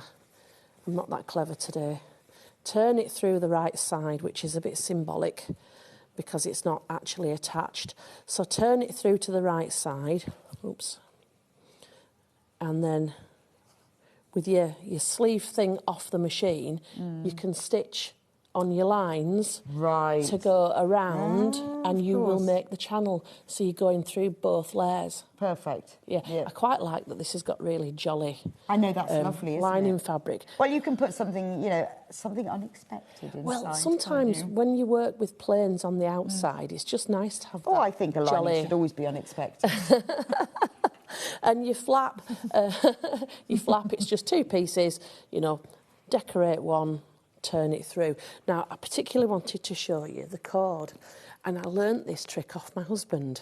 Okay. Because these guys that they're always got a drill out or some screwdriver or something, and I can't remember what the occasion was, but we had to tow something. And he's tying one of these fancy knots, and he's like, don't you know this knot and all the rest? I'm like, no, I haven't got a clue. What about binding? Do you know how to bind? Did you say that? This is I should have done. You'd upped one. Anyway, so I watched him get 2 pieces of rope to not come apart. Right. It is so simple. Get in your loops. Okay. Shove that through, and then come a little bit further up and pull it back. How much further up? Does it matter? No, just a not bit. really. And oops, I haven't done enough. In fact, let's do it end on end. Go through a few times, wiggling through. The room's gone quiet now, isn't it? You can hear a pin drop. It's a perfect time for it not to work, isn't it? I'm just going to put that there. You go. Because that white desk is there. Rubbish. Now, I would have done it a little bit further up, but the gist is, there you okay. go. And the harder... So by slicing, or whatever it is... The harder that this... Come onto the white desk again. The more weight, if you will, I mean, you wouldn't put loads of weight in that, but the more you pull on that, the tighter it gets. And these edges, which fray for England, I just use them as part of the decoration, if you will. So I kind of like that fuzziness. Now, the difficult thing with this is that it's one piece of cord that goes around through the loops and back up. Okay. So you will have to You know, like when you first learn how to tie shoelaces and you've got one up, one down, and you've got you will need to adjust. You will need to just have a couple of dummy runs, but I assure you, it's not difficult, and it's all in one. In one go. Yeah, it's lovely. It's how really do you nice. put it together and make it look attractive and not have like a big lumpy knot? And that's how I did it. So I'm quite proud of that. Top and bottom. Yeah, it's nice. I like the sort of the gathered, and it's quite a small circle. You can't really see it. It's quite a small circle, but with the gathered that goes into it, it gives it a really lovely shape. Yeah, so, and I did tell you in the instructions that when we just tacked around, you know, pulled it up, and then we laid all our gathers in the same direction. It just made it look just a little bit more finesse. Yeah. And you put a circle on this side, and then another one on the inside, which is hand-stitched on, just to finish it all off. And by having the gathers as well, you haven't got to fit it perfectly. No, you don't. Gathers. No, you just, oh yeah, we do like a simple thing. Yes. So it's called Gemma's bag because it's inspired by handbags that my daughter used and loved. See, same cord through there. And again, knotted off and just frayed off to make it look nice and just, it's an easy bag.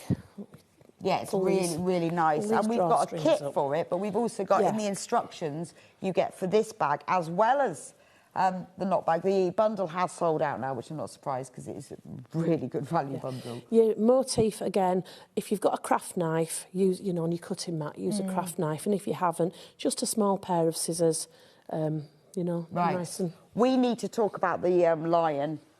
Oh, we've left the lion till... I'm going to bring the lion over, actually. So the lion, designed by Roberta Chapman. We've left him to last because he is the most majestic. Look at this, everybody. If you thought the Bunting lanterns were good, look at him. He's fab, isn't he? He is. He's fab. Now, everybody's lion is going to look slightly different because she sculpted his face with stitch, and depending how you sew, it depends how your lion actually looks, because you are nipping him up with your stitches to get his ridge down his nose. I'm going to turn him round because you need to see the full 360 of the Chinese lion. Look at his fluffy hair mane. So you've got in the kit, we've used wool, but in the kit you've got felt. And if you can't get it to fray, I would use a cheese grater and rough it up, distress it. So what you get in the kit, you get full instructions, and we'll look through the instructions in a moment. So the kit is a little bit different. You get this red felt. Yeah, that's for his main body, yep. Then you get the green felt for his eyes. He's just got little bits of green that we've used. You obviously get the gold, which is very important. And then you get the white for his teeth. And black felt for his eyelashes and eyes and things. Facial details. I'm trying to get him to look in the camera and he doesn't want to behave. The tassels, which are on this one, these are different. Now, when you get yours, just to show you, your tassels will come like this.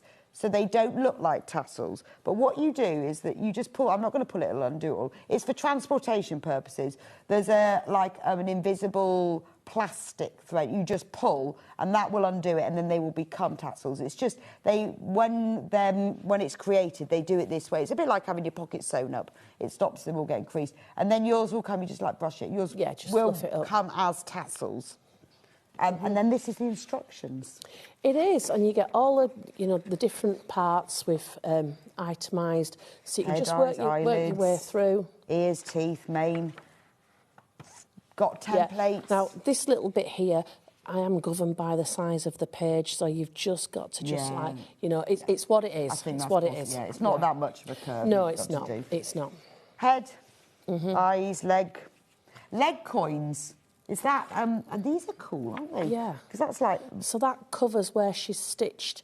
Oh, so you pop those on top Yeah, so what afterwards. she's done to join the limbs is stitch from one side through to the other and back. That's where your doll needles. We were talking about doll needles this morning. I said they're really good for dolls and other things.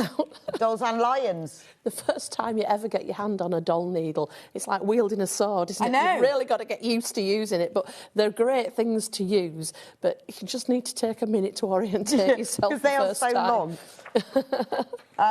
So there's all the templates. Now, if you don't want to get the kit, we have got the pattern on its own because we have every option covered. This is the pattern on its own, £9.99 for that. Again, you've got all of the templates, all of the instructions. I mean, I presume, I was going to say, you can make it any colour, but I presume they're all traditionally made in red and gold. Well, yeah, well, I think it's whatever you see on the TV, you know, when the Chinese parades are going around and everything. Yeah, just whatever you want. It just looks fab, doesn't it? He is absolute. Yeah, I mean, he's a triumph. I'm trying to kind of get him in the camera, but his neck doesn't want to bend. His face, he's got like these elements that are. See my finger behind there. You make that and you put it on. And his you ears. make his ears. Yeah. Put the little. His ears even on. move. Yeah, that's because they're stitched going through, Oh, so I they're not see. movable ears. But you can move them a little bit. Yeah. And his eyelids and his eyes are made and then put on. So the he nose does look very sculpted, doesn't he? He does. The nose here, you're nipping it up and then nipping the fabric up and then stitching to make this kind of crease down his nose. Then you'll stitch his nostrils on at the bottom. So the instructions that are on the screen now are your printed ones, but we've also got the digital download. I mean, he is just a glorious. And the inside of his mouth, you make, there's like, can I get the template out of here? What's his stuff with? We've probably raided a pillow, but soft toy filling? professional toy stuff in. Yeah. So you've got. Let me bring that over. Right. So this isn't a template. This is just the finished shape of the mouth. Okay. That's the template. You're going to do a rectangle with the teeth on each side. Okay. Going to do it in white. You're going to do it in red, and then it's like a Muppet, isn't it? Just had to do that. And then put it in the mouth so that it folds. Yeah. So you'll put that in his mouth, and that's his teeth. Yeah. Ouch. That's really clever because that bit looks a bit complicated. Yeah. But the way that you've done it, that makes sense. So you've got like the shape there in the mouth. So don't forget, it's going to be a little bit fiddly when you're doing it. But you're not buying this and knowing that it's not going to be a little bit fiddly. Well, that's the point of it, isn't it? I mean, look at it's a nice challenge. Look at his eyes. I love the nose. It's brilliant. It's just like the best thing. Yeah. Absolutely. And his claws. So his, let's show you his claws. So his limbs, we've done limbs a couple of times recently. Let me find the pattern piece for the limbs. His little nails. He's got beautifully painted gold nails. Oops. They are put on afterwards. So you've got the legs, yeah. You make, that's his like top of his leg here. This is his toes. So, in fact, I've got it the wrong way around completely. Top of his leg and his toes. And you think, oh, what weird shapes for toes. But what you will do is manipulate this so that the seam is flattened out at the front. Oh, I see. Yeah. Yes. It all will make sense. Yes, so that's the leg and that's the toes. Yeah. It's brilliant. I love him. Do check out on him because it's completely different. We've never done anything like this before. If you're going to make a Chinese line, you have to make it. He's just gorgeous, isn't he? It's great, isn't it? He's just good fun. He's good look. He's yeah. So Kate from Merseyside says the line is gorgeous. I'm definitely have to go making this. He is. He is absolutely gorgeous, isn't he? I love him. Before we go, we've just got to talk about the amazing. We have loved and loved this, and all of you have come up with the most wonderful ideas. If you want the pattern for the Chinese lantern buttons, so many of you got involved with great ideas from Liberty to Cave to plain fabrics, Tilda, all sorts. Once you've got the pattern, you have got metres of lantern bunting ahead of you. Metres and metres. Metres, miles even. The instructions explain how to make the tassels as well as the cord. If you've got a she shed, decorate it in this. Oh, a she shed, yes, I like that. You could even put names on it, embroider. Oh, you know, it can be more is definitely more. Sky's the limit. £9.99. Yeah, save it for when John's collection comes out in April. It would be beautiful for What's that. in John's collection? Well, it's very Indian-inspired fabric. It's beautiful, and it's all sort of pinks and teals and oranges, so it would just work really well in this. Oh, we did a whole tour around India last year, and there we are. I'm sold on that. It would be perfect. But all sorts. You've got all of the templates for making all of them are in there. Thank you so much, and it's been a joy. It's been a delight to meet you too. You too. So you'll be back in February to do part 3. 3 and 4 on the quilt. Right, yeah. Blocks, not parts. This was part 1, but block 1 and 2.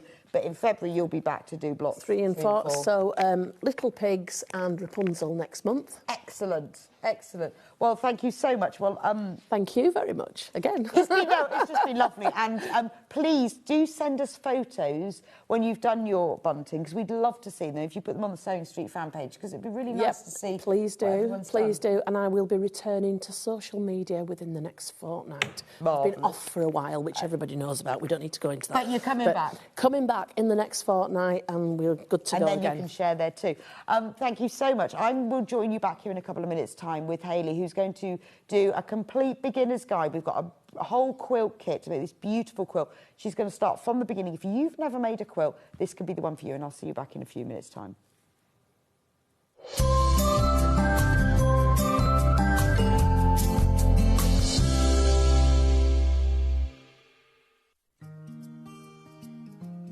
Ever heard of a design roll? It's a bundle of pre-cut fabric strips, each typically 2.5 inches wide and the full width of the fabric. Design rolls are made up of coordinating prints and colours, making them perfect for quilts, patchwork or other strip sewing projects. No cutting or matching needed, just unroll and start creating. Design roll, a simple way to bring your project to life. Did you know at Sewing Street that on various products we offer split pay?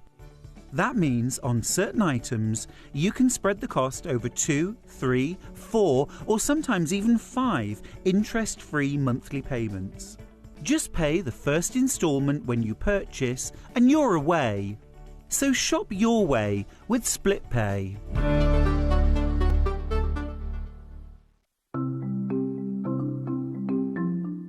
Slip stitch is a hand sewing technique that's brilliant for closing turning gaps if you're leaving them in the bottom of a bag, but also sewing one piece of fabric to another, and I'm going to show you how to do that.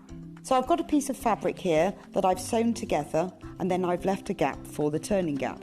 So you can close this by machine, but I think if you do it by hand you get a neater finish. So to do this, thread a sharps needle with some sewing thread and bring your needle out just a little bit along the seam. It makes it a bit secure. Leave an end on the right side and you can just hold that down with your thumb. That stops it coming undone. And then work 2 or 3 small stitches on top of each other just to secure the thread. You can cut that off later. Now thread your needle under the fold of the fabric and out the other side. Then on this side, if you hold the 2 pieces of fabric together so the folded edges are level, push your needle just under the fold so you can see it's not coming into the front or back, just out the fold, and then into the fabric on the other side. Now take a vertical stitch going from one piece of fabric to the other and bring it out, and then back under the fold of the fabric so that all you're getting on the right side are these little vertical stitches. So this is why slip stitch is also known as ladder stitch, because you've got the long stitches that go under the fold that are the uprights of the ladder, and then you've got these vertical stitches that go from one to the other that are the rungs of the ladder. So all you need to do is continue working in this way all the way along. If you then pull that thread, that closes the gap, and to finish, again, just work a few small stitches, 2 or 3, on top of each other, just to secure the end of the thread. And that's how to work slip stitch. Looking for the perfect gift for the sewing enthusiast in your life? The Sewing Street gift card is just the thing. Choose between a physical card delivered to their door or a convenient e-gift sent straight to their inbox. It's easy. Just head to the Sewing Street website, scroll to the bottom of the page, click Gift Cards, or use your smartphone, scan the QR code and go straight there. Pick the amount you'd like to load onto the card, and that's it. The Sewing Street gift card, the gift of creativity made simple. Missed a show on Sewing Street? Don't worry, you can catch up on all the action from the past week on our website. Just head over to sewingstreet.com and go to TV Guide and pick a day, then a show up to 7 days back from the Today tab. Looking for something older? Check out the Sewing Street YouTube page, where you'll find our full archive of shows anytime, anywhere. Stay inspired and keep sewing with Sewing Street. Head over to your App Store now and search Sewing Street and simply download to your smartphone or tablet. You can watch the shows live and see your favourite presenters and guests. Click on the Today button to shop all of the products that are featured in today's show.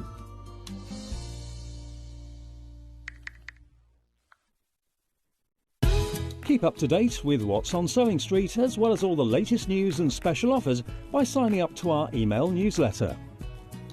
Go to sewingstreet.com and scroll down to the bottom of the homepage. Type in your email address and click the envelope. That's it. You'll never miss out on the latest news and special offers ever again. Looking for some creative inspiration? Head over to the Sewing Street website and click on the SS Hub. It's packed with ideas, tips and projects to spark your creativity. Plus you'll find the latest news and information on sewing machines and overlockers. Get inspired with Sewing Street.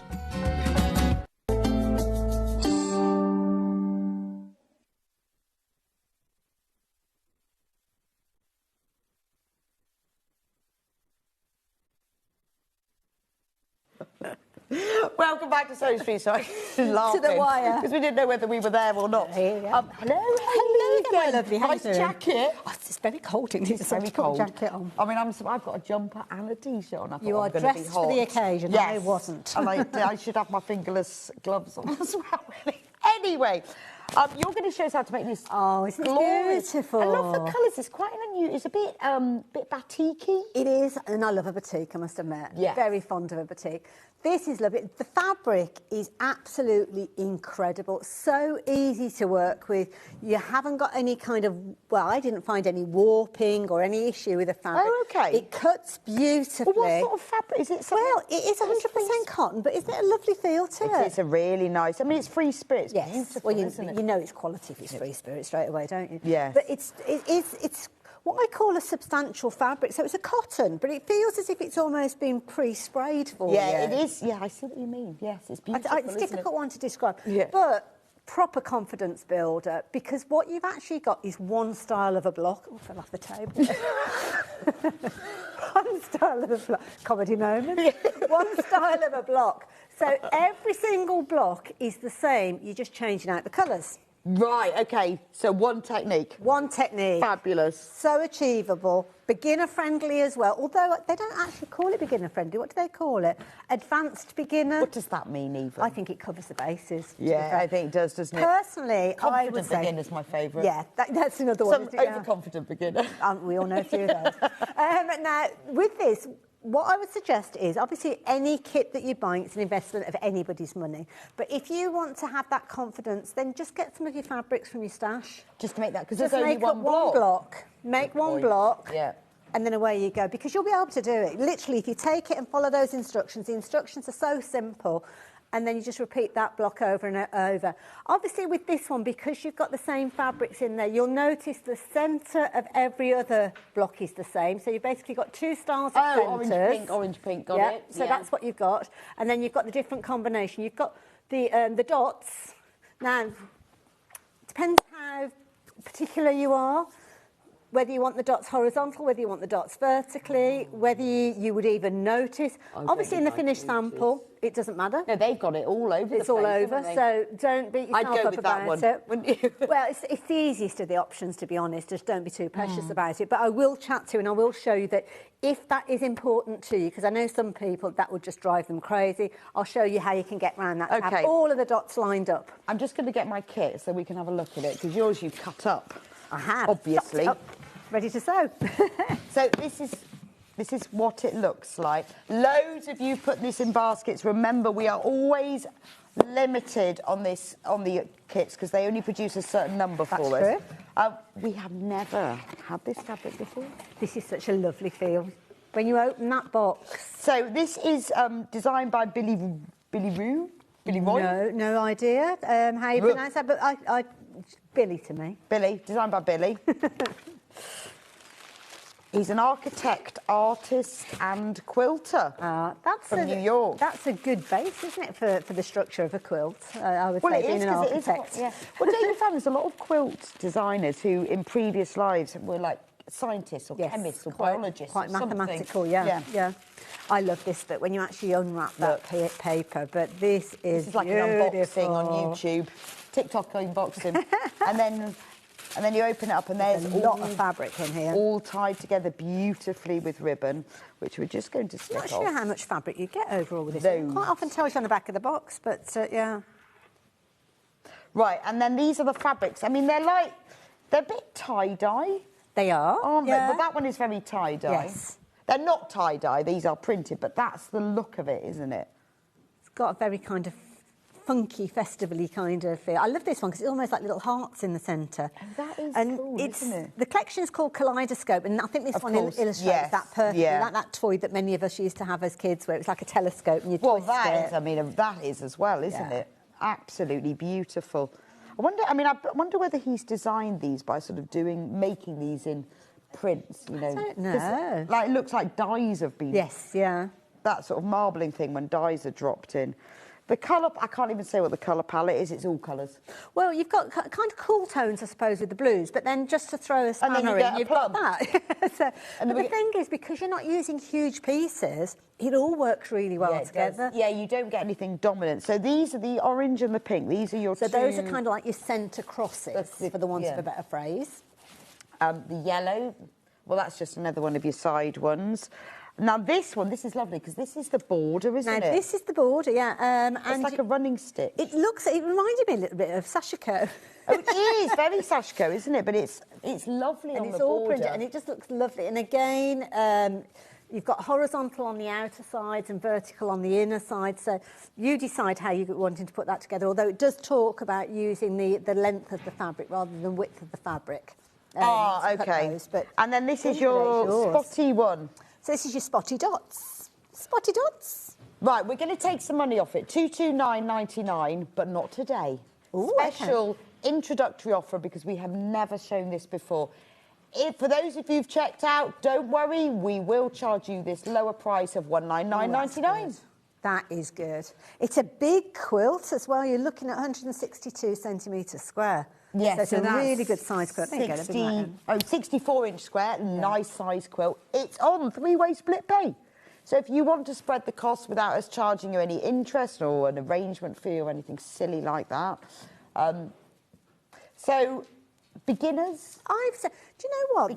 The lovely Katrina from Roma Dean, who I'm sure many of our viewers will have watched, I asked her once when I was presenting one of her shows, which kit's best for a beginner? And she said, the one that has your passion. So the one that you look at and you think, I want to make that, because you will make it. Yes, you'll keep, and that's with this, true. because you've only got one block style, and of course the beauty is, obviously you've got it as, where am I, 64 wide, but it might be that you play around with it. So instead of doing it where am I, 1, 2, 3, 4, 5, 6 blocks across, you might say, well, I want to make it narrow, I want to make it 4 blocks across. That's true. And then those bits there could come down to the bottom and you make it longer. And like you say, then it would be a lovely single bed size. Yes. But like you say, if you are a complete beginner, make one block from your own fabric. So easy.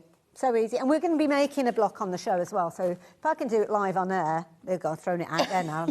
Then anyone can do it. No pressure. So new year, new hobby. And Hannah's been very generous this morning with her treats.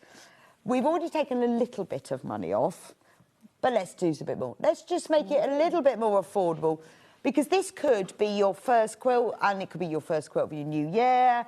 It might be you haven't done any quilting for ages and ages and you want to have a go. Or it might be you just really like it. You just really like it and you think, I know somebody who'd like this, I'm going to make it for them. Could be that. So it's a very special Hannah treat. She's going to take off another £20. Oh, okay. $179.99. That is good. Wow. So £50 saving. This is a stunning collection. I think it will appeal to all sorts of people. I mean, that kaleidoscope effect of all those different colours is just glorious. $179.99. That's a £50 saving. This is very achievable. It's on 3-way split pay. But don't worry if you've already checked out. We always honour the lowest price. Well, up until midnight. You know, always, but we will honour that price. So let me remove the kit. Oh, the gorgeous fabric. I'm in your way now. All in the gorgeous fabric. I'll put it all over here. Where do we start? Right, now, first of all, you don't do what I do, which was actually put my quilt roller on top of my pattern and then open the pattern, so I tore it. So apologies for that on there. Yours will be pristine when you receive it.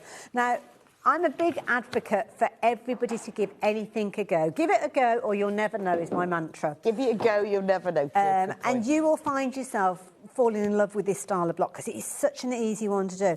Now, you've got all of your different fabrics and they're all detailed. Love the fact that we've got images here as well because you can literally go and find those exact fabrics and you can see the letters that have been allocated because sometimes for each you one. try and identify them to names and you think, no. Well, it's like my emerald green might look a different emerald green that's to what your perception is of it. So it's always beneficial when you have got a picture because you can like match it up easily.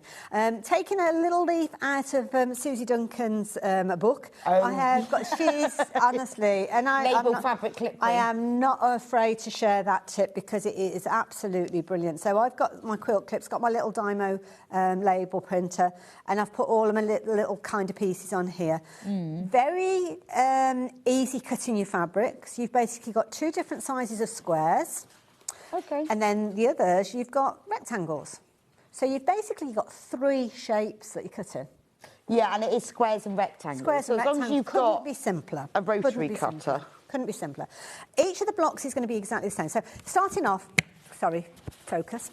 Get all your fabrics out, label them up, put your little quilt clips on your big pieces. So obviously your larger pieces, and then what you will find is you've got your details of what you're needing to actually cut out for each of them. So whether it's the small squares, whether it's the large squares, it'll do all that kind of identification is done for you. So once you've got that, and you'll cut out the quantity that they tell you to cut out, so you basically have all of your ingredients ready to go. That means that any of the fabric that's left over, you've got free rein to add in additional blocks, to do different bits and pieces with. The only one that's going to be any different is going to be that stripe that you've got. And that's going to be your binding, not your binding, your outside sashing. So that's the one that's going to be the one that you will use for that. So that's cut in a different way, but it's all detailed in there, so not an issue at all. You've also got within the pattern the layout.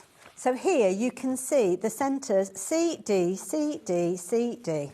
Yes, nice. So those are the centres. Actually, isn't it? Absolutely. C, D, C, D, C. So, and then on the opposite, you've got DC, DC, DC. So you've only got the 2 different styles. So as you look, you will see that the centres of all the C's are going to be the same. The centres of all the D's are going to be the same. All that's changing is these outside squares and the kind of the top and tails of the squares, the cross that you've got in the centre there. You've even got the ability to transfer this into your own fabric. Well, that's the thing. You buy the kit, you've got the instructions. Exactly. They're not going anywhere, so you can do it again. And you will find yourself doing this. Might be that you've just got scraps of fabric and you're going to make it a very scrappy one, which you could do very easily. Yeah. I would imagine, and I don't have the kind of confirmation, but I would imagine that you'd be okay to photocopy this for your own use. Yeah. For your own use. Because you purchased it. Yeah, so here you could go on and create many more of your own as well, adding in your layer. So you've got all that. So all in all,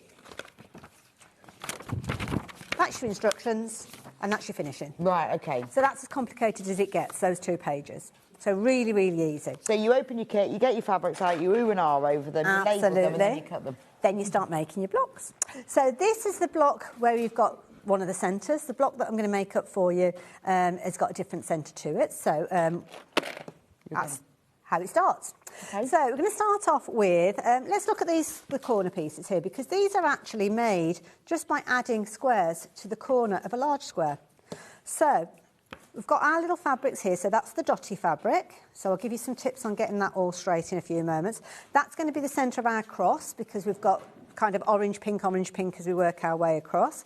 And then these are going to be the bases for our corner pieces. So I've already done a couple there. So all you're going to do is, you need to try, and this is up to you, these are going to be your corner pieces and they'll kind of go branching out from the centre.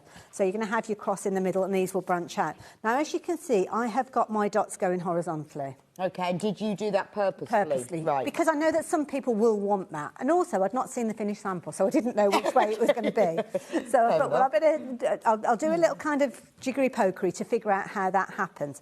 Now, the way that happens is you will start off with your 2 squares, your 2 large squares. So you're going to make 2 like this and 2 like this to create that kind of radiation spokes coming out from the centre.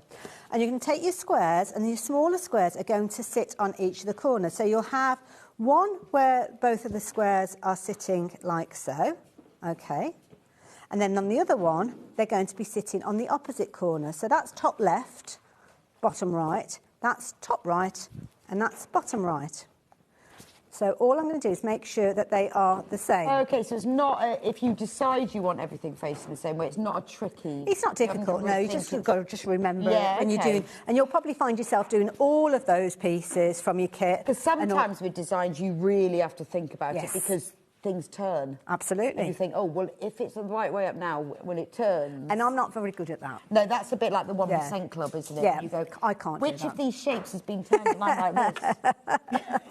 Now, when you actually stitch, so imagine you're going to stitch diagonally across there, 45 degrees. So ultimately, the fabric is going to end up being something along the lines of those.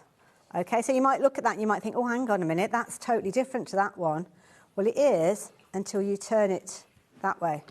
Ah, OK. So as long as you're doing them opposite, these will swap places, but as long as you're doing 2 with them vertically, 2 with them horizontally, you'll swish them around until they're all going in the same direction. Right, okay. Equally, if you wanted them to be vertical, then you could do it that way. Yes, yes. So as long as you, and if you're not bothered, then just throw it all together and do it however you want. Yeah, I would go for, let's make a decision at the beginning that I don't care. That's it. Doesn't matter then. Doesn't matter at all, does it? So what I'm going to do now is I'm going to bring the sewing machine in, and you've got a couple of ways that you can do this. If you're wanting to, then you can draw a line. Have I got a pen handy? Let's have a quick look at it. My box of goodies. Have I got a pen in here? If we have, brilliant. If we haven't, then it's not the end of the world.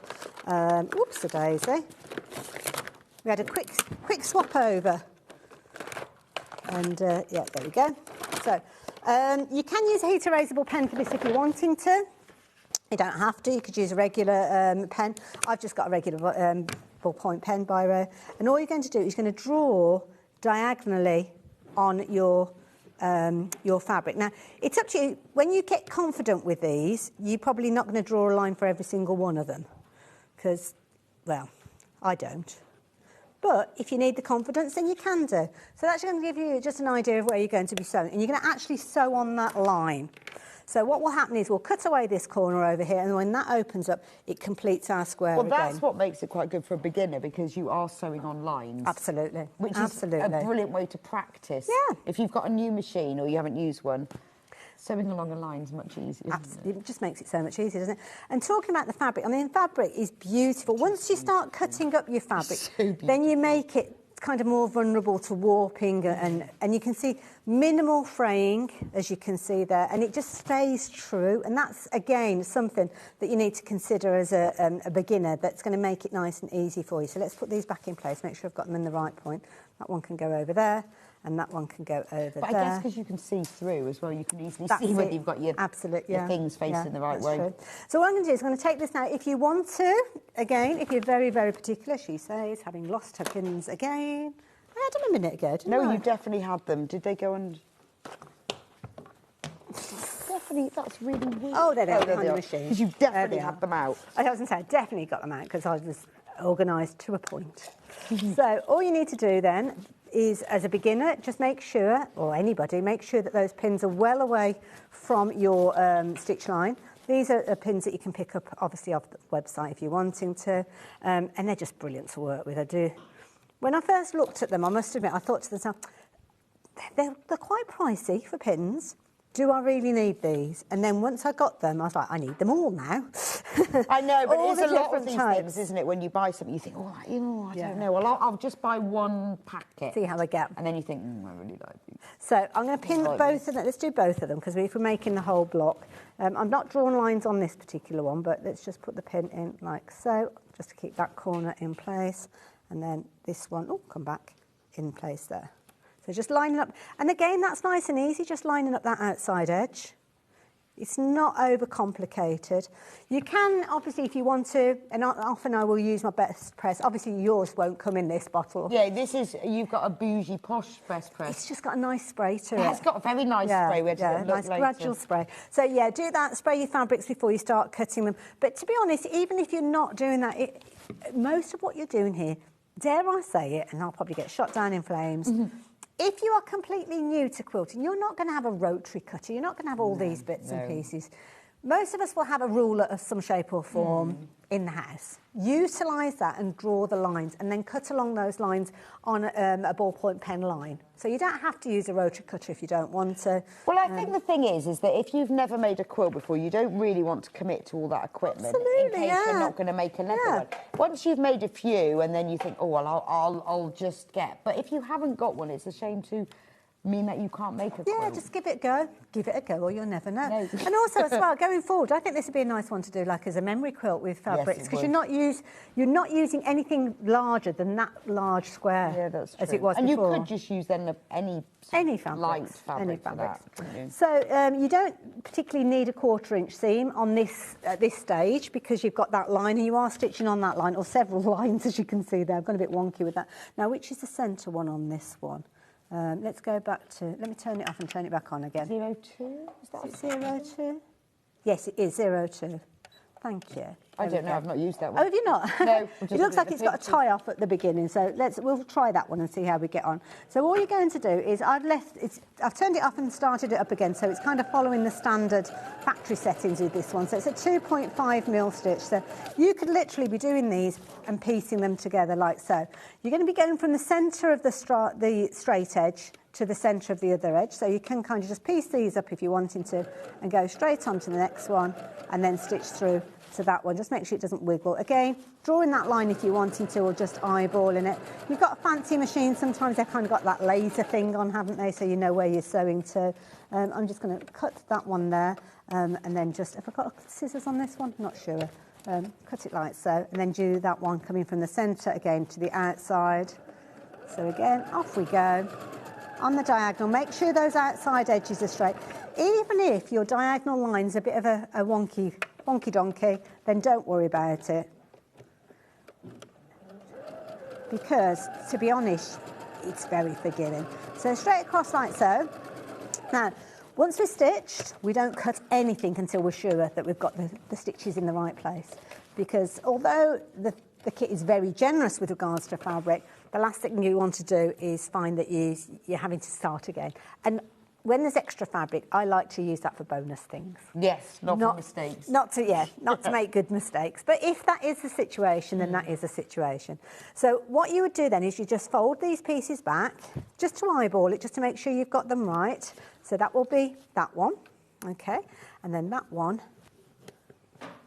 with the wings in the right direction. That's perfect. Is that one. So that's... Where's that? Well, I suppose I was going, yours is right and theirs is wrong, but I mean, I guess it's what you want. It's going to be like that one, isn't it? Yes.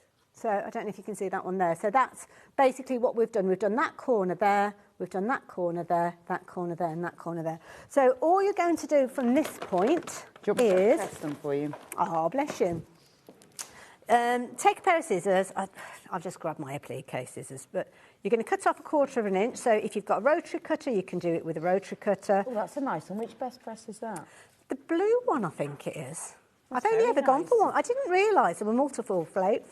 I always have lavender, but that's a really nice one. Oh, thank you for doing that for me.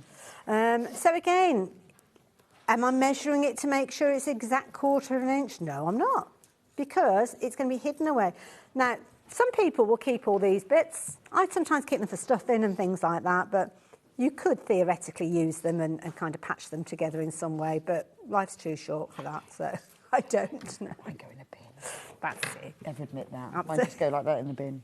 So that's the bit that we're doing for there. So that is the centre of that. So this one is looking at, where am I? We're looking at this second one in there. So we've kind of done those corners. So we're doing the bit in the middle, the D bit. So that is going to be, just to eyeball it and give you an idea of where we're going. So that's going to be the middle bit there. And then these bits are going to be there. Okay. And with that green, I mean, it just looks fabulous, doesn't it? You know what? And this is probably going to be quite controversial. I wouldn't kind of put these colours together. No, I wouldn't, but it works. I would go very safe. So you're following a collection of, it might, I mean, this could be William Morris, it could be Kaffe, it could be whatever you've got in your stash. But it could be that you're having a bit of this, you're having a little bit of that, you're choosing to do it on dusky pinks, you're choosing to use it in blues and purples. It can be exactly what you want it to be.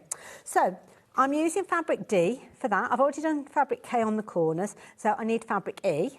So all I need to do is go through my little stash because I've got all my little letters on there, and I know that I'm going to need 4 of these because I'm going to have one at the top, one at the bottom, da-da-da-da. So it's 4 of those. So I've got 1, 2, 3, 4. And also as well, some of the patterns that you've got, you might look at this and think, oh, how am I going to get that in the centre? Don't even think about it because you're going to make things overcomplicated. You're going to use more fabric that you need. Okay. And the design doesn't matter.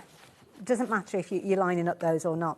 So what I always suggest that you do is give yourself enough space to kind of audition the fabrics so you know exactly where they're going. So we're going to lay those out because that's how it's all going to come together.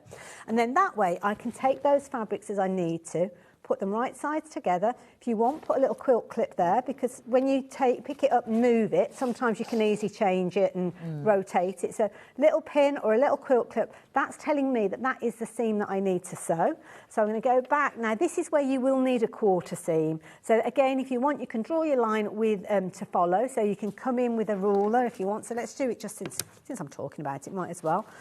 So you could bring in, now I'm going to leave that quilt clip on there until the last moment because I don't want to lose concentration onto which seam I'm doing. So I've got a 1/4 inch there. I know it's slightly off the camera there, but hopefully you'll be able to see it. And then that is the line that I'm going to be following. So if you haven't got a 1/4 inch seam on your machine, then you can follow that. But if you do have, whoops-a-daisy, then obviously you can change your machine to do that. So all I'm going to do is I'm going to stitch that onto that one. I'm going to stitch that one onto that one. And then, yeah, just a bit of sewing. So if there's anything you need to do, Bex, by all means, carry on. A cup of tea. I'm going to move over to here while you do that. Right, let's have a look at the kit. Remember, the kit, we've taken £50 off. The kit comes in a lovely box, packaged in here, only if you're buying it for someone else as a gift. Nice to see the packaging, wrapped in tissue paper and then tied up in a ribbon. You will get full instructions in your kit. Remember, the finished quilt was 162 centimetres square, which is 64 inches. And as Hayley said, you can rearrange that. So if you, because it's 5 by 5 blocks, you could do it 4 by 6 if you wanted to change the way round it is. Or what you can do as well, these are glorious fabrics. Pick fabrics from your own collection that, well, match. I mean, none of these really match. That sort of echo those colours and make it even bigger, you know? They would just echo those colours. So you've got all this fabric. That's that lovely spotty background. This is your border fabric, like a Sashiko, isn't it? It's beautiful. And then these two are the fabrics that are used for the centre of all of the blocks. And then all of these fabrics are used for the sort of flowery, I think of the slightly flowery shapes, aren't they? All of these, mostly blues and greens. The collection is called the Kaleidoscope collection, which you can see on this one. A bit sort of tie-dye, isn't it? So you've got purples, blues, and then you've got a little shot of plum there and a bit of pink. I mean, it is beautiful. All of that, there's a lot of fabric there. For £179.99, you are going to save £50. Anyone who checked out before we drop the price, don't worry, we always honour the price. Now, there are loads of you who've got this in your basket. If you want this kit, this is the opportunity now you need to check out. You can do it on buy it on 3 equal payments of £59.99. That's interest-free. We don't charge you an admin fee. It's up to you. Some people prefer to do that. Some people want to pay the whole fee up once. It's up to you. And when you come to check out, whether that's on the phone or whether that's on the website, you will be asked at that point which you want to do. Or on the app as well, either. So there's the kit. If you want the kit, you need to get checked out. Obviously, watching Hayley do it, you can see how simple it is. This could be your first quilt. Even if you don't have rotary cutting equipment, use a ruler, pencil, pair of scissors. If you have got, obviously it makes it quicker and easier, but, you know, I would always say to people, don't buy the whole lot if you've never made a quilt, because you might not want to, but this could be your first kit. Anyway, back to Hayley, who is now on to the next stage. I am indeed. Thank you for that. So you can see how I've stitched my pieces now. So we've got the centre piece, the centre strut there where I've put the squares on the ends. And I did exactly as you were talking about there. I just drew, you can't really see it now because it's underneath the stitches, but I drew a line. I've got a 1/4 inch seam allowance on this machine, but you might not have that. You might have the most basic of machines and not able to nudge your needle across. So it doesn't matter. Even if you haven't got the finer details that you would potentially use in the future, there's always a workaround, isn't there? There's always a way. Always a way, always a way. So now I've got my components for my block. So I've got my 4 corners, and then I've got my upright bit, and then I've got the middle bit here. And does it tell you in the instructions that you do it in this order? Yeah, that pretty you much. join that to that and that to that. Okay. That's it. So now what's going to happen is I'm going to fold that one over, and that is going to sew there. Now, to make sure, I mean, it is the long edge, so to be fair, even if you take that to the machine and you rotate it round, you're not going to have the wrong area. You're going to know exactly where it needs to go. But again, you could put a little quilt clip in there if you want to. It might be that you're doing multiple pieces and you're just wanting to clip them together. I'm doing a block at a time here, but theoretically, what you would do is you would come, and this is the one that we're doing here, so I'd be going like 1, 2, 3. Oh, well, there's several of the same. Yeah, so doing multiples of that same one, rather than kind of chopping and changing. Oh, I can see, yes. So all I'm going to do again, if you're wanting to, I'm going to take it right the way back to basics again. All I'm going to do is going to put that 1/4 inch mark in here, and then follow that line. So again, draw that line. So that could be just a household ruler that you've got if you're wanting to. Take it to the machine and then stitch along there. Now, when it comes to actually stitching your fabrics, when you press them, just make sure that you've opened the seam up well when you're kind of working with it. But you can see there, that is lining up beautifully there along that edge. And that's because the fabric's not twisting or stretching. Right, okay. And that is another factor that if you are a novice sewer, that is going to make life so much easier for you, because lots of fabrics will have that natural kind of warp. As soon as you start cutting them, they become a little bit more vulnerable. So having a fabric that's kind of on your side, so to speak, is always a nice one to go for. So let me just stitch down that particular line there, which I'm still on the centre point. I will nudge my machine over to do the 1/4 inch in a second, because I'm not going to go through all of them and stitch them all. But again, you could be chain piecing these as you go and working your way through all of those. So let me just raise that up and bring it out while I change it over to, is it number 46? I think it is, isn't it? 46. 46. I think that's the right one, it is. So all I'm going to do, so that's going to be that top corner. And keep doing this. If you've got a little work area, whether it's on your pressing mat or whatever, you can keep swapping things in that. So that way you're keeping things in order, you know exactly what you're doing as well. So again, look at that for lining up. That's going to give you a confidence boost, isn't it, when you get that kind of results. But that is down to your skill, but equally so, it's down to the fabrics, because you can try to be as precise as you can. But if you've got a fabric that's kind of got a warp in it when you start sewing with it and you start cutting with it, you'll naturally think, oh, I've done something wrong, it's me. We always think that, it's me, it's something that I've done wrong. And it's not necessarily, it's down to your machine. If you've got a 1/4 inch seam allowance, always check as well, because sometimes there can be just a mil off or so. So it can be a little bit of kind of give. Can I pass that one to you, my lovely? Thank you. And I'm just going to do the bottom two here as well. So yeah, again, just double check. Now that piece flipped as I was working with it. So all I'm going to do is I'm not going to think, oh, I've got it right. I'll go back and a double check. So there we go. That's going to be down there. So nice and easy. You know, with a quilt, you want to take your time. It's not a rush, is it? It's, yeah. Well, sometimes it's a rush because you've decided to make it for someone and their birthday is looming. To do it. But mainly, it's not a rush. Take your time, enjoy the process. To be fair, with this, because each of the seams are quite short seams as well, I don't think this is out of the realms of hand stitching either. So you know what this one is? It smells like, I can't work it out. I don't know. It's really I think nice. It's the blue one. The blue one? I don't know what the blue one is. What's the blue one? It's blue. Caribbean, apparently. Is it? Gosh, that's as close as I'm going to get. Oh, Linen Fresh. Linen Fresh. Linen Fresh, thank you. It is Linen Fresh. I really like Linen Fresh. Yeah, it's nice. Gonna get that one next. Yeah, no, it's lovely. I thought I was off to the Caribbean for a moment then. Perfume as well. Can you wear best dress? Oh, yeah, you could try it, couldn't you? Now, I've gone and managed to unthread my needle, so let me just grab hold of that. and get that sorted There out. are loads. Even more of you've got this in your basket now. If it's in your basket, you need to check out because we are getting close now. Getting close. So if you want it, it's a great price. Just decide whether you want to go for the split pay or not. Remember, it's a £50 saving. That price, if we have any left, will go back up again at midnight. So if you love the kit, remember, this isn't just a kit. This is a set of instructions as well. You can use this over and over again. Yeah. I think this will become one of your firm favourites because, as I say, everything's just so easy with it when you actually... Well, it'll look different depending on what fabrics. I mean, I can imagine it in sort of the very neutral William Morris's, you know, his collection of minerals. Well, the thing is, you could look at this and you could think, you know what, those centre crosses, I'm going to do them all in black. Yeah. I mean, you could, if you wanted to, just do a full strip. And a lot of people will be saying, well, why would I want to do that if I'm doing it all in the same fabric? I just use a long run of fabric. But that's not always the easiest way of sewing, is it? It's not always... You've got a long... Sometimes it can warp a little bit because it's a much longer piece than it is wide. So make them into monochromatics if you wanted to. Yeah, that would be Or nice. do alternatives. It might be that you're using the centre black and then the next one it's grey and then it could be a lighter grey and then you can't just play around. Well, you can move, you know how people do quilts where the colours move across the quilt as well. Good That's idea, dead cool, yeah. isn't it? Good idea. So, beautifully pressed by our Thank you lovely very Bex. We've got our... And it's all coming together.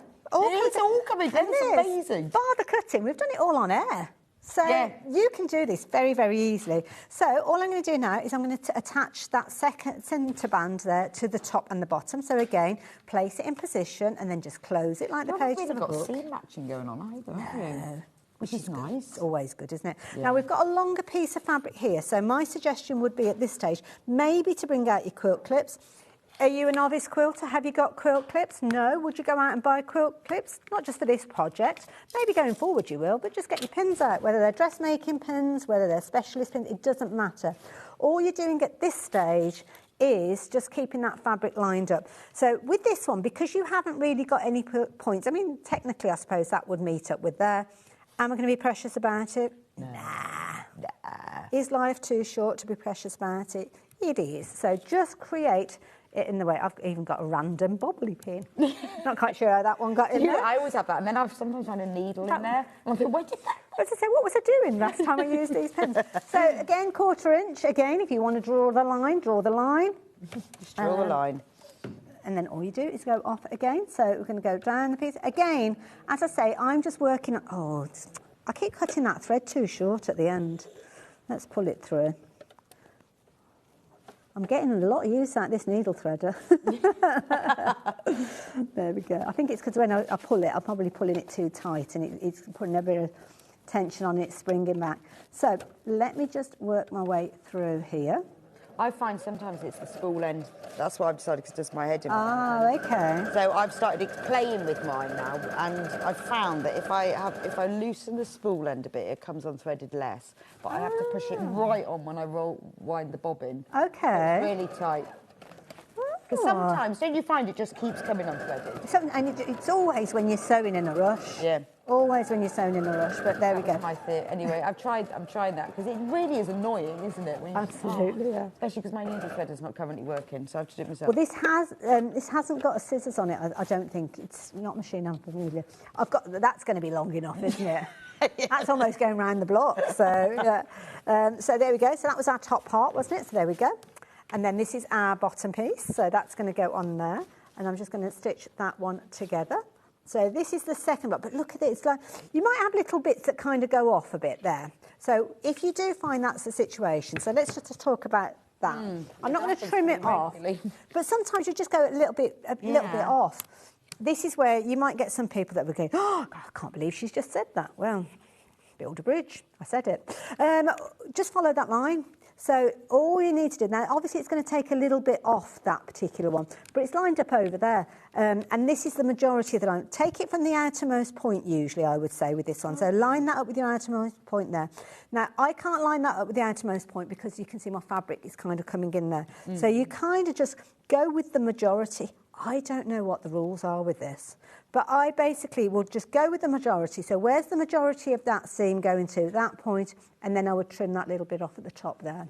Yeah, I'm never sure what to do with So that. I just it's lined up over there. a bit and think, oh, why doesn't that matter? But that can be that the fabric doesn't kind of that wobbled a little What bit did when I I was do? doing the diagonal. Is that a true diagonal? Maybe not. It might have a bit of a personality in the middle and gone a bit off to the side. So yeah, no great shakes. Or alternatively, what you can do is you can line it up like so. And again, line up the bulk of it. So where the bulk of that is lining up. Use that as your kind of your prominent line, and then take your 1/4 of an inch in from that particular area there. So yeah, don't be too harsh on yourself. Do you know what? When this is on your bed, or you're giving this as a gift to somebody, they are not going to look at it and think, oh, look at that, I'm going to get my ruler out and measure that.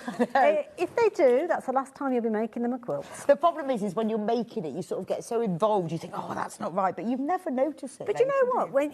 Did I say we're making 3 or 4 of these? When you put them in there, you wouldn't know which one was the one that's slightly off, because it doesn't matter. Doesn't matter. Enjoy the process. I just always advise people to never enter quilt competitions. Oh, no. Although, don't know what happened there. Oh, I've got a funny little error message come up. Let me just pull those threads through. E6. Although if you want to enter one, then go for it. But, you know, if you're ever worried about points... I suppose it's one of those ones that maybe just, even if it's just the once, then just, enter a quilt competition. I've never entered any. Have you? No, because my points don't always match. I don't know whether anyone cares. I rarely do. I don't know what I've done here. I was got tangled up underneath somewhere along the line. Let's see. Don't worry. I'll tidy this up. I don't know what I did, but I'll sort it out. So this one out, and while Hayley sorts that out, for those of you who've got it in your basket, are you all right? Yeah, I don't know what I've done to it. I'm just going to fix the machine. This will give you an opportunity to check out, because I know there's loads of you who've got them in your baskets. Remember, this is all the fabric you're going to get. It's beautiful. It's called Kaleidoscope, because it looks like kaleidoscope. A lot of it is green and blue, but we've also got purples and pinks. It's a riot of colour, mostly darker colours in the main. You've got the odd lighter one, but they just go together. But I guess you see, when designers design a fabric collection, when designers do fabric collections, they design them so that the tonal range is the same. I mean, this is an interesting one, isn't it? Where you can see the little circle. It is like a proper kaleidoscope. Beautiful, it's beautiful. But it has been as inspired by kaleidoscopes. So, you know, that's just a collection of the fabrics. I mean, and they are gorgeous. So, but it does take these designers to work out. I'd be rubbish at this, knowing what actually goes together with it. But that's those are all the fabrics you get. And it's really nice that you've got this running stitch around the edge. Quite like that. And these lovely dots for the background. So instead of having a plain background, you get a nice print background. So I would suggest if you want to buy this kit and make it bigger by adding your own fabrics, don't use this one for the background. Keep that because it's so lovely. Use a plain. Use a plain. And then you can, because obviously it's important that this background one is the same or similar throughout. So just use a plain, like a plain white, and then add other fabrics. To be honest, other fabrics from your stash, you better have something that matches this, all those colours. Anyway, so $179.99. We have got loads and loads of you've got it in your basket. You need to get this checked out. It's available on 3-way split pay. So if you want to spread the cost without having to pay any interest, then do that. The price will go back up at midnight. We've taken £50 off. It's brand new today. So you can take it home today for $59.99. How are we getting on, Hayley? I'm all done. Have you mended it? I've done, yeah, I don't know. There's sometimes, you know, machines and computers, I think they sometimes have a bit of a hissy fit, don't they? They do, and I don't know why. I sometimes just talk. I turn mine off and just walk away and think, I hope it'll be better in a moment. It's like, you sit on that naughty step, yeah, and I'll come back when you've had a word with yourself. Yeah. You ever think about what you've done? And I never really understand why. They just sometimes do, don't they? It's just the way it is. And again, it's one of those situations that don't read into it too much. So that was the block that I did beforehand. So that is the top left-hand corner. And then the next block will come along. And if you're fortunate, then it all looks like it's pretty much lined up. Is that lined up to perfection across the middle there? Well, if you were to line it up, it might be 1/8 of an inch off. Am I bothered? No. No, not bothered. Am I bothered? Not bothered. Not bothered. So all that would happen is you would go on and create all your different blocks following your recipe card, that I like to call it, and then these would join together. Now, there's no sashing in between these, so you just use 1/4 of an inch again and stitch those together so they'd all come together in the rows, and then you stitch all of your 5 rows together to make your quilt top, and then all you do is you come back in with those strips. So you've got basically 4 strips, so you will stitch them to the sides, and then the top one is a little bit longer, so then that will go from right at the corner, right across. You haven't got cornerstones or anything like that with this one.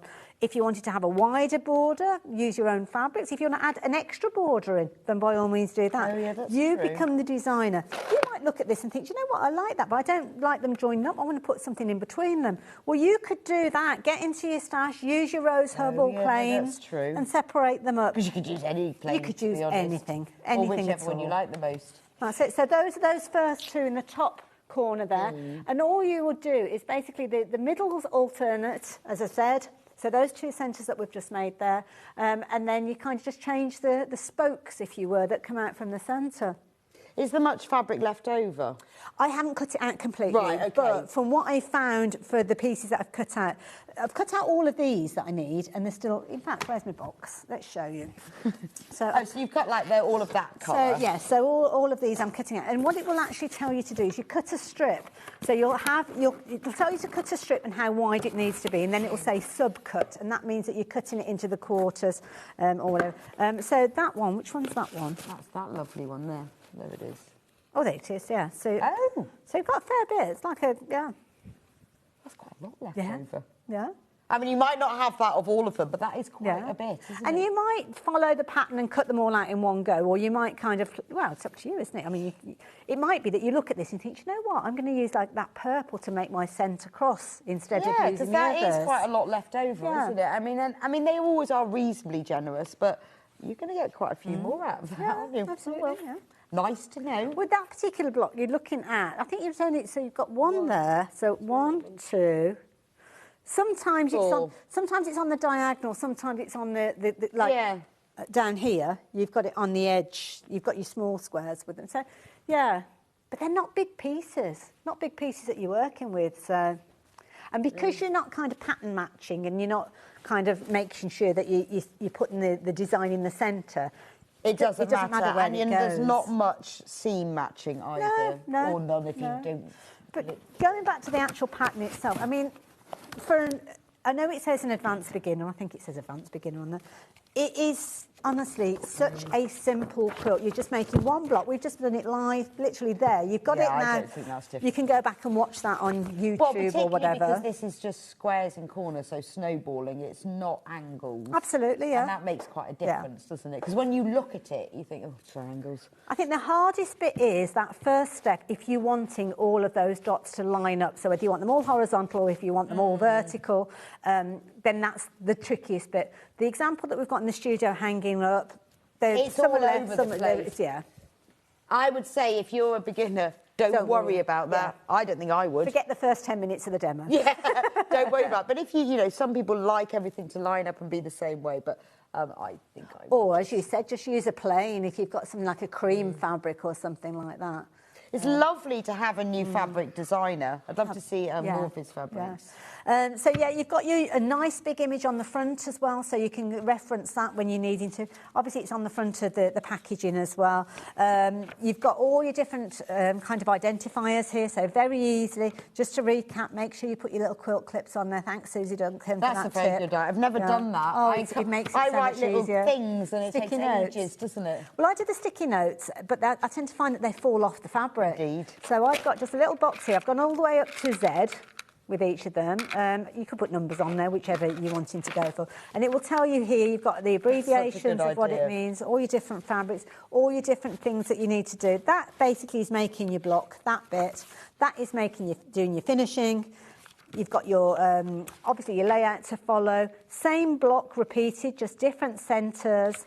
Then you've also got this kind of designer area. Yeah, I mean, that is such a good idea, because I think otherwise we buy instructions, we buy kits, we use them once, and then we don't need to do it again. And this is one that you could kind of almost make it into a scrappy quilt. Make one of these blocks and just put them in a stash, using your leftover fabrics until you've got enough to make your overall quilt. But, yeah. Oh, and that's it in the... It's quite like, isn't it, when you look at it in the tones there as well? Well, it makes it almost look quite kaleidoscopy because you can see the cross layer is on top of the below, which doesn't look the same. And it's almost like a chain link, isn't it? When you look at it, it's like looking through a window. Yeah, but it just depends on where you want those fabrics to It's a really lovely design. But honestly, couldn't recommend it more. Well, thank you so much, Hayley. It's been brilliant. No, we've had two lovely shows today. We have had some jackets, lovely shows. Jumpsuits. We have, and lovely Ant here as well. I'd love to see what she was up to. When are you back with us? It's about a month. Once a month I tend to come and do a Sewing Street show.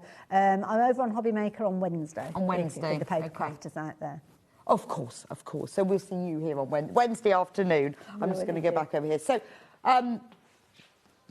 don't forget to check out on this quilt. We have got more and more of you on the phone line. We've got more of you who've got it in your basket. If you check out, you can guarantee it's yours. That price, if we have any left, will go back up to the £50 at midnight. So if you want it, I would check out. That would be a good idea. It's beautiful, it's gorgeous, it's easy, it's a brand new fabric designer to us, and it's stunning. It's a great price for beautiful quality fabrics, and it's very achievable. It really is. This might be your new year, new hobby quilt, and this is it.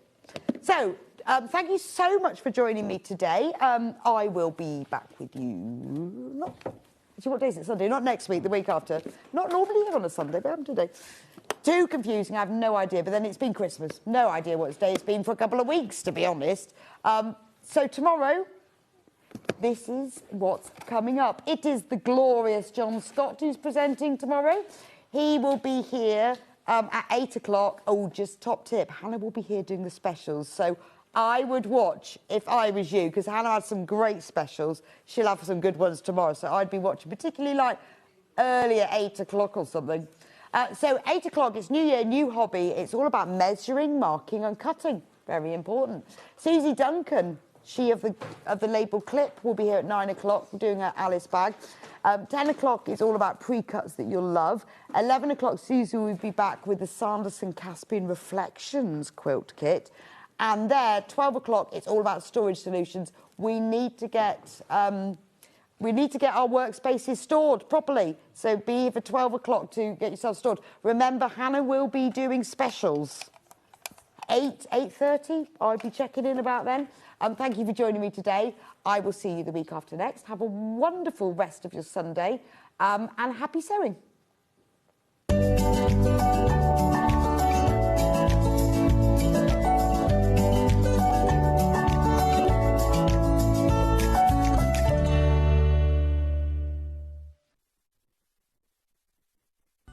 Never miss a show by watching on the go with the Sewing Street app. Head over to your app store now and search Sewing Street and simply download to your smartphone or tablet. You can watch the shows live and see your favourite presenters and guests. Click on the Today button to shop all of the products that are featured in today's show. Want to know what's hot? Then click here to see today's bestsellers and highlights. Have you missed a show or want to watch one back? Then click the schedule button and you can go back 7 days to watch and shop, and you can also see what's coming up over the next 7 days. Want to say hello or ask a question to our guests? Then send a message to the studio. You can also keep in touch with all the latest news, events, product launches and much more by clicking here for our social media pages. Never miss a show by watching on the go with Sewing Street. Want to say hello or ask a question to our guests? Then send a message to the studio.